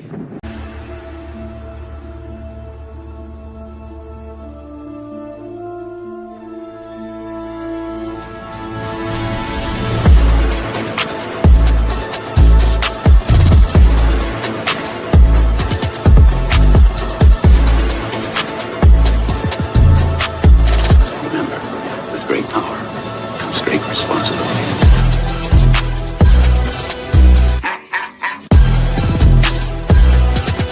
I'm Spider-Man.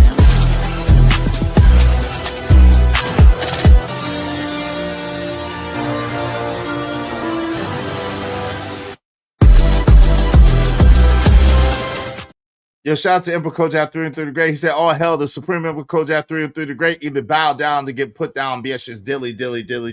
Yo, give me 1 second. Let me just finish these real fast, and then y'all got it. Listen, when I go to people panels, I cut up. At least I send bread. I'm just saying. Hey, sorry I was behind. Shout out to Jay Lewis. She said, "Dang, my granddaughter went to University of Texas. She would always state how horrible it was." Shout out to Bridget M. Said, "So it's the mother's fault because she kept her malnourished?" That's a bunch of BS. Shout out to Bridget M. Jay Lewis said, "You can talk all you want, but please don't touch me." OG Sigma said, "I'm not gonna lie. All this height and weight shit y'all keep bringing up sounds crazy to me because my boy Jay Silva was 5'9" and he beat up a six. Come on, man. Stop it, bro. Y'all told me, I don't know what y'all told me. No point. Being territorial can get you hurt. Yes, it can. Preach, brother. He don't own the air. They feel like they own the air. So ridiculous. Teach your kids to leave other kids and adults alone, because I'll delete your kid if they mess with me. Damn, Cole. Damn, coach. Shit. Tell them how you really feel. All right, y'all got the floor. Tell them how y'all really feel. Yo, let Hey, is me Frisco still a sundown town? hold on one second, bro. Hold on, yo. What's up, Thanks y'all? for the person. Rocky sent me $20 in the cash app. Thank you. Salute. And the other person didn't say nothing, so I don't think want to the real name to be named. Thank you for the $10 cash app. The other person. So thanks for the two people with the cash app. I appreciate you. Salute. Salute. Hey, Hey, is nice land. Frisco Hey, still a party people. sundown town? I don't know. Apparently, it seemed like it's close to it. If it ain't one, it's close to one. What's up, Nidish? What's going on, man? If it ain't one, it's close to one. All right, so let's get back to this, man. Let's get back to this and let's see what they had to say. All right, let's go. He calls a second witness, and this is a 16-year-old male. He's scheduled to graduate with class 2028. He plays football, and he also runs track. They ask him, the state starts off, tell us what happened on April 2nd, 2025. He said, I arrived to the track on bus. I helped to unload the tent, the coolers, the bigger boys. We are the bigger boys, and we help with all of that. He said, who helped? It was me, Austin, Hunter. Was there weather on that day? It was cloudy. And it was rainy sometimes. Okay, so what happened then? I walked around with Austin and Rhett back to the bleachers. Hi. Hold on, y'all. Give me 1 second. Is this from downstairs? All right, let me go past a little bit. She was talking. He said, I just saw I saw a kid from Centennial, but since it wasn't raining anymore, we told him to leave. Who told him to leave? And at this time, the witness named the big guys. He said, me, Austin, Hunter, and Luke. All right. So now I don't know. He said Rhett before, but me, Austin, Hunter, and Luke. So that's at least 4 guys. So that kind of goes according to that video that they was talking about. What's up, Reese from Philly? That goes according to that video, Connor, that they was talking about. That said that more than Austin approached Carmelo Anthony. I'm just saying, even though the video hasn't been presented in court, right?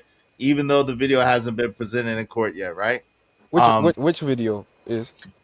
Allegedly, there's a video out there that shows what happened, and it shows that they actually jumped Carmelo, and that more than Austin put hands on him, and but Austin was the most aggressive, and that's why he got like a phone video or like a like a phone video. They got multiple videos. The only reason we haven't seen it because the court's still going on. We're gonna see those videos literally right as soon as he's found guilty or no guilty. We're gonna see them. Well, I wish they would present it because right now the defense look kind of. I ain't gonna lie, they look kind of pussyfooted, brother. They look so soft, right? Hold on, wait a minute. They look so. If I could go on my monologue, because I never got to, but the defense looks so soft for Carmelo right now. They don't, when they cross-examine, from what I'm hearing, and when you read the paperwork, they're either asking the same questions the prosecution basically is asking. It's really nothing that's kind of aggressive when it comes to asking questions.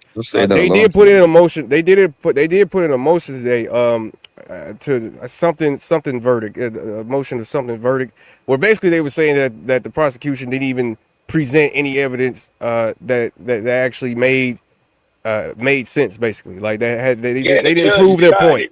Yeah, they proved their point, and the judge denied it basically as 10 seconds from what I'm hearing into the prosecution's defense. But it doesn't look good for him, man. It really don't. I don't think it's a murder one personally, but I also don't think it's self-defense. I'm not gonna lie to you. I don't think it's self-defense, but I don't think it's a murder or a red rum. Yeah, my bad. Red rum one.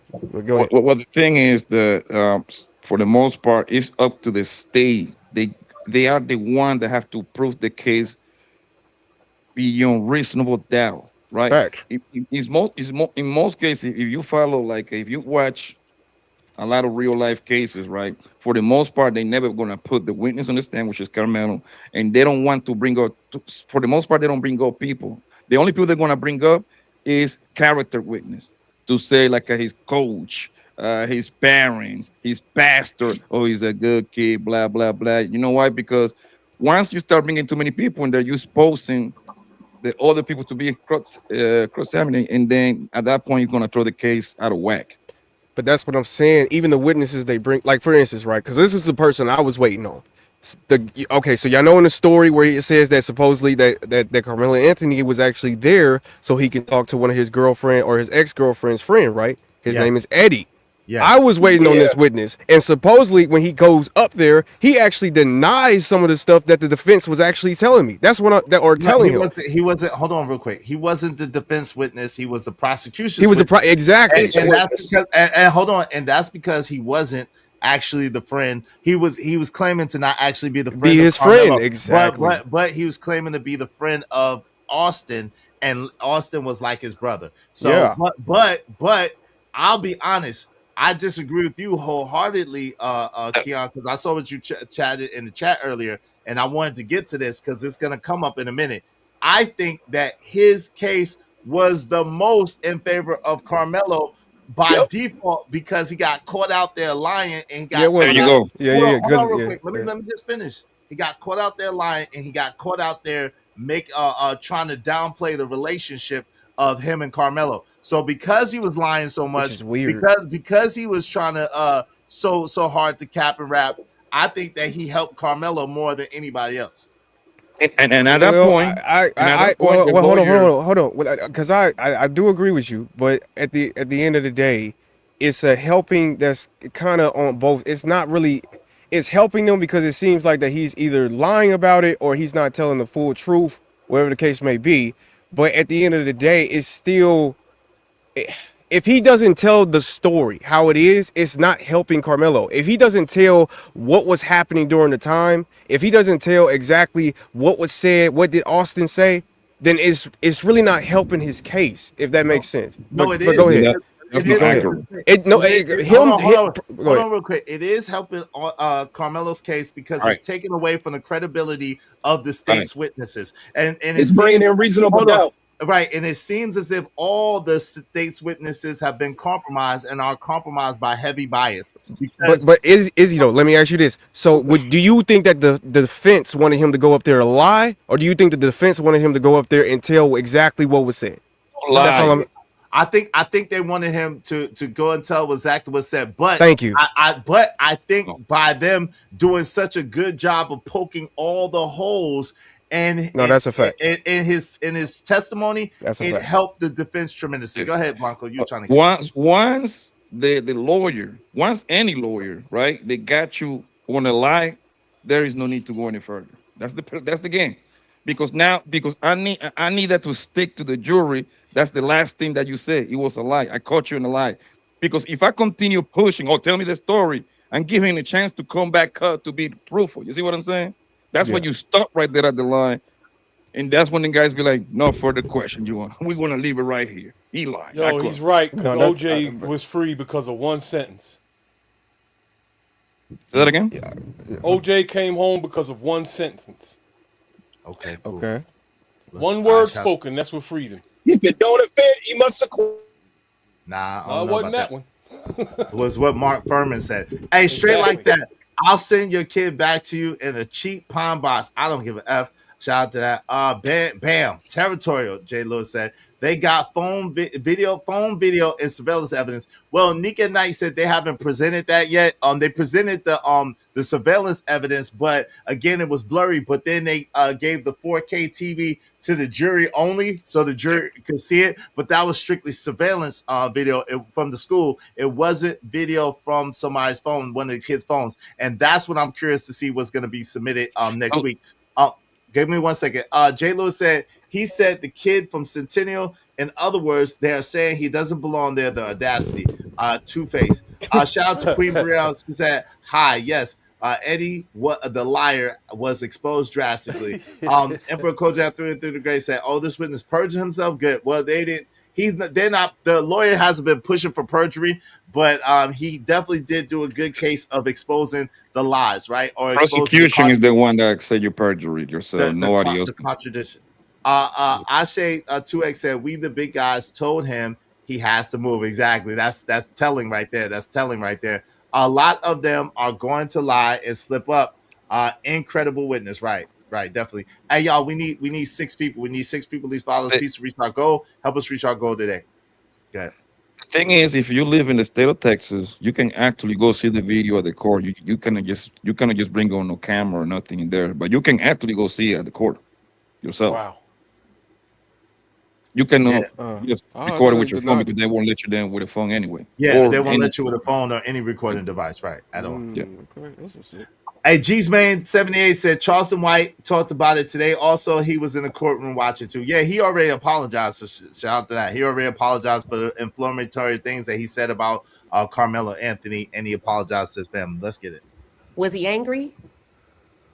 Yes. Did he leave? No. Hold on.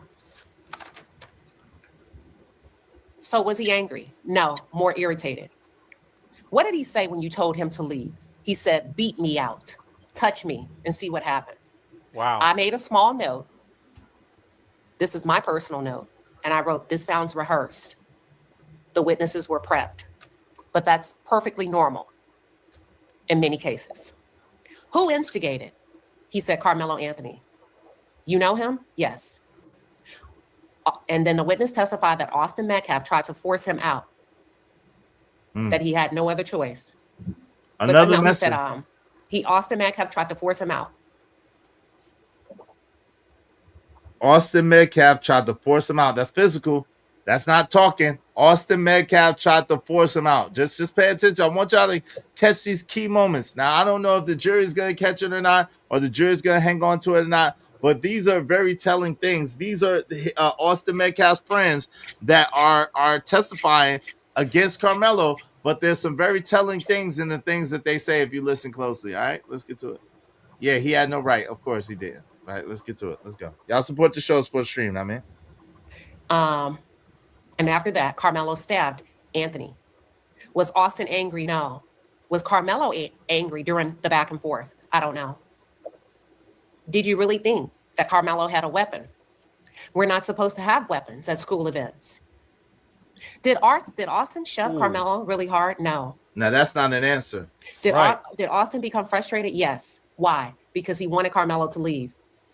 So what happened after that? The stabbing. Did you see it? No.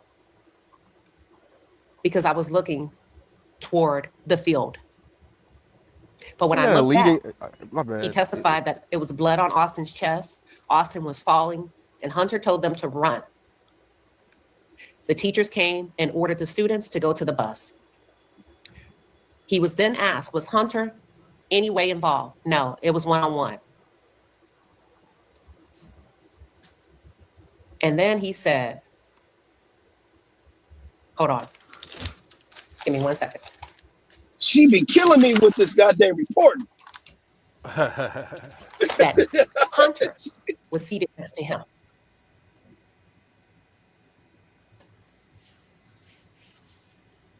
Hold on, whoa. Hunter was seated next to me. But after the stabbing, I'm trying to make it make sense. Hunter went back to the brother to help save him. So y'all get how this is going. It was a little clunky. It was clunky. So what he's saying is Hunter was next to him during the altercation and a verbal back and forth between Austin and Carmelo. Once the incident occurred, Hunter initially went after Carmelo, but returned back to try to save his brother, in addition to all of the other details that I just gave you. He said, what was happening on the bus? We were crying, we were shocked, and we asked Eddie, have you figured out who Carmelo Anthony is? Write that down. This is very important. I'm going to come back to it. We asked Eddie, have you figured out who Carmelo Anthony is? Because I remembered that hearing Eddie call Carmelo Anthony Mello. So that's supposed to be the friend. What's up, NT? What's going on? Welcome to the show. What's going on, dog? If I can jump in real quick. Okay, so all right. Now I've been reviewing this ever since it came out, right? Mm-hmm. Now, the first thing that I'm wondering, because at first I thought that okay, the only charge on the table was M1, first degree deletion. No, the prosecution is also charging the second degree manslaughter as well. Because if it was just M1, I'm like, yo, where's the other option as far as the plea? Because right here. This is it should be there in some way, shape, or form. So, in my opinion, what I'm looking at to answer what Papi Blanco's question was in his poll, I think that the defense is more than likely looking at, second degree, manslaughter, which does not carry a life sentence. That's 2 to 20. That's 2 to 20, which means he would be out in likely, under 10. And then there's also a possible acquittal. But in the state of Texas, even if this is some level of self-defense, the self-defense isn't proportionate to the threat or perceived threat. So it's most likely going to result in second degree manslaughter. So, Auntie, why would it do What that? about I was already Hold on real charged? quick. Hold on real quick, family. Give me a second. Yo, why would it be that when there's already a case that happened less than a year ago, where a kid in a similar situation, the only difference was he was white and he actually was more premeditated with it and he stabbed the other kid more times. Why would that kid get negligent homicide, right? Criminally negligent homicide, but That's the right charge. But Carmelo gets second degree when it was a much lesser thing. They did not have no previous run-ins, and it wasn't nothing necessarily premeditated about it. Hey, I would agree with you. It's just I didn't see negligent homicide as even on the table with the prosecution. They didn't even charge him with that. So I don't see how you can't convict him of something he wasn't charged with. But I'm going to agree with you because I reviewed that case a little bit too. I just don't think just because they're not going to hit him with negligent homicide, even though it's not on the table, I don't see how I mean, you can't convict him of something he's not being charged with. That's the thing about it. The options that I'm looking at right now are M1, first degree, MM, and second degree manslaughter, and then an acquittal. Those are your only options. Correct me if I'm wrong. Well, I don't know, but I think that they gave. I thought that was the same charges that Case and Allison have, and y'all could correct me if I'm wrong. And then they gave him. They acquitted him on those charges, and then gave him criminally negligent homicide. So I don't know how that works exactly, but I think that's what happened. Let me. So he got charged. So my question is, he got charged for three different charges. Thanks for Backman for the $10 super chat, and thanks to Jeremy for the $10 cash app, and the other person for the $5 cash app. Go ahead, you can have it. So he got charged with more than one charge. I thought it was just first degree murder that they was trying him on. It's red wrong one for sure. Yeah. Yeah, no, their second degree manslaughter is on the table too. Oh, I didn't know that. Is I thought it? it was just I didn't know that. M1. I don't know about that. Because that's all I ever heard.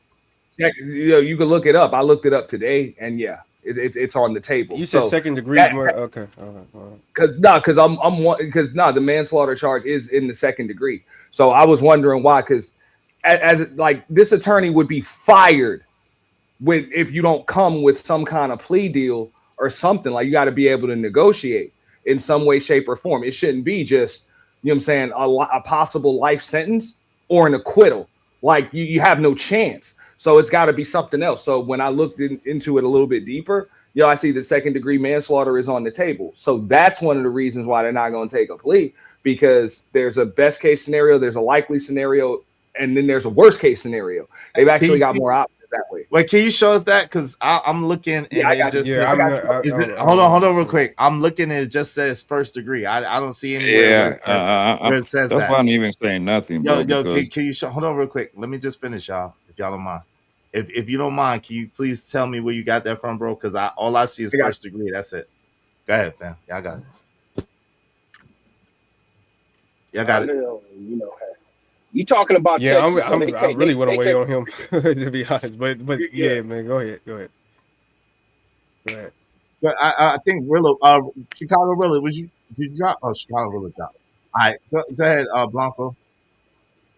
Yeah, last time I checked, I don't see what is the manslaughter is on the table, because Texas got 4 different denominations, pretty much. Capital, standard. I forgot the third one, and the fourth one is what is the homicide? Criminally negligent homicide. That one. Yeah, There if you I'm not, go, bro.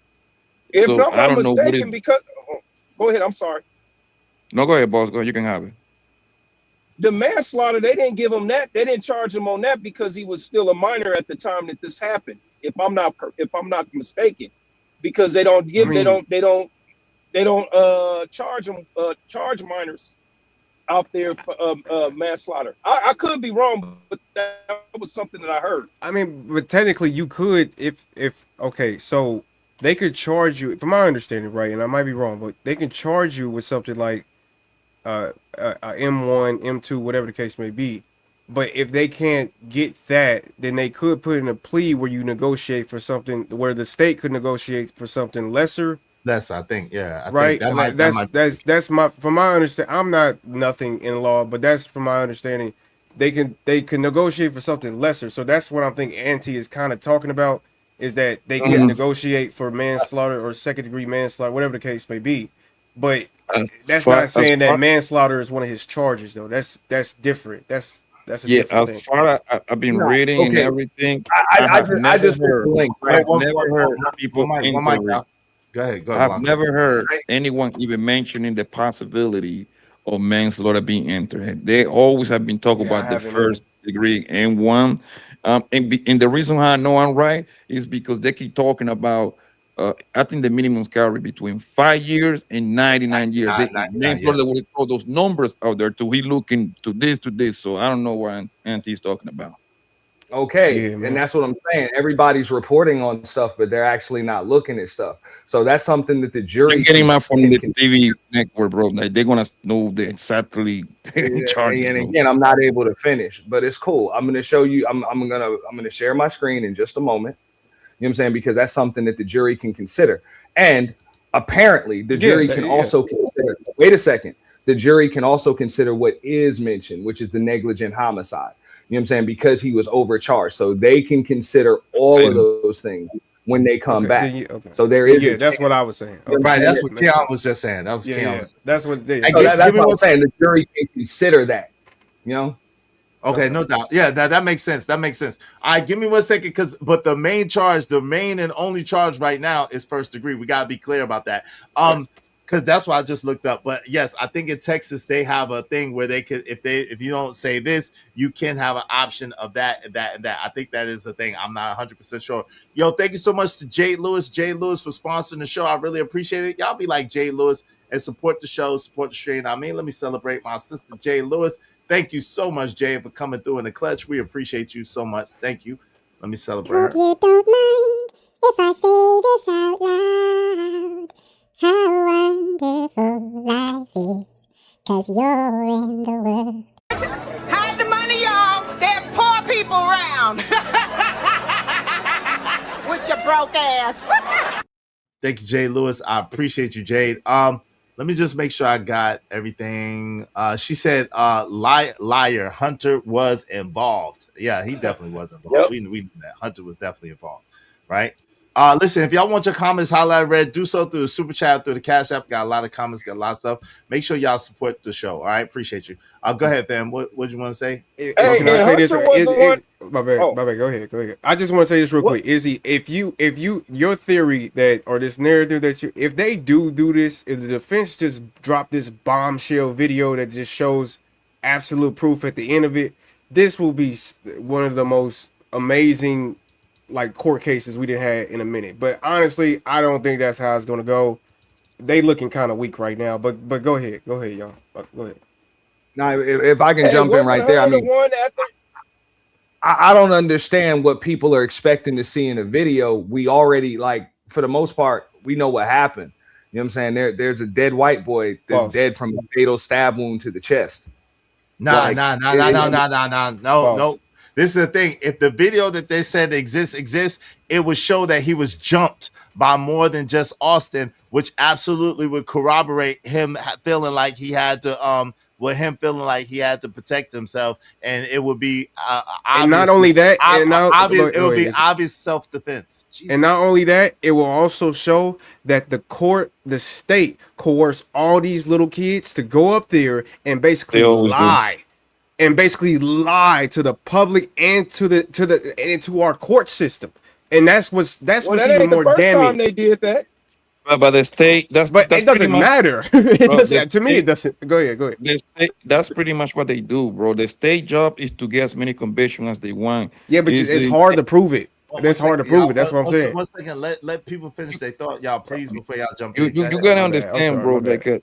You gotta understand, like at this the state job prosecution, however you want to call them, their job is to put on the stand the people that are gonna benefit their case. So obviously they're gonna host them. The same thing. The defense doing the same thing. They're only gonna put people on the stand that are gonna benefit whoever they defend. They both playing the game. I feel you. I feel you. Now, understandable, Now, Blanco, now- right? But check this out. In the state of Texas, like if this were Florida, I get it, bro. I've seen people get off for that before. You know what I'm saying? You get pushed down, you pull out a pistol and pop somebody. I've seen people literally not do a minute in jail. Like not even do a minute in jail. You know what I'm saying? After that. But the state of Texas specifically states in order to stand your ground and get off with self-defense and standing your ground, that level of force has to be proportionate to the threat. Right, but 80 Well, pounds. I don't know 80 how much pounds- force. I don't. But how this I is don't the know how- Hold on, real my quick. bad. Let Scorch get in there, y'all. Go My ahead, bad. Scorch. I don't know. I don't know how much. Yeah. After Scorch, let me read C. Cantrell's statement, and then you can get in after that. Go ahead, Scorch. I don't know how much force it takes when you got about 6 or 7 fists pounding on you. I mean, come on, Yeah. man. I mean, if it's true, and then let's talk about this. Is it also not true when it comes to a case like this that if you played a part in the demise of, even if you played a part in the demise of someone losing their life in a situation like this, you yourself can be charged? And could that be why it is that they trying to protect that other twin? Yeah. Hey, hold Because up. was it not him? What? Yes. Hold up. Was it not him? Wait a second, because you 3 following up times? questions with questions. Hold on, Auntie. Let him finish, and then real He's quick. he's asking. Hold on, I questions and following up with more got questions. you. But hold on, real quick. I'm gonna answer him first, and then you got it after that. So give it a second. Give him a second. Let him finish. Wasn't it I'm gonna not? answer him Wasn't first. You got it. Wasn't it not that brother that got on the news stations out there 3 different times and said that him and his brother was the ones who sat up there and first of all walked up on him and threw basically one of them said they snatched his bag and threw it. And then he said the other time it was 3 different stories. So I mean, it's almost kind of sad because if anybody had, I mean, I don't know what they're doing out there in Frisco personally, because I mean they already got him on record actually stating that they walked up on him. I mean, I don't know, man. That's just kind of hard to just speculate that, you know, I got to show that my life was in danger when I got 2 big old 6'10", 6'1", 235-pound goons, plus they homeboys sitting up there surrounding me, trying to put hands on me. And one other question, is it true that when, I'm sorry, I just got to ask some questions because, you know, you just got to put All right, them well, out there. just go. Come on, then go ahead, Scorch, because you. Hey, hold. is it true that Carmelo, when he got pushed the first time, is it true that he put hands on him first, and then that's when they started to pummeling him? Well, this is the thing. So those are different questions, right? So give me a second. Let me just answer real quick. I'll pass it to Auntie, and then I'm gonna pass it to Ponder. So check this out real quick. From what we know, according to the testimony, right? You're right, because I said the same thing.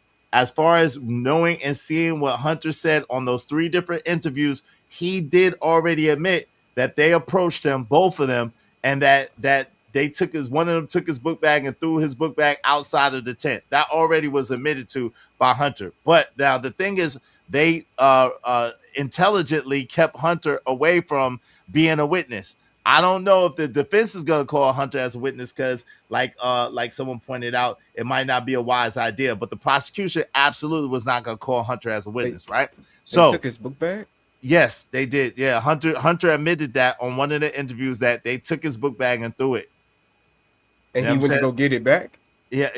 I'm not sure that never was clear how he got his book bag back, but that was what Hunter said, right? Okay. He said that they approached him. Hunter approached him first, and then Austin came after that. That's what Hunter said, right? Okay. So now the whole thing about the other question that you asked, I don't know, to be honest.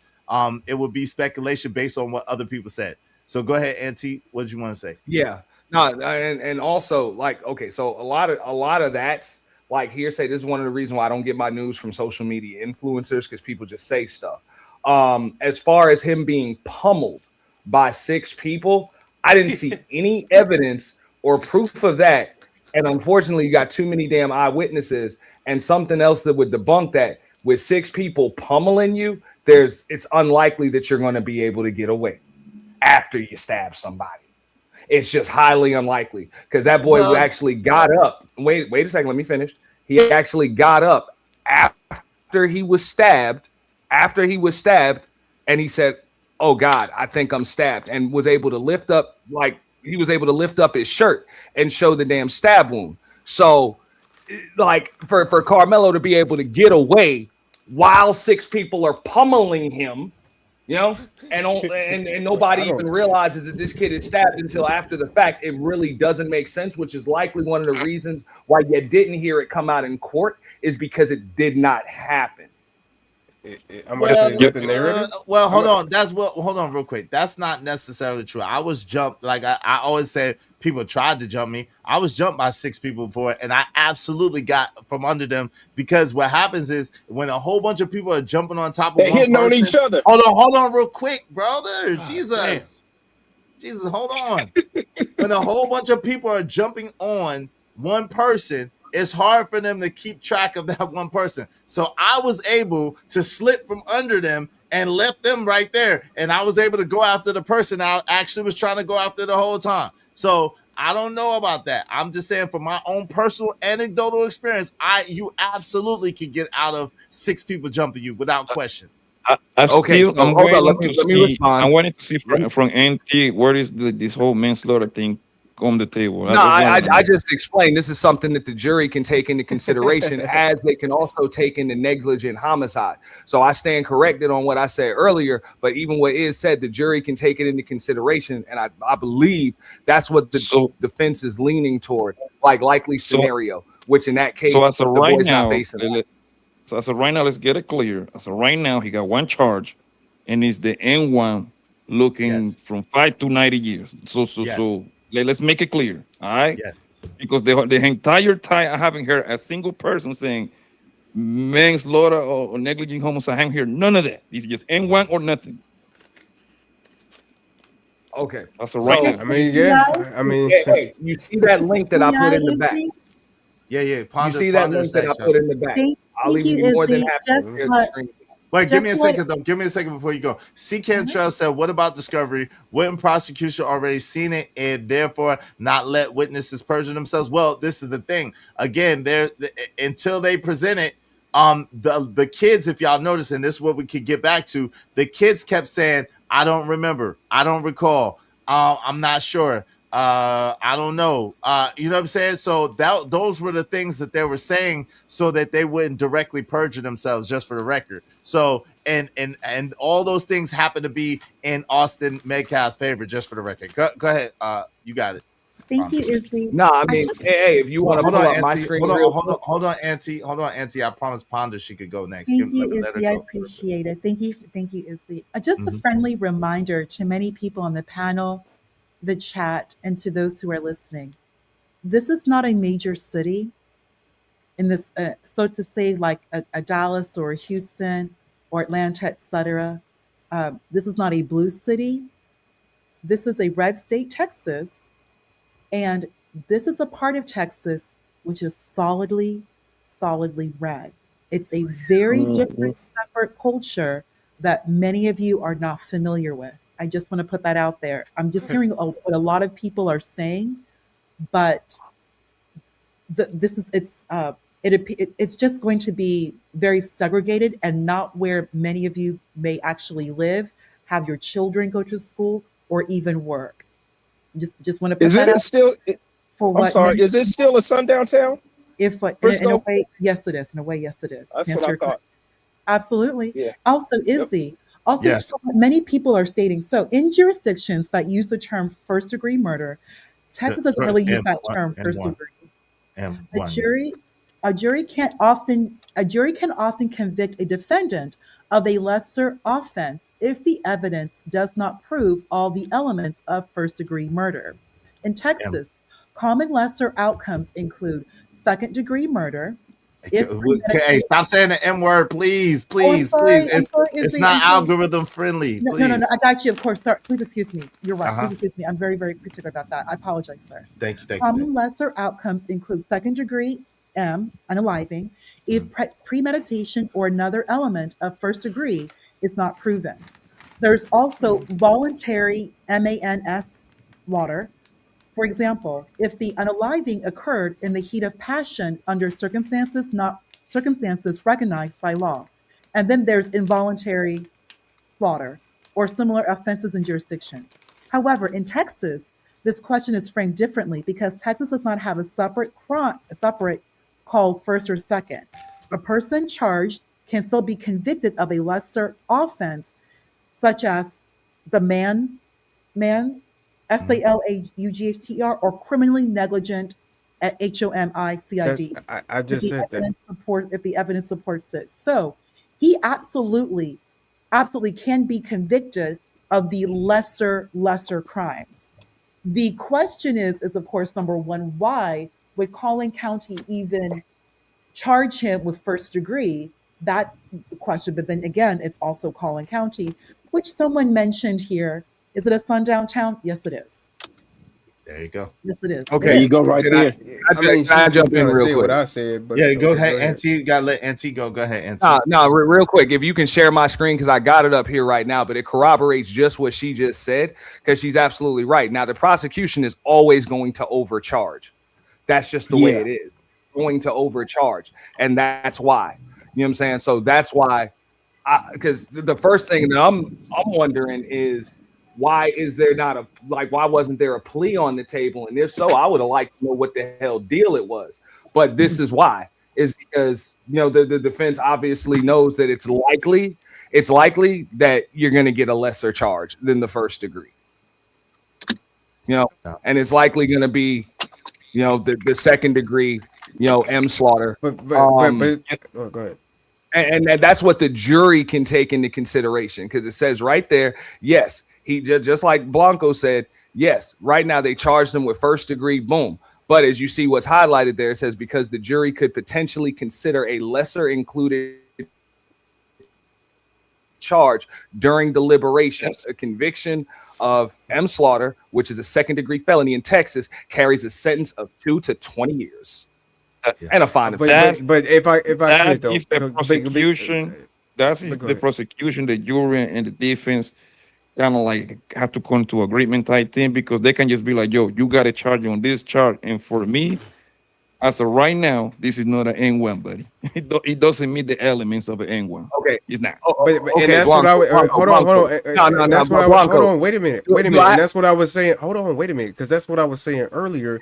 Is that because what you said, Auntie, and this is why we really been arguing, is because you said that he was charged with second degree M slaughter. That's what you said. So that's the only reason I agree with you. I said I stand correct. That's a fact. But I agree with you that you can plea or get a deal for a lesser charge, right? But I mean, I think we all do. But saying that he's charged with that is a little bit different. Yeah, I said I stand corrected on that. But at the same time, just what she mentioned earlier is the same thing that I'm saying. The jury is able to consider lesser charges when deliberating, and no, they don't need the prosecution's permission to do it. It would usually be the prosecution, though, right? Oh my God! No. I just it's on the jury. And what I just showed on the screen shows that the jury does that with deliberation. The prosecution isn't involved with it when a jury's deliberating. Right. All right, let's get back to this. Shout out to everybody. Salute. Hey, listen. Y'all show support so we can keep our show going past the 5-hour mark. Shout out to Bridget M. She said, yes, these kids are lying. She also said, that's lying too. She said, saying you don't recall when you can is lying too, right? Well, that's a harder thing to prove, right? It has been over a year ago, right? And so it's possible, you know what I'm saying? But that's a harder thing to prove, right? So shout out to Wall Street Willie in the building. All right, let's get to it. Let's get back to this. Let's see what they had to say. This is the kids on the stand. This is the prosecution's turn, and then some cross-examination by the defense. Let's go. Now, real quick, let me get it real quick. 15 seconds is 15 seconds, real quick.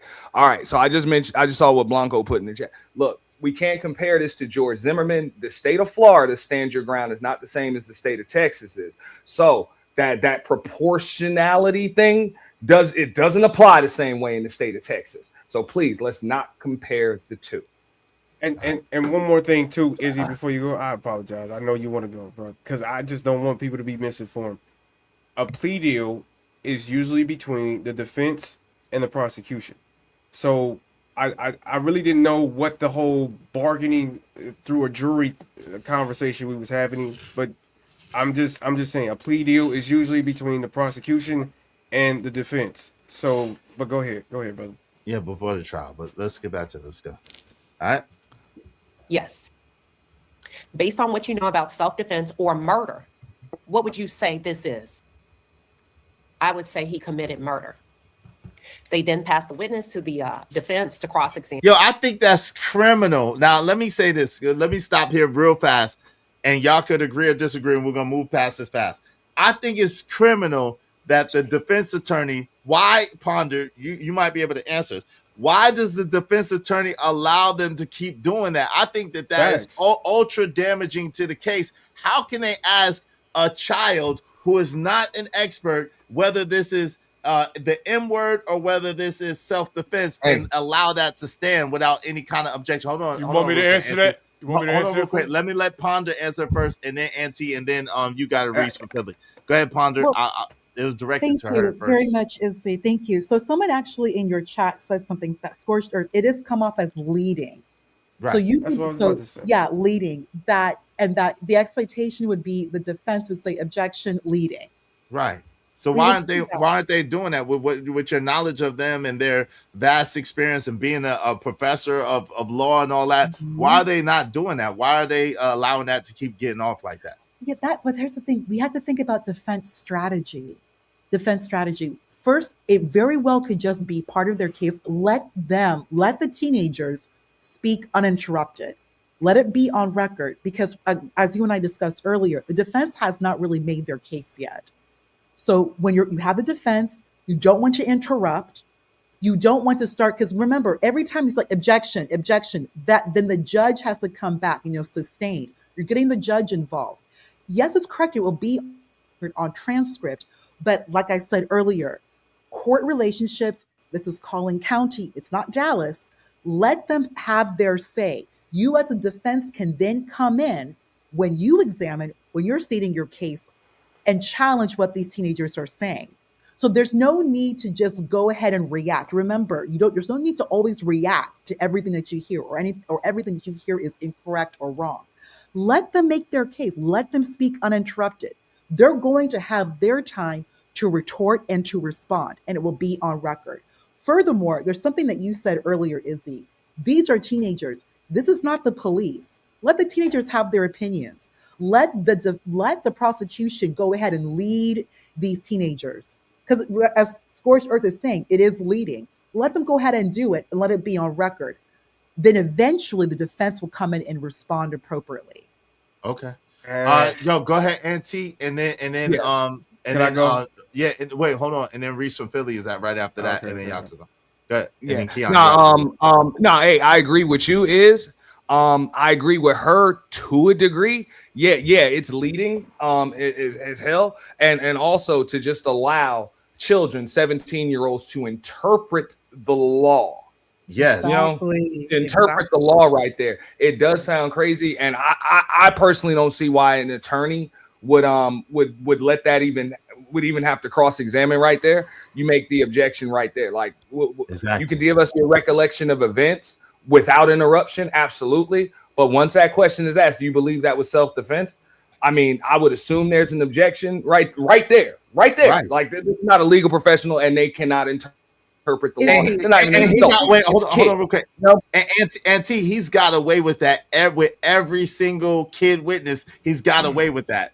For what you understand of this, is it this or this? I'm like, what? How the hell is they letting us slide? Go ahead, Ponder, real fast, and I got past That's why I said I agree with her to a degree on that. But I mean, if that's the defense's strategy, who am I to question a legal professional, bro, to pass the bar? Because you have an attorney who comes from another law school, is a good law school in the area, number one. Number two, this is someone who teaches. Number three, one thing many of these attorneys, well, all of them really, they go through mock trial. Trial in and of itself is like a dance. When you have to know where you are, recognizing which court that you're in. There's a lot that you can be able to get away with in a major city like Dallas. You cannot in Collin County. This is what I'm really trying to emphasize that a lot of people are not getting. This is a very, very, very different area of North Texas. They go by relationships. These judges are not like what you expect in Dallas. So there's a lot of, just because I feel a certain way doesn't mean it's best to just react immediately, especially when you're challenging witnesses, number one, and you're challenging witnesses who are teenagers and you're expecting them to interpret the law. That's what many people are pushing back on. You're having witnesses who are teenagers give their own interpretation of what could or could not have been. Right. And and having them like decide the law. Right. We already saw that. Let the defense have that on record. Very well, this could be strategy. You don't, and plus think about something optics, Izzy. Do you really want to be that attorney that's always objection to a witness, number one, to an M1, and they're a teenager and they're already going to be traumatized? That could come back on you. Because one thing is you don't want to be that type of attorney on record who likes to challenge witnesses who are teenagers who just witnessed someone being M1. That's what the prosecutor's doing. It looks very passive. It looks very passive and it looks very weak. And the prosecutor is doing that. Izzy, to us who are not attorneys, who are not familiar with the court, who are not familiar with Collin County Court, yes, it looks passive. But then again, we also have to look at the side of the defense attorney. This very well could be strategy. And like you mentioned, they just started yesterday morning. They just started. Yesterday afternoon, actually. Yesterday afternoon. So we've only just begun. But I'm just talking about the cross. I got you. But let me pass it to my man Reese from Philly. What say you, Reese from Philly? What's going on, bro? So we are addressing how the defense did not object when people said certain things, right? Yeah, any of the times. Right, any of the times, right. I was wondering why. I'm going to tell you why this might be happening, right? Because in my experience, we're talking about somebody, I don't have all this legal jargon and expertise that everybody else have, but me, myself, have been in this situation 3 times. I beat 3 cases and lost 1. So much to the point where the original Black Lives Matter, Mothers Against Drug Dealers, decided to have their first march in front of my front door. So I know a little something about this, right? It could be that his lawyer is so sharp because that defense attorney that's defending him knows a whole bunch more than Texas law than we do, right? Mm-hmm. And what he's done is something that we haven't, is combed through case law, right? So he heard something apparently, because there've been times when I've been in court and I would look over at my lawyer and he would reach down on my knee under the table, no homo, real hard, like, nigga, don't move, shut up. You know what I'm saying? And allow certain things to happen because he know he can use it later to get me off. All's it takes. Poppy Blanco went in earlier on something that's along the lines of, one little tiny mistake can throw this whole thing away. And it is that deep. All they have to do is fuck up one time. And you can literally just fall back, and let the process go, and you got it, dog. It could be that. Yeah. No F-bomb. I agree with that. I got you. No F-bombs, Reese. I need that $5. No F-bombs, y'all. $5 per F-bomb. Remember that. No F-bombs, please. Nobody's been saying F-bombs. Thank you, Reese. But I appreciate that perspective. That's dope. Go ahead, fam. And then we're gonna go back to, I think it was my man Keon, right? Yeah. Because I mean, look, the notion that we're trying to throw out here, or the narrative, I guess, is that they're being patient. They're letting all the kids, I guess, lie, quote unquote, and then they're just gonna drop this bombshell that proves the whole entire case. I don't know. It's good for TV if they do it like that, and that's the best strategy. If you do have that bombshell piece of evidence, that's really the best strategy, right? But to me, I don't know. To me, why would you wait like that unless you just want good TV? Like as a lawyer, why would you want to wait that far until like the end of the court? Because I think they said what the 11th is when the latest is going to be for this case. Like why would you want to wait that long just to drop that bombshell and then be like, okay, all these kids was lying, the prosecution coerced these kids. Like I don't know. But go ahead. It's a strategy, bro. It's a damn good one. It's a damn good one. Those lawyers are playing a strategy. They tailor. They got a plan to follow through. If the trial go in a certain way, they're gonna go this way. But if it's so many holes in the story, they're going. The least they gotta do to defend somebody is the better. Most of the lawyers will tell you that. Because they want to compress the case. That's the whole point. They're trying to. I mean, I think the problem is just they want to imprint the Well, jury. nah, I just think you gotta understand this. It's 12 jurors, right? All I need is one. All I need is one. Okay, Yeah. that's their whole goal. And you know what, Pop, it would make sense too because, like I said, for some reason, what I'm hearing is that the defense like repeats the same questions as the prosecutors. So it would make sense. Like I said, it's a great strategy if that's what they're doing. I just don't think that magical piece of evidence is. I just wouldn't bet on that. But go ahead, my bad. Go ahead. I want you to 10 seconds. You can have it. I want you to remember the most recent case so you can understand how these lawyers do it. Did he have like what the all-star lawyers? He had like 6 of them big boy lawyers, right? From every area, right? Guess what? When it was time to Diddy to defend his case, you know what everybody say? We don't need no witness. Your own jury, you can have. You see what I'm saying? Because they felt so confident that they wasn't gonna hit him with the big boy charges, the RICO and the other ones. They knew that they knew that it was gonna probably lose the prostitution thing, but they knew the other ones didn't have no case. Yeah.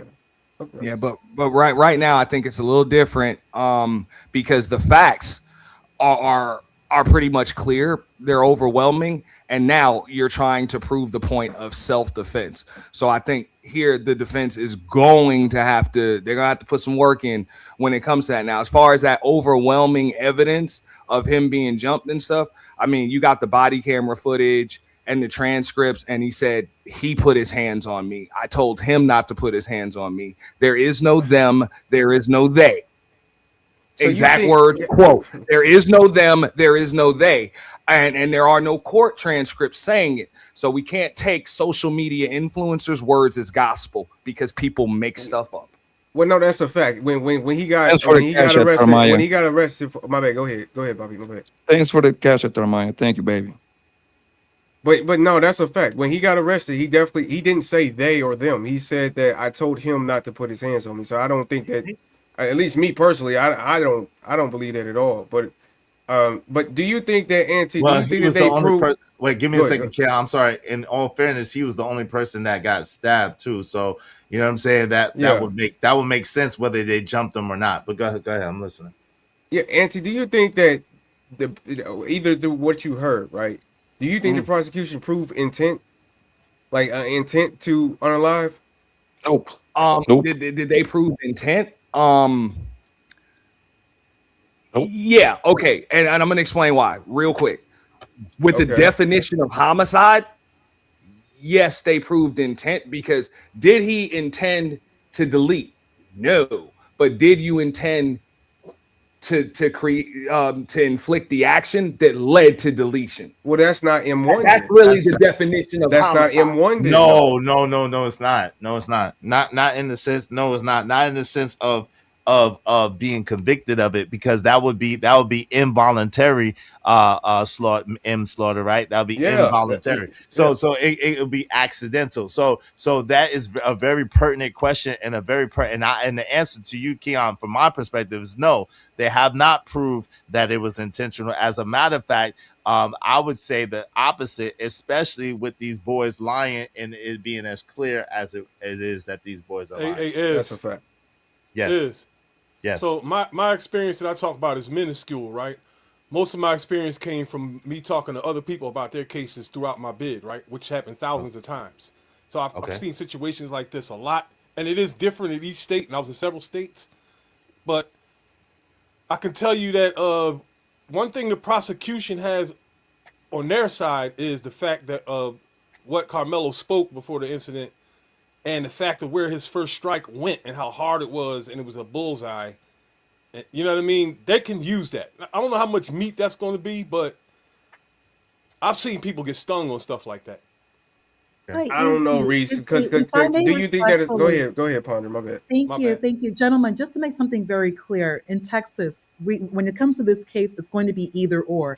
Either he's going to be convicted or he's going home. There is no lesser charge, if I may. And I'll put Thank this in the you. back for you. That's a And fact. Izzy, I'm going to put this in the back for you as well with the respective citations, so you know what I'm talking about. Well, but And Ponder, I don't think- hold on, real quick, Karen, Yes. give me 1 second. Ponder, real quick. I Yes, got to give a sir. little pushback because, like I said, 30 minutes up the street, Kason Allison was charged with the same charges as Carmelo Anthony, and he got convicted. He got found not guilty of those charges, but he got convicted of criminally negligent homicide. And like I said, his case was a little worse, in my opinion, than Carmelo's case. The only difference is race and the fact that Kason Allison had a previous encounter with Joe Ramirez, may God rest his soul, and he stabbed him more times than, you know what I'm saying, than Carmelo Anthony stabbed Austin Metcalf, may God rest his soul. So that's Can I what I'm ask you saying. a question about that case? Hold on real quick. Never Hold on mind. real quick. Forget Let it. Ponder, you can Thank ask. you, Izzy. Thank you, Izzy. ahead. The reason why I state that is because his defense has to make a proper self-defense claim, right? Say So that. that's what, it has to be self-defense. So if the defense makes the argument, there is no lesser, the boy goes home. And if I shall read to you for Texas, and I have the U.S. Texas Penal Code for Texas, the key legal authority is Texas Penal Code Section 2.03, defense. It provides that when a defense is submitted to the jury, a reasonable doubt on the issues requires that the defendant be acquitted. That's a quote, Texas Penal Code Section 2.03. In other words, once there is some evidence supporting self-defense and the issue is submitted to the jury, the defendant does not have to prove self-defense. The state must overcome it. Texas pattern jury instructions for self-defense states the defendant is not required to prove self-defense. Rather, the state must prove beyond a reasonable doubt that self-defense does not apply to the defendant's conduct. That's the responsibility of the prosecution. Texas law also defines when when unaliving force may be justified in self-defense, including when a person reasonably believes unaliving force is immediately necessary to protect against another's use or attempted use of lawful unaliving force.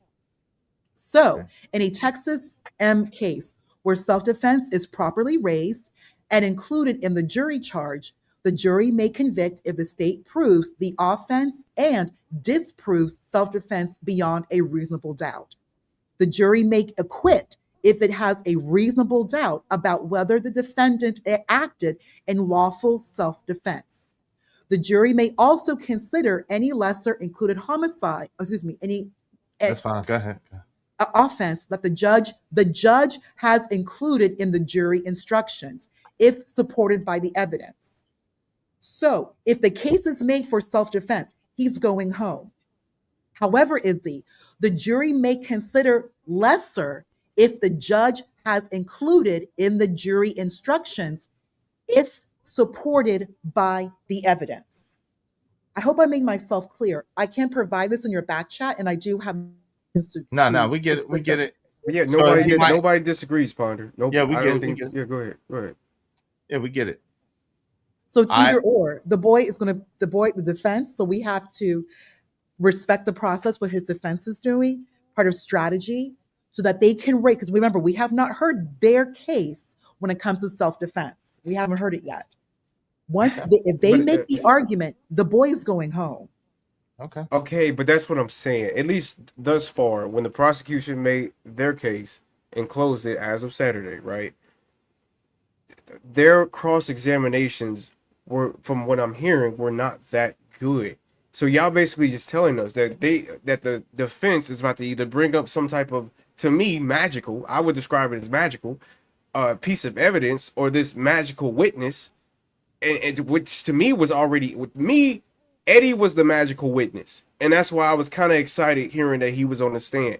And from what I'm hearing, it was basically flatline. It wasn't what we expected as a witness. He didn't say anything particularly about what Austin may have incited some type of violence. We already know Austin put his hands on him, but you need some type of detail about that so that you can push the juror. You know what I mean? Let's get to that, Keon, because that's in this stream. Let's get to that real quick.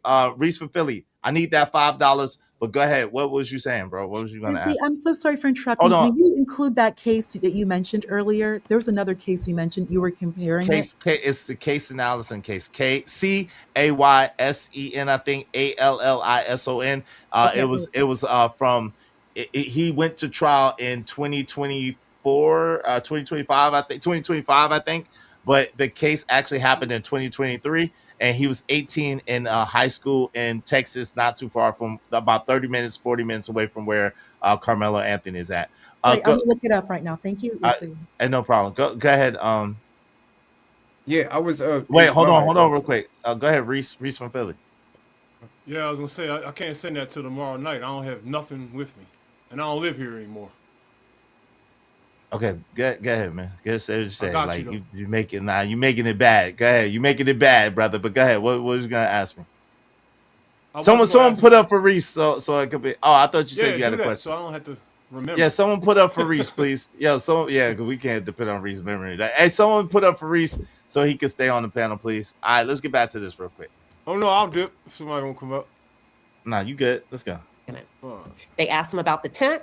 What happened when Carmelo came into the tent? He testified that it wasn't raining anymore, so they asked Carmelo to leave. The defense says, so what you're saying is it was okay as long as it was raining, correct? Yes. But leave after it stops raining, correct? Yes. Who did Carmelo sit next to? I'm not sure. Was it behind you? Yes. Was it toward the edge of the bleacher? Yes. I made a small note with a question mark. Sounds like he may have ducked for cover, meaning for rain. So what did Carmelo do while under there? He was just talking with Eddie. How long? I'm sorry, he asked him, how long did the back and forth go between Austin and Carmelo? He said approximately 3 minutes. Did Carmelo have a backpack? Yes. What did he say? I don't know, just something. What did Austin say? You lying. You ain't got nothing in that bag. And then did Austin walk over to Carmelo while Carmelo was seated? Yes. Okay. Do you remember telling the detective that Austin decided to go? Hey, Reese, I'm gonna have to drop you down. All right. Shout out to Reese from Philly. If y'all want Reese, someone put up for Reese. But I gotta keep my rules the same. I cannot break my rules for nobody. So shout out to Reese. He said he didn't have it. So he'll pay. Izzy, can I ask you a question real quick? Is this the Eddie transcript or is that coming up? That's coming up. That's not. I don't think that's why. Okay, I get it now. Go ahead. That's coming up soon. Yeah, let's get to it. Now, I will say this much, right? I think the prosecution did a horrible job of trying to prove that Carmelo provoked, Austin Metcalf, or I guess they're trying to say like an invitation to mutual combat or provocation or something like that. That's just a horrible job by trying to make the case that he was sitting somewhere where he had no right sitting. That boy was not trespassing, that there's nothing against the rules. We done been to track meets, we done been to school functions, sporting events, whatever. You sit where you want. They brought up tent culture. What is tent culture? And tent culture, and on top of that, Keon, tent culture. Well, it's a real thing, but it means nothing once it starts raining and everybody's trying to get underneath the tent. Thank you. Come on, everybody's trying to get underneath the tent. No doubt. All right, let's get to it. Because this is the Eddie thing is coming up soon, and that's I think we should really listen to that because I disagree with Keon. Let's get to it. Let's go. And I do believe he said, I'm not sure. He said, did Carmelo use one hand or both hands to remove, I'm sorry, did Austin use one or both hands to remove Carmelo from the tent? Both hands. How much does Carmelo weigh? Not a lot. Did Austin push Carmelo's body? I'm not sure. Okay. Do you remember when the detectives interviewed you, telling the detective that Austin was a really good athlete? Your words were, I remember him playing. I was scared of him. Yes, I remember. Do you remember saying that you were intimidated by Austin Metcalf? Yes. And then y'all became friends, correct? Yes. Do you remember Eddie saying, Mello? Yes. To who? Carmelo. Were Carmelo and Eddie seated next to each other? No. When you got to the bus after the incident and you asked Eddie, who is Mello? What did he say? My friend.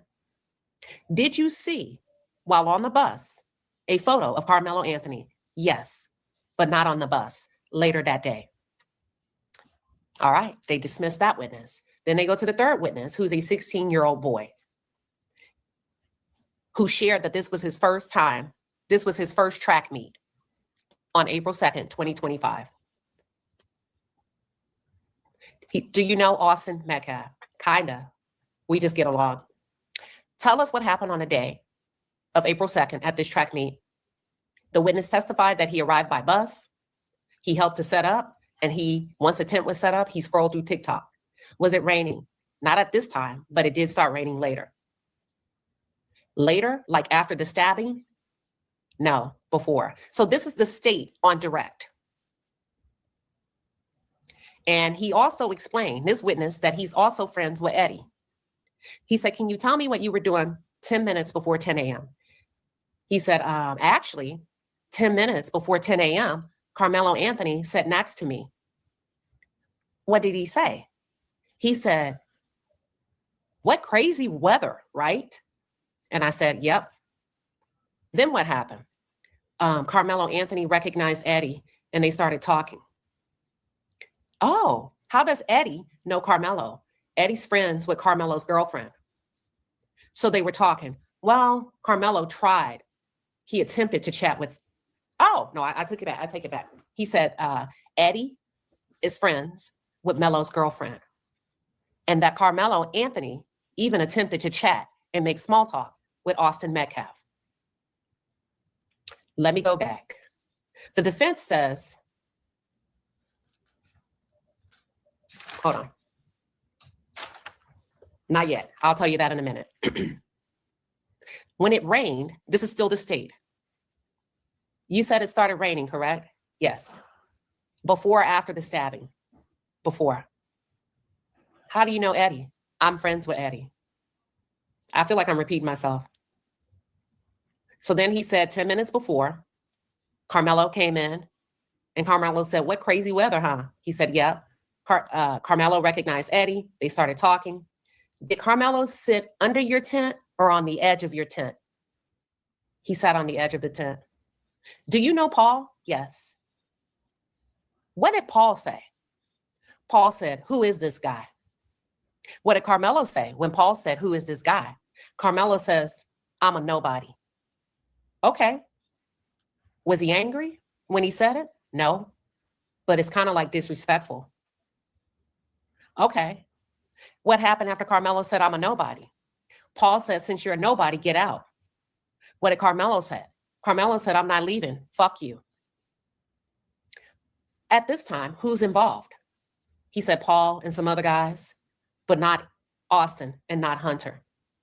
Then what happened? Carmelo became more aggressive. Okay. And then what? They said, leave. What did he say? He said, fuck y'all. I'm not leaving. Y'all are a bunch of pussies. You're not going to do anything. Were you scared? No. And then what happened? Austin stepped in to take the lead. What did he say? Bro, just leave. We don't want you here. And then what happened? Carmelo reached for his backpack. What did he do with it? He put it on his lap and he had his hand in his backpack. And then what he said, touch me and see what happened 5 times. And what did Austin say? He said, I'm not going to fight you 5 times. Do you know if Austin Metcalf may have touched Carmelo's neck or shoulder? And I think he said, I'm sorry, he testified under oath that the witness testified under oath that Austin may have touched Carmelo's neck or shoulder. He wasn't sure. And then what happened? And then we heard Austin say, he fucking stabbed me. Did you see the stabbing? No, I didn't realize he was stabbed until he raised his shirt and I saw a big hole in his chest. At this point, I made a note that one of the jurors, a male juror, glanced over at Carmelo. He said, then what happened? Did Austin, he says, in your opinion, did Austin do anything you saw or you heard to get stabbed? No. Is this self-defense or is this murder? And he responded, Austin didn't deserve this. And I made a note that he didn't, that the kid did not want to implicate Carmelo as a murderer, but what he said was Austin didn't deserve this. Then they passed him to the defense to cross-examine. They asked him, how do you know Eddie? He said, Eddie and I play soccer together. Okay, so under the tent, did you sit with Eddie? No, he said, I sat alone. Where was Eddie? He sat a row down. Didn't Carmelo ask you before sitting, is it okay to sit here? No. He didn't? No. So he just sat down, yes. And he didn't ask you, is it okay if I sit here? No. Did Carmelo talk to Eddie? He said, when Eddie turned to say something to me and he saw Carmelo Anthony, he actually switched seats with me so that he could sit next to Carmelo. Were they talking? Yes. Were they friendly? Yes. About how long? 2 minutes. Until when? Until somebody said, who is this guy? Now that's already, I don't know if y'all caught that, but that's already different than what he told the prosecutor. Did y'all peep that? That's already in the span of the first set was the prosecutor asking that same witness the questions. And remember, he said that Carmelo was trying to talk to Eddie, but they wasn't really talking. Now, when the defense is asking, then he said, yeah, there was in a full-blown conversation. Did y'all peep that? Did y'all peep that? Did y'all peep that? Anybody peep that beside me? Yeah. And I would agree with what Ponder said earlier, and Reese from Philly also said it too, that this could be strategy on the part of the defense, that way either when they either come and they either cross-examine or just make their closing arguments, they can say, look, now you can understand why my defendant was in serious fear, because everybody's clearly against him. Everybody underneath that tent is clearly against him. So, like I said, it's not just the use of force to justify self-defense doesn't just have to be proportionate to the threat. It has to be proportionate to the perceived threat. Threat. Right. So and that's what I was going to actually ask is because this is to me, self-defense, right? Mm-hmm. Yes, he can argue that he felt like that he was in danger. Mm-hmm. Do you think that it was a proportionate response? Yes, to the perceived threat. If he thought that he was going to get jumped, and those guys are like 80 pounds big, at least 2 or 3 of those guys are 80 pounds bigger than him. They're linebackers. He was a wide receiver. Absolutely. Absolutely. Yes. That's what I'm saying. Absolutely. It's irrelevant. You know that, right? What's that? It's like the proportion. He mentioned proportionality. It's irrelevant. It goes back. I think that was Keon who said it. Perceived. Mm-hmm. That word perceived is very important. And that was me. That word perceived. That goes back to perception. That's the subject. Right. It's not objective. Well, no, it's subjective. It is subjective. It is subjective. Exactly, and that's why they go off of if it's justifiable, if it's a justifiable response. They just don't say if you feel in danger. No, it's the perceived threat. It is a perceived threat because it is, but I'm saying that's not the only. They can't, because again, it's subjective. You can't make a law based off of something that you could just say I felt threatened, because you can feel threatened. You can claim that. Whenever. That's why they're in court, Keon, because they have to prove. That's why. Hold on, real quick, Ponder. That's why they're in court, to try to prove whether they believe that his perceived threat is legitimate or not. That's why they're in court. But legitimate to what? Legitimate to his response, right? But the perceived threat, right? But that's the thing. But that's the thing. But it still stands that the perceived threat, he felt like he was in danger, and that's why he's claiming self-defense. He felt like he was in danger. He was trying to get them up off of him. He wasn't trying to delete anybody. That's the thing that I really need people to understand. That's a fact. A lot of people are refusing to understand. He did not set out to delete anybody. He was trying to keep them up off of him. So that's the whole thing. He didn't want but I'm just saying legally though. Go ahead, brother. Go ahead. No, real quick. Okay, so that's why I'm saying this is where the perceived threat comes into play. That's why now that I'm listening to this right here, a little bit more in depth and detail. Yeah, you're going to have to make because if you're at a school function, it's like pulling out a knife and stabbing somebody in the chest. It's going to be real tough to prove, that it's proportionate, unless you feel that everybody is against you. Because at the end of the day, how bad do you think it's going to get? Even if you guys get into a fight or a shoving match, you're in a school function, somebody's going to break that up. Anybody would know that. But if you think everybody in this vicinity is against you, like everybody in the vicinity is against you, then you might be able to make that case. And that's why I asked. Hold on. Even your own alleged friend, Enigma that you broke bread with, Enigma that you went to his crib, he came to your crib, you went to his grandma's birthday party, he's the family friend of your girl, y'all thinking y'all tight, y'all went on 2 mans together, all types of shit, and you thinking this is your man, and he's sitting there instigating and sicing it up and clowning. Think about that for a second. Nobody really talk about that part. We're going to hear it in a minute on his own words, what he was doing. Right. Yeah.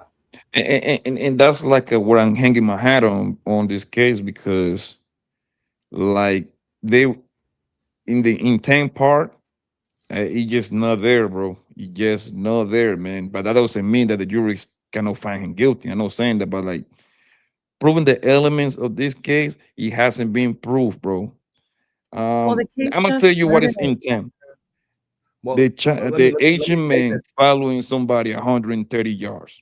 That's intent right there. Yep. You went out of your store. That's a totally different state, though, bro. It's a totally different state. Please, let's not compare. No. I'm just telling you what intent is, bro. And obviously, we know it's a different case, but that's intent. When you chasing somebody, a football field plus 30 yards, you are willing. You letting me know you are willing to go to the stand.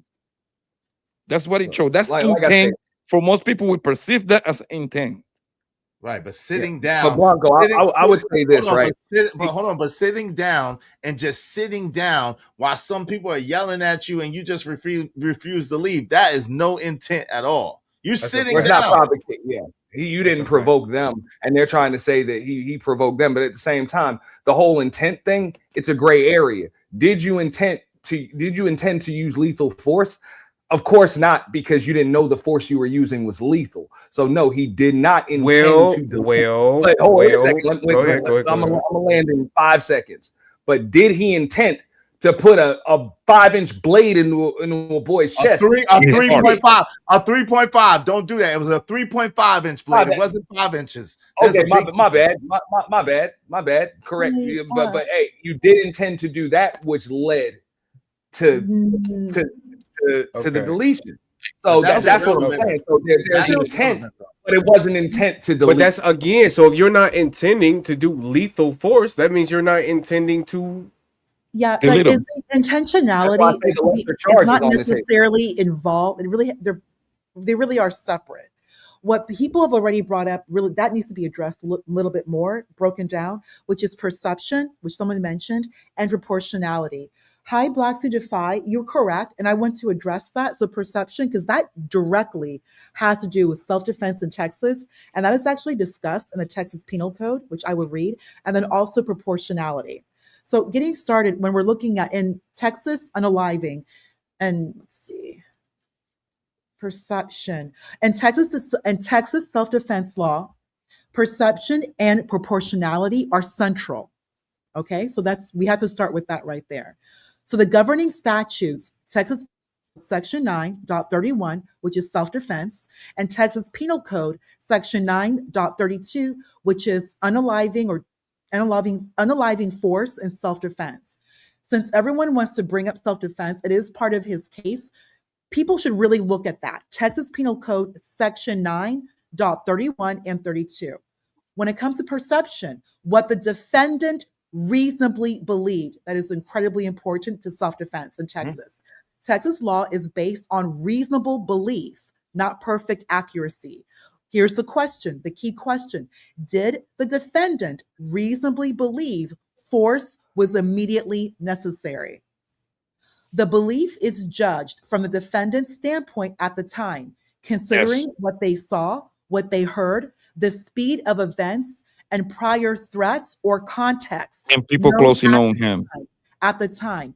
What is important? The belief must be reasonable, not just honest. It must be reasonable. The jury decides if a reasonable person in the same situation would have perceived danger. So even if the threat turns out to be exaggerated or wrong, self-defense can still apply if the perception was reasonable. So question to ponder. What side are you? Can I address proportionality, if I may, Izzy? Thank you, panel. So number 2, proportionality. Matching force to threat. Texas requires that the level of force used must match the threat faced. So I was incorrect. Black to Defy, thank you. There's non-unaliving force, non-DEADLY force, which is back again, Section 9.31. It's allowed when facing unlawful force. Now, there's unaliving force, which is Section 9.32. Allowed only if the person, again, reasonably believes, that's very important, that those two words, that phrase, they face imminent unaliving force or certain serious crimes are occurring.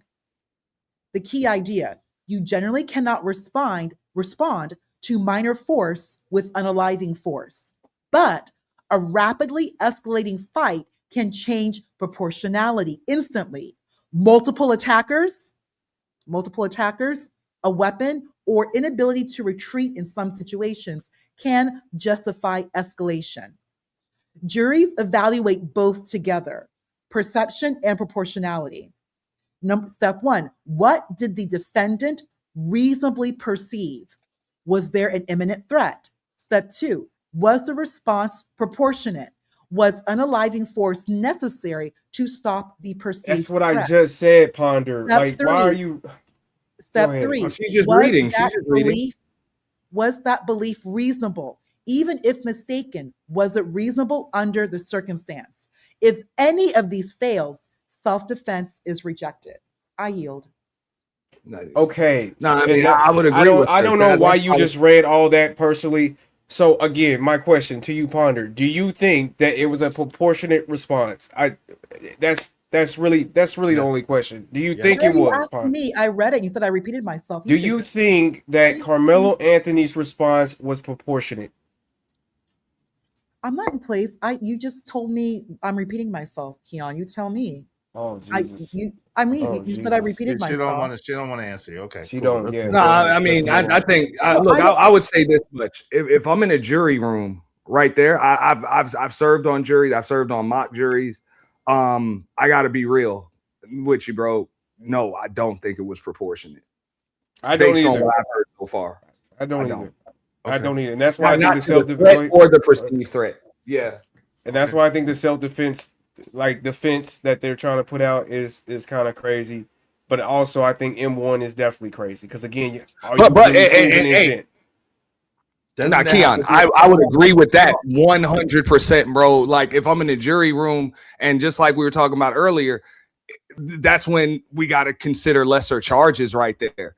You know, the negligent homicide, just like is mentioned, you know what I'm saying, the second degree, man, M Slaughter, those things. Like we got to consider that. I think, like, no, there is no life and stuff like that, because it's the perceived threat, but he doesn't perceive to be using lethal force. Like, he doesn't think he's doing that.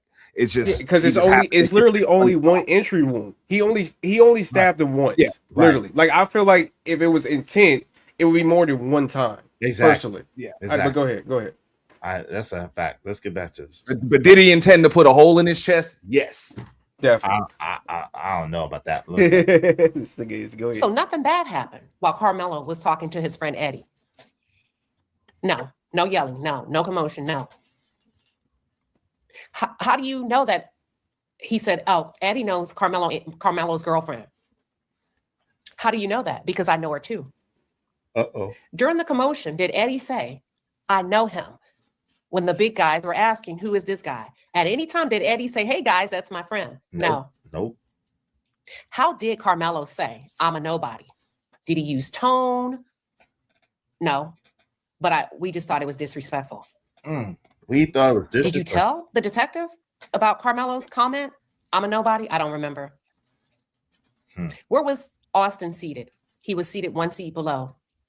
Did he step up to remove Carmelo? I don't remember. You don't remember? No. Do you remember how he touched Carmelo? No. Do you remember in what manner he touched Carmelo? No. They dismissed the witness. Then they called what I would say a key witness. Now check this out. This is your boy right here. This is the boy. Okay. And this is still the state's witness on April 2nd, 2025. All right. According to the key witness, this was his third year, last year, running track. And they asked him if he knew Austin and Hunter. And he said yes. He described his relationship as being very close to Austin. To which the state said, oh, you're unique because you're the common denominator. How do you know Carmelo? He said, Carmelo is the ex-boyfriend of a family friend. Oh, Her parents I was and worried my for a little parents bit. were friends. He said, are you and Carmelo, or were you and Carmelo friends? Nope. He was just someone I knew. Did y'all dap it out every now and then? Yep. But you were friends with Austin, correct? Yeah. Were you, and this is Eddie speaking. This is crazy. you, hold on real quick. This is Eddie speaking, No, because go ahead. it's going to get real. Were you and Carmelo friends? Everybody else described him as Carmelo as friends. He said, no, they weren't friends. They just adapted up sometimes. Now, just check how crazy this is going to get. And if you think at the end of this testimony, this didn't help Carmelo out, I don't know what to tell you, man. I don't know what to tell you. I've seen this part, but I know what you're talking about. Go ahead. Keep listening. Let's go. Yes. Good friends, correct? Yes. Like a brother. He felt like a brother to you, correct? Yes.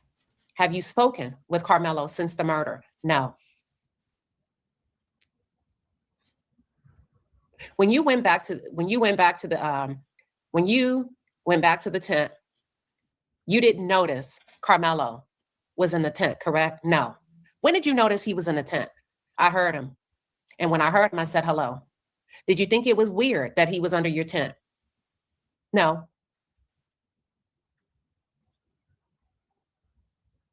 Hold on. Shout out to Queen Sheba. There's something I'm missing. I made a short note. How did she get this? This is amazing. She was in the courtroom. She's in court, literally. She What kind did of live Austin say? stream, but she's in court taking notes. So Austin she's asked not Carmelo, in there. who are you? Why are you Yeah, here? you can. I don't know if you can use a recording Austin device. and Carmelo in the going back and courtroom, forth? but you got the Yes. transcript. Wait a minute. She's saying okay, so this is real important. So listen, now it switches. Some people said Paul asked him, who are you? He's saying that Austin asked him, who is he? And now, mind you, Austin was sitting right beneath them, right? Eddie and Carmelo were sitting up above the bleacher above Austin, and Austin was sitting right below them. So check this out. Could you replay it real quick? Yeah, I'm about to. That's what I'm saying. I'm about to. I need y'all to just let's let it rock. Hold on. There's something I'm missing. I made a short note.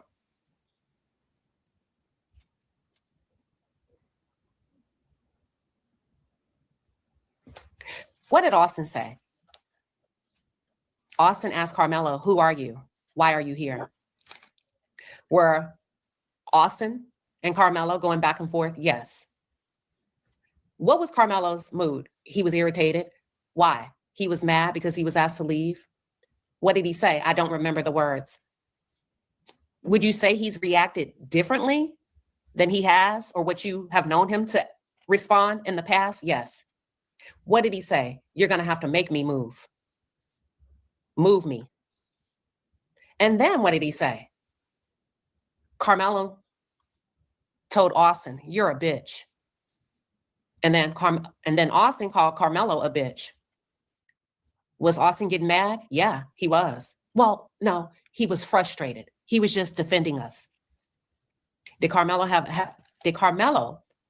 reach for his backpack? Yes, he was reaching for his backpack. Was he trying to provoke? Yes. Did he invite Austin to touch him? Yes. Let me go back to something. You said, and I want to be clear, that I didn't give you this word, that this was your own word. You used the word provoke on your own, correct? Yes. Was Carmelo visibly upset? Yes. Did Austin attempt to remove Carmelo off his seat? Yes. Was it soft or hard? Soft. Was Hunter Metcalf involved? Yes. He was just backing Austin up. What did Hunter say? Don't be acting like you have something in your bag. Who stood up? It's a big point. That's a big point. So that's at least two big dudes in front of Carmelo, and at least three people for the prosecution has corroborated that it was Hunter and Austin at the very least that were in front of Carmelo. Now, and mind you, these boys were both 6'1", 213 pounds. Carmelo was 5'8" and 135 pounds. A very small guy, as you're gonna hear. Keep listening. Let's get it. Even one of the kids said how frail and small he was. Let's go. Do you mean before the stab? Yes. Austin stood up to shove Carmelo. And what was happening? Well, everybody was watching the altercation. Oh, you say altercation? Did you think a fight was going to happen? Yeah, I did towards the end. You expected them to fist fight at some point? Yeah, towards the end. Did you pull out a phone? Yes. To act like you were going to record? Yes. Why? Because I thought it was funny. But did you actually record? No, I didn't. I was just pretending to record. And who does that? So this is the day. Hold on real quick. That's what I'm saying. They trying to preemptively say that it's not. So what I'm asking y'all is, I need y'all to stick to this. What kid pulls out a phone when there's about to be a fight and pretends to shoot a video and to shoot the video? And what kid does that you know of in this day and age? Man, that's a fact. But man, that's what I'm saying. If there is a video, goodness gracious, this is going to be one of the greatest. Like this. Well, go ahead. No, again, I don't think there even has to be one, because just like Ponder said, and just like I said, hey, if the threat of being jumped by multiple people is perceived, then pulling out that knife might be justified as self-defense. But that's what I asked earlier, right, Auntie? Do you think that if it was a one-on-one, do you think that he would have went for the knife? I only personally think that he did because it was multiple people. Like that's the only. But I need y'all. Hold on, real quick. I need y'all to stick to this real quick for me, real quick. I need y'all to go down the line. Yo, Blanco, What kid do you know in this day and age is going to pretend to be filming a fight and they're not actually filming? A kid that doesn't want to get involved with it. A kid that's gonna pretend that he doesn't know you. That's the need a nap. That's your. Is that you're talking from the friend point of view, right? No, but if he's sitting there this dude is actually sitting there sicing it up. If you perceiving what's happening, he's actually instigating this. Eddie is instigating the situation. And he said, I thought it was funny. I'm sitting there like, yo, they're about to fight. Yo, why would you pull your phone out and pretend you're recording? Because he's seen that he's the people that he on the tanks with, they are the antagonizer and they're pushing up on whoever they're trying to push on. In this case would be Carmelo. So he helped. I saw this early, from somebody else, but like this actually helped Carmelo a lot, a whole lot to me. I don't know how y'all feel about it. To me too, I said the same thing. But Well, I never listened to it word for word, so this I'm liking this, but so far I don't know. I think like somebody said in the chat, I think you're grasping for straws. Like just saying like why it's possible. Like so you're telling me the kid is lying, basically. Is that what you're saying? Nigga, no, I'm not gonna tell you nothing. Let's keep it playing. Hold on, Auntie. I'm gonna let him tell me if this dude is lying by the end of this. No. Go ahead. Okay, go ahead. I'm gonna let you Hold tell up. me. No, I just want to answer. I want to answer Iz's question. As far as what kid pulls out a phone and pretends to record in this day and age, I don't believe any kid is gonna pull out their phone and pretend to record. They're gonna pull out their phone and record. And if don't nothing go down, they'll just delete it. Exactly. That's it. That's it. But yeah, I just wanted to answer that question. Thank you. Let's get to it. Okay, go ahead. Nah, let's listen, Keon, because check this out. Let's go. And then what happened? Now, mind you, this is the prosecution. This is the prosecution's witness. This is the prosecution softballing and leading this interview, by the way, just for the record. Now, keep listening.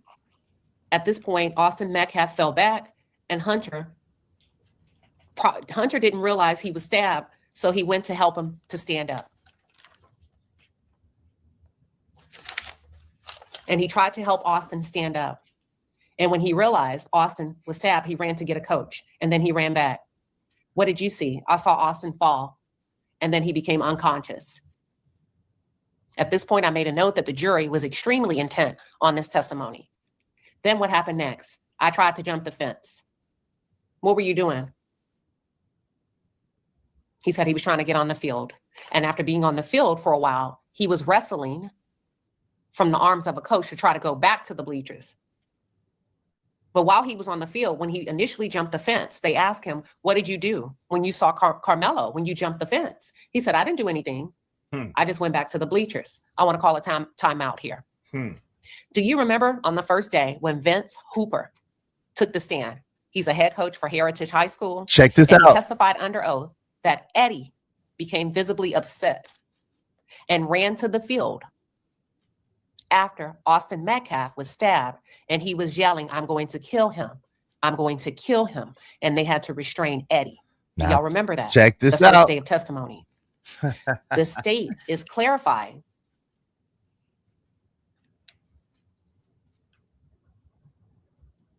He said, did you attempt to fight anyone? No. Lying? Did you attempt to run toward Carmelo Anthony? No. Lying? What happened? I was walked to the locker room. What happened in the locker room? I spoke with the detective. I spoke with the trauma specialist. And then what did you do when you got back on the bus? I watched Snapchat. Did you send a text to another student? Yes. Who? Alyssa.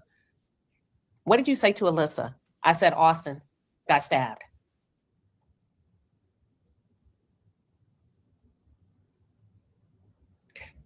During the altercation between Austin and Carmelo, you said something sarcastic, correct? Yes. Jose asked you, do you think he got something? And you said, yeah. Now you wish you hadn't said that, correct? Yes. Do you regret pretending to record the altercation? Yeah. Do you think this has anything to do with race? No. Do you think this has anything to do with self-defense? No. Did Austin want to fight that day? No. Who was in the right? Austin. Objection. Who was in the What? wrong?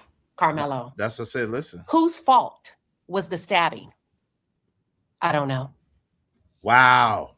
They passed the witness to the defense. Wait, now that's a key moment too. Yo, this Nigma, who's clearly on Austin's side, said, whose fault was the stabbing? This is the prosecution. He said, I don't know. Yeah. But That's then, them.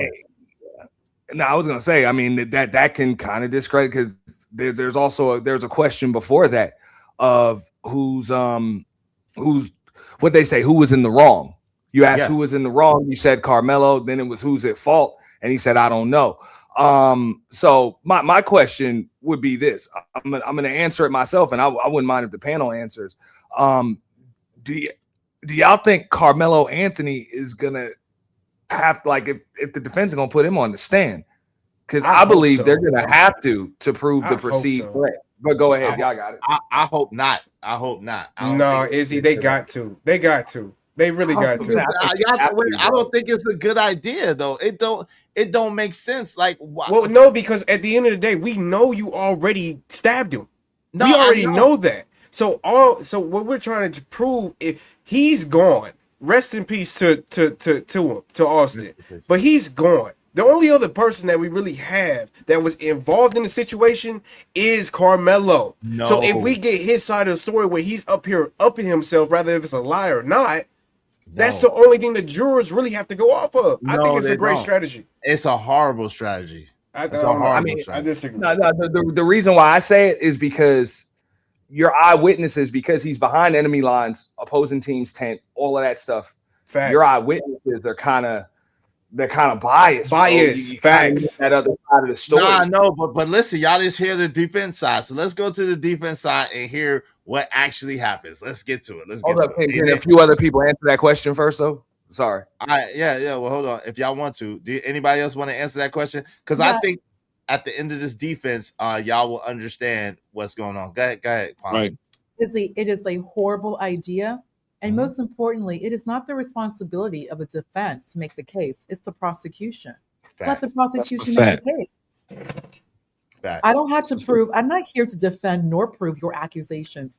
We all know they're going to make a self-defense case, and they will do that when it's their time. But right now, let the prosecution do all the work, and let defense sit back and document.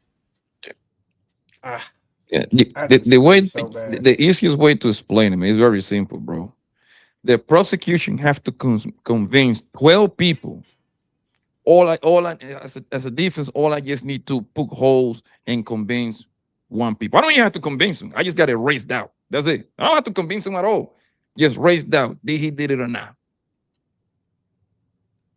Okay, so let me jump in right there.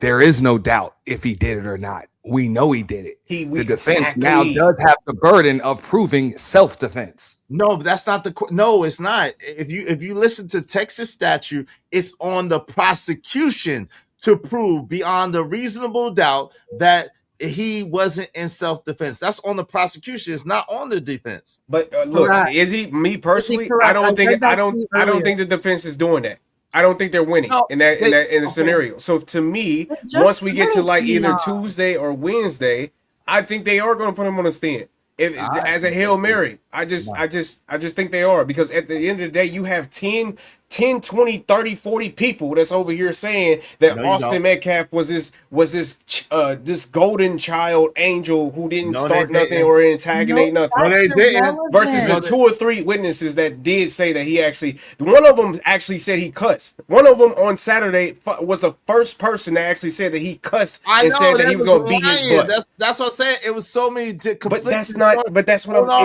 Go ahead. So that poses a reasonable doubt. It's so many conflicting stories. So let us, because y'all didn't hear this yet. That's why I don't even want to get into that yet. Let's listen to the rest of this, and then y'all tell me.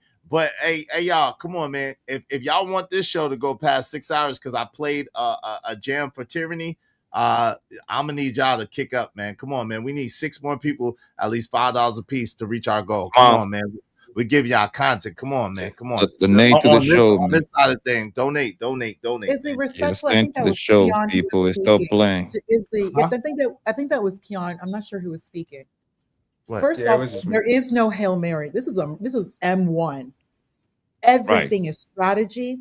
Everything is tactical. There is no Hail Mary. Heck no. Not even a public defender would move so blatantly, just haphazardly. Horrible. Number two, like I said earlier, it's the prosecution's responsibility beyond all reasonable doubt, not the defense. Number three, like you just said right now, I think that was you, Izzy. It's the prosecution's responsibility, their burden of proof, to make it clear to the jury that he was not acting in self-defense. Right. Once it's introduced, it's the prosecution who's responsible to eliminate that defense, that argument. Right. Man, Hold y'all. on real quick. Let me Why just would you play defend this. yourself to accusations? I can just keep myself mute. And remember, we live in the United States. I have the right to remain silent. Right. I don't have to contribute to your accusations. Let's get to this. Wait, who said the F word? Come on, y'all. We got a F bounty. Whoever said the F bounty, Wasn't me. gets that $5. Wasn't me. All right, let's get to it. Let's go. I ain't heard about it. The I might be defense wrong. says, do you remember your second interview being recorded with a detective? This Yes. defense. Did you watch it? Not all of it. You didn't watch it all? No. You didn't watch all of your interview with the detective. Wait, which one? There was 2 of them. Oh, yeah. I watched the long one, but not the short one. Got him already. First 3 seconds, got him already. I want that for the people in the back. Hold on. No, hold on real quick. Y'all don't understand. Not because he didn't watch the video, because he was lying off the top. He's lying. Well, no, he watched the long version, not the short version. Are you serious right now? Bro, he asked him, he said, did you watch the second video is what he asked him. And he said no. And he said, well, you telling me you didn't watch the video? And he said no. And he said, well, you really tell me what? He said, oh, wait. I did watch the long one, but not the short one. That's already a lie, bro. Keon, are you serious? That's already a lie. If Check this out. okay, wait a minute. If I watch the long version of your interview instead of the shorts that you put on YouTube, is that not the same thing? No, that's what he was asking him for. But that's the point. That's what he asked him for the video. He said, did you watch the whole video? Is what he actually asked him. Did you watch the whole video? He said no. Okay, I may have missed that. My bad. And the defense already started. See, that's what I'm saying. But maybe the jury won't catch this. But let's go. Let's get it. But not the first one. When did you watch the long one? I watched it 1 week ago. So you watched, yes. Have you talked with anybody about this case? No. Nobody? No. I mean, I talked to some other kids, but I didn't go into detail. Again! Close to Austin? Again, this Nigma has zero credibility. This Nigma has zero credibility, and he don't even have to push hard. He has zero credibility. The one that's supposed to be his friend, the one that switched sides on him, the one that was instigating, the one that allegedly was pretending to take a video, he has zero credibility, again, off the top. We ain't even 1 minute into the cross-examination. Are y'all not watching? Are y'all not watching? Let's go. Let's get it. Yes. We kind of hung out sometimes in group settings. Oh, I take that back. Were you close to Carmelo? We hung out in group settings. Can you clarify how many times throughout his relationship? So what happened is a witness was saying that he hung out a few times with Carmelo in group settings with Carmelo's girlfriend, but only a few times throughout that relationship. He says, can you clarify what you mean by a few times? He said 2 to 3 times. How long have you known her, Carmelo's girlfriend? I've known her since we were kids. No, have you known her since you were kids? No. Just for a few years. Were y'all close? Yes. So close that y'all called each other cousins, correct? Correct. But you're not blood cousins, correct? So you didn't see Carmelo in the tent, but you heard him, yes. And you dapped him up, yes. And he was seated next to you, correct? He said, yes. Do you remember seeing, and he asked about another witness. No, I don't remember seeing him. They asked him if he remembers seeing the witness that testified that he switched seats with him. At this point, I made a note that one of the jurors seemed to be confused. He said, what was happening? What was Carmelo saying? He said, oh, they were going back and forth about football. Scorch $5 said, don't forget, he was getting his answers from Austin Father from back of the court. Hey, Izzy, stop begging. Hands up, out to B Cups. Just playing. Hey, whatever. Shout out to you. Appreciate the support. Thank you. If you think this is begging, working almost 6 hours, I don't know what to tell you, bro. I don't know what to tell you. Listening to y'all, going back and forth with y'all, I don't know what to tell you, boy. We a counselor, a preacher, a minister, a teacher, a damn babysitter, a media specialist. Man, let me get back to this video before I start complaining. Yo, thank you very much, Scorch. I appreciate it. Sin 7, the white woman, Sin 7 said she was definitely white. Yo, shout out to Rising Black Sun. Thank you for the 2. Appreciate you, bro. Let's get back to this. Okay. They were going back and forth about football. Yes. What did Carmelo say? He said, y'all are bad. Y'all are ass. To who? He just said it. Huh? So he just said out the blue, y'all are bad. Y'all are ass. Yes. How close was he to you? 2 hands down. He wasn't close to me. Carmelo. So now Eddie, everybody else said Eddie and Carmelo were sitting together. Do y'all not remember that? Of course.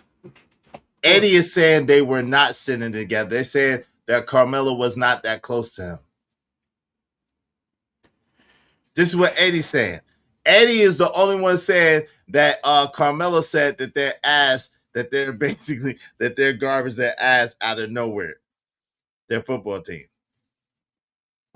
You see where this is going? Yes. You see where this is going? Yes. All right, let's get to it. Let's go. Our brother needs more. Let's go. Carmelo Anthony was not seated next to you. No. So are you saying you weren't seated next to Carmelo? No. Were you seated next to, was anybody seated between you and Carmelo? No. He was 2 hands down. Yep. So just out the blue, Carmelo Anthony just suddenly said, y'all are bad. Y'all are ass. Yes. Did you think it would start something? Did you think this comment would start something?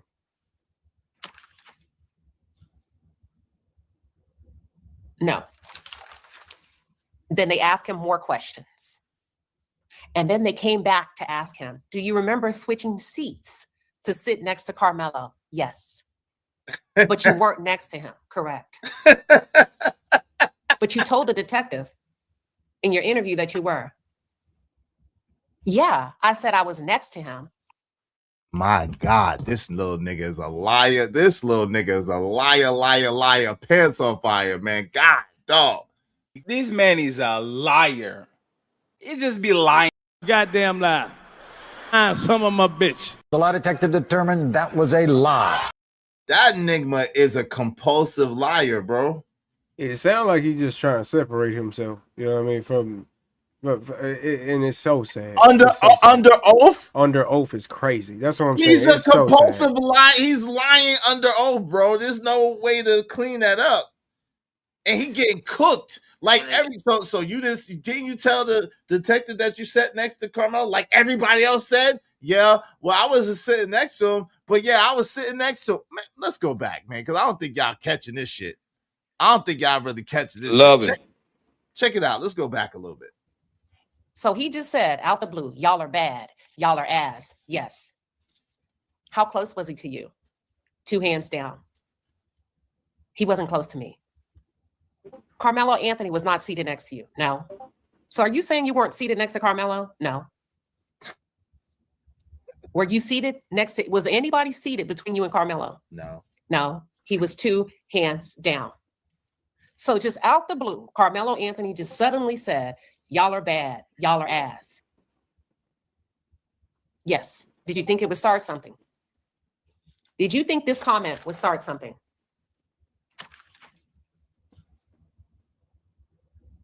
No. Then they asked him more questions. And then they came back to ask him, do you remember switching seats to sit next to Carmelo? Yes. But you weren't next to him, correct? But you told the detective in your interview that you were.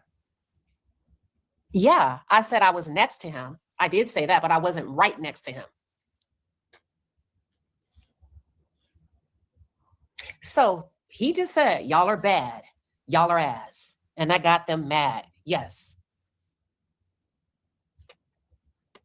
And when you heard him say, y'all are bad, y'all are ass, you got up and dapped him up. Yes. And switched seats to sit by him. Yes. How often did you and Carmelo hang out? Only a few times. But only when his girlfriend was around. Because I knew her. Who yelled, who is this guy? Paul.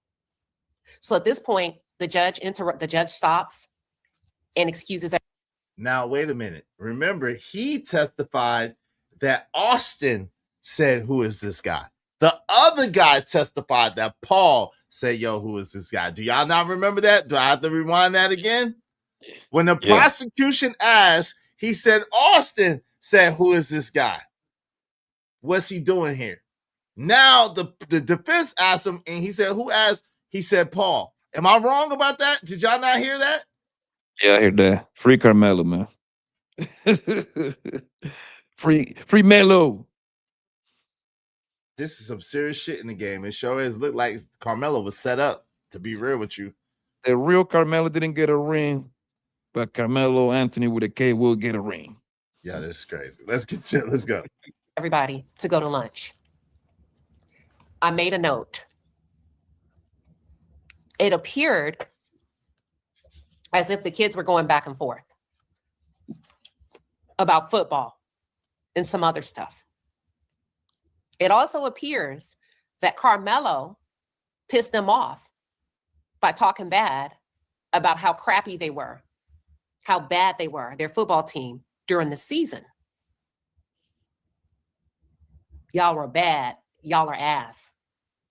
And the reason I was able to connect the dots and make it make sense for me, because some of the testimony was just spotty, is because I take detailed notes, and I was able to go back to day one when Coach Rob Starr testified, who's a head track coach and also a football coach, and he trains linebackers, and he's worked with Austin for a year and worked with Hunter for 2 years. I remember him testifying under oath that he told Austin that he had a crappy season.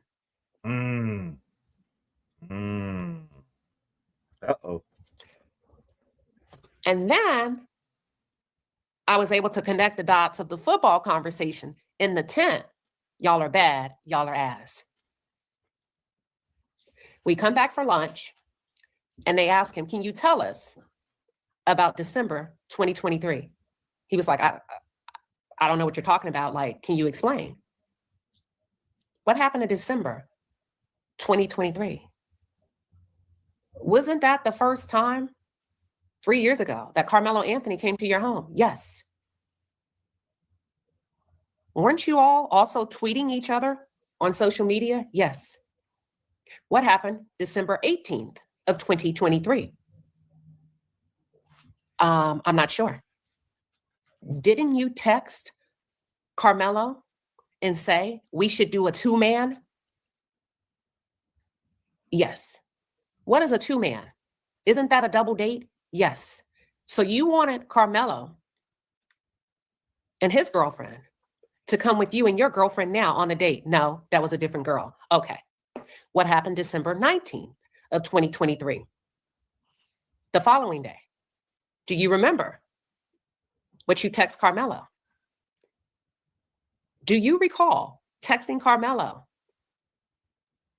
to do another 2-man for you two to take your girlfriends to the soccer game? Yes. And you went to Memorial Stadium, correct, that day? Yes. Do you remember December 27th? Yes. That's 3 times right there. Do you recall your grandmother's 50th birthday party? Yes. Do you remember inviting Carmelo Anthony to attend? I'm sorry. I take that back. It was his grandmother. No, I'm getting ahead of myself. I'm sorry. Oh, I'm sorry. I'm on another note. Okay. December 27th. Do you remember attending a 50th birthday party of Carmelo Anthony's girlfriend. Yes. And you and Carmelo hung out at this party. You both were there, correct? We were both there. I wouldn't say we hung out. Okay. So then they introduced 3 exhibits. One, 2, 3. They introduced 3 exhibits. They showed an exhibit of the girlfriend, the witness, the girlfriend's mother, the girlfriend's brother, and Carmelo's girlfriend's father. They also showed another photo of the witness and Carmelo Anthony being silly on the couch, making faces. They showed a third photo of Carmelo Anthony with his girlfriend's mom. He said, "Do you remember that?" Yes. Shortly after this party, do you remember texting Carmelo Anthony to invite him to your family night for basketball? He's like, I mean, it was something we were doing, but I wouldn't necessarily say family night. But you texted him where to show up. Didn't you give him the details of where to come to? Yes. He said it was just a family day of basketball. They introduced another exhibit and they show Carmelo Anthony in the photo with the witnesses, family, and friends. Uh-oh. In the photo, Carmelo is the only Black person. And I don't know the race of the witness, to be honest. Okay. Do you remember having a backyard marshmallow toast camp party on January 5th, 2024? Yes. 5 times. Do you remember inviting Carmelo Anthony? And he said, I do believe the witness explained that's because the girlfriend would attend. So they introduced photos number 5, 6, and 7. Uh-oh. Photo number 5 is a photo of the girlfriend. Photo number 6 was a photo of Carmelo Anthony and his girlfriend. And photo number 7 was the kids, like they had their marshmallows on a stick and they were all putting their marshmallows together, touching in the fire pit. Uh-oh, that's 5 times. Is it true that Carmelo Anthony spent a lot of time at your home? Yes. He also attended your grandmother's birthday party on January 30th, correct? Yeah. Wait, is it true that Carmelo Anthony spent a lot of time at your home? Does that sound like 3 times to y'all? Man, Yeah. it is.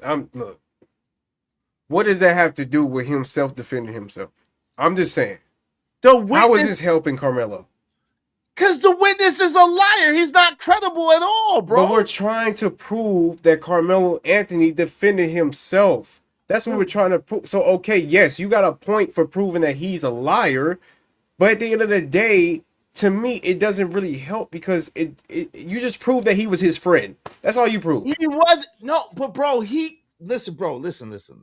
Jesus Christ. If this dude was allegedly Carmelo's friend, but is lying under oath about him not being, and lying under oath and trying to say he's not being his friend, why is he doing that? Well, hold on. And then what else is he lying about? He's trying to protect Austin and Austin's reputation and make it seem as if Carmelo did something that he did not do. So all of this stuff is what it's showing is all of this stuff is bias, all this stuff is prejudice, and all of this stuff is some bullshit. And even the dude that was supposed to be his friend was a snake. And it discredits the prosecution's witness altogether, discredits the prosecution's case. And He don't have also, to. Go ahead. go ahead. No, go ahead. Also, we need to understand too that 9 out of 10, most likely the prosecution told him he got to go this route. Again, this kid, they're not kids. This is like young people and over 18 at this point. They're all grown adult at this point, according to the law. They're over 18, right? They were coached to say this, bro. So no matter what, they were like, listen, we're gonna ask you this question. We expect these answers. They ain't gonna say it like that, but you know what I'm talking about. They tailor-made the case. So even if this young man want to tell the truth, the prosecution like, nah, you're gonna say this, okay? And that's it. It's a soft interview, pretty much. Free Carmelo, bro. Hey, shout out to Reese's Cup. What's up, Reese's Cup? Shout out to British, said no excuses. My man Emperor Kojak said, damn, what's up, Six? Welcome to the show. Go ahead, Keon. Yeah, because okay, yes, it probably discredits their case, right? And that's cool. But discrediting the prosecution case doesn't mean that you're going to get self-defense. That you're going to win self-defense. You have to the only thing that this proved, in my opinion, is that yes, he is possibly lying about what took place during the scenario, but it doesn't make a case for Carmelo Anthony defending himself. That's all I'm saying. It's but that's because you believe that it's on Carmelo Anthony to prove himself, and it's not. It is on the prosecution to prove with beyond a reasonable doubt that Carmelo did do it and it wasn't self-defense. That is on the prosecution, not on the defense. And the fact that they're keying on this witness, and this is one of their star witnesses, and he's lying along with all the other nigmas that was lying, it tell you they trying to railroad this boy. So that shows that it's not proven without a reasonable doubt that it wasn't self-defense. They jumped the kid, bro. Okay. But okay, just think you're a juror, right? You know that he actually did stab somebody, right? You know that for a fact. You know that for a fact, right? That's not what he's going to court for. Yes, we know that for a fact. That's not okay. We know that for if I'm a juror and I know for a fact that he stabbed somebody. Yes. My intuitions is trying to think, how is this a stabbing that is either legally correct or whatever, morally correct, however you want to put it, right? If I'm sitting here listening to a defense attorney just basically saying, weren't you his friend? This is proven that you're his friend. You were here during this time. You were here during this time. To me, that's not going towards this that he acted in self-defense. That's not even going to. That's just, to me, that's just proving that's your friend. No, How is it's proving, hold on, family. It's proving that the guy is up there lying under oath, bro. Why are you? Come on, fam. It's proving that this kid is in here lying under oath and lying. That's what it's proven. Okay. That he's sitting there lying under oath. You don't get it?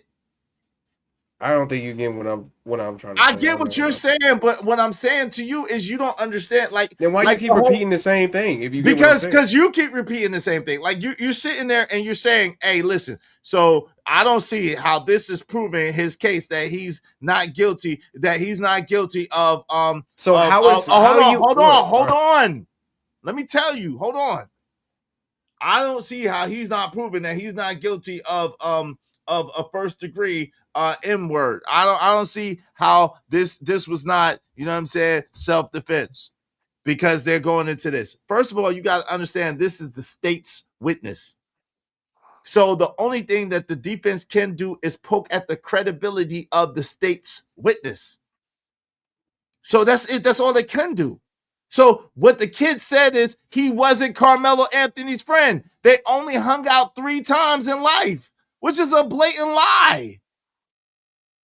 That's the point. It's a blatant lie. So it's showing, right? Like Tato Mills said, Keon clearly doesn't understand how court proceedings go to prove reasonable doubt. Obviously. Kimberly said, Izzy, it's proven Carmelo knew something under the tent because someone under the tent, because they say he did not. That too, but that's the whole thing. That's the whole thing. If that's a lie, it more than likely the whole thing's a lie, bro, based on a lie, which it is, bro. And Stevie Wonder should be able to see that. You don't even have to be Perry Mason, like my man said, to figure this one out, bro. And just like Buddy said on your last stream, they have to put this on Carmelo, because if not, they have to charge Austin's buddy for his death, his twin brother. But go ahead, fam. Y'all got it. Yeah, clearly, it seems, I don't know. It just seems as though that I can't, get it through, because again, I'm not disagreeing that you're not proving that he's a liar, and that's all you've been sitting up here telling me. And again, I've said it from the beginning, I don't disagree with that.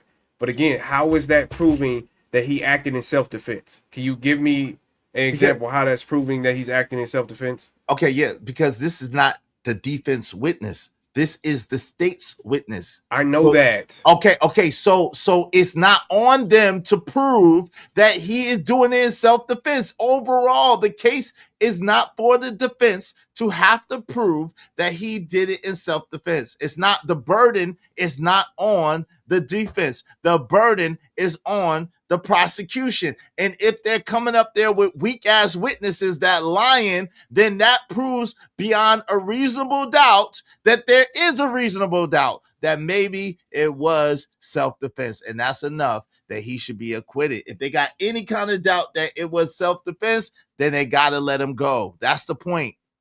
Do you get it now? It's not something that I need to get, because again, what I said before, I never disagree with you on that. But let's move on, because I'm starting to get irritated, because I feel like you're purposely not trying to see what I'm trying to say. But go ahead. Brother, I get what I don't you're think saying. you do. Hold on. Keon.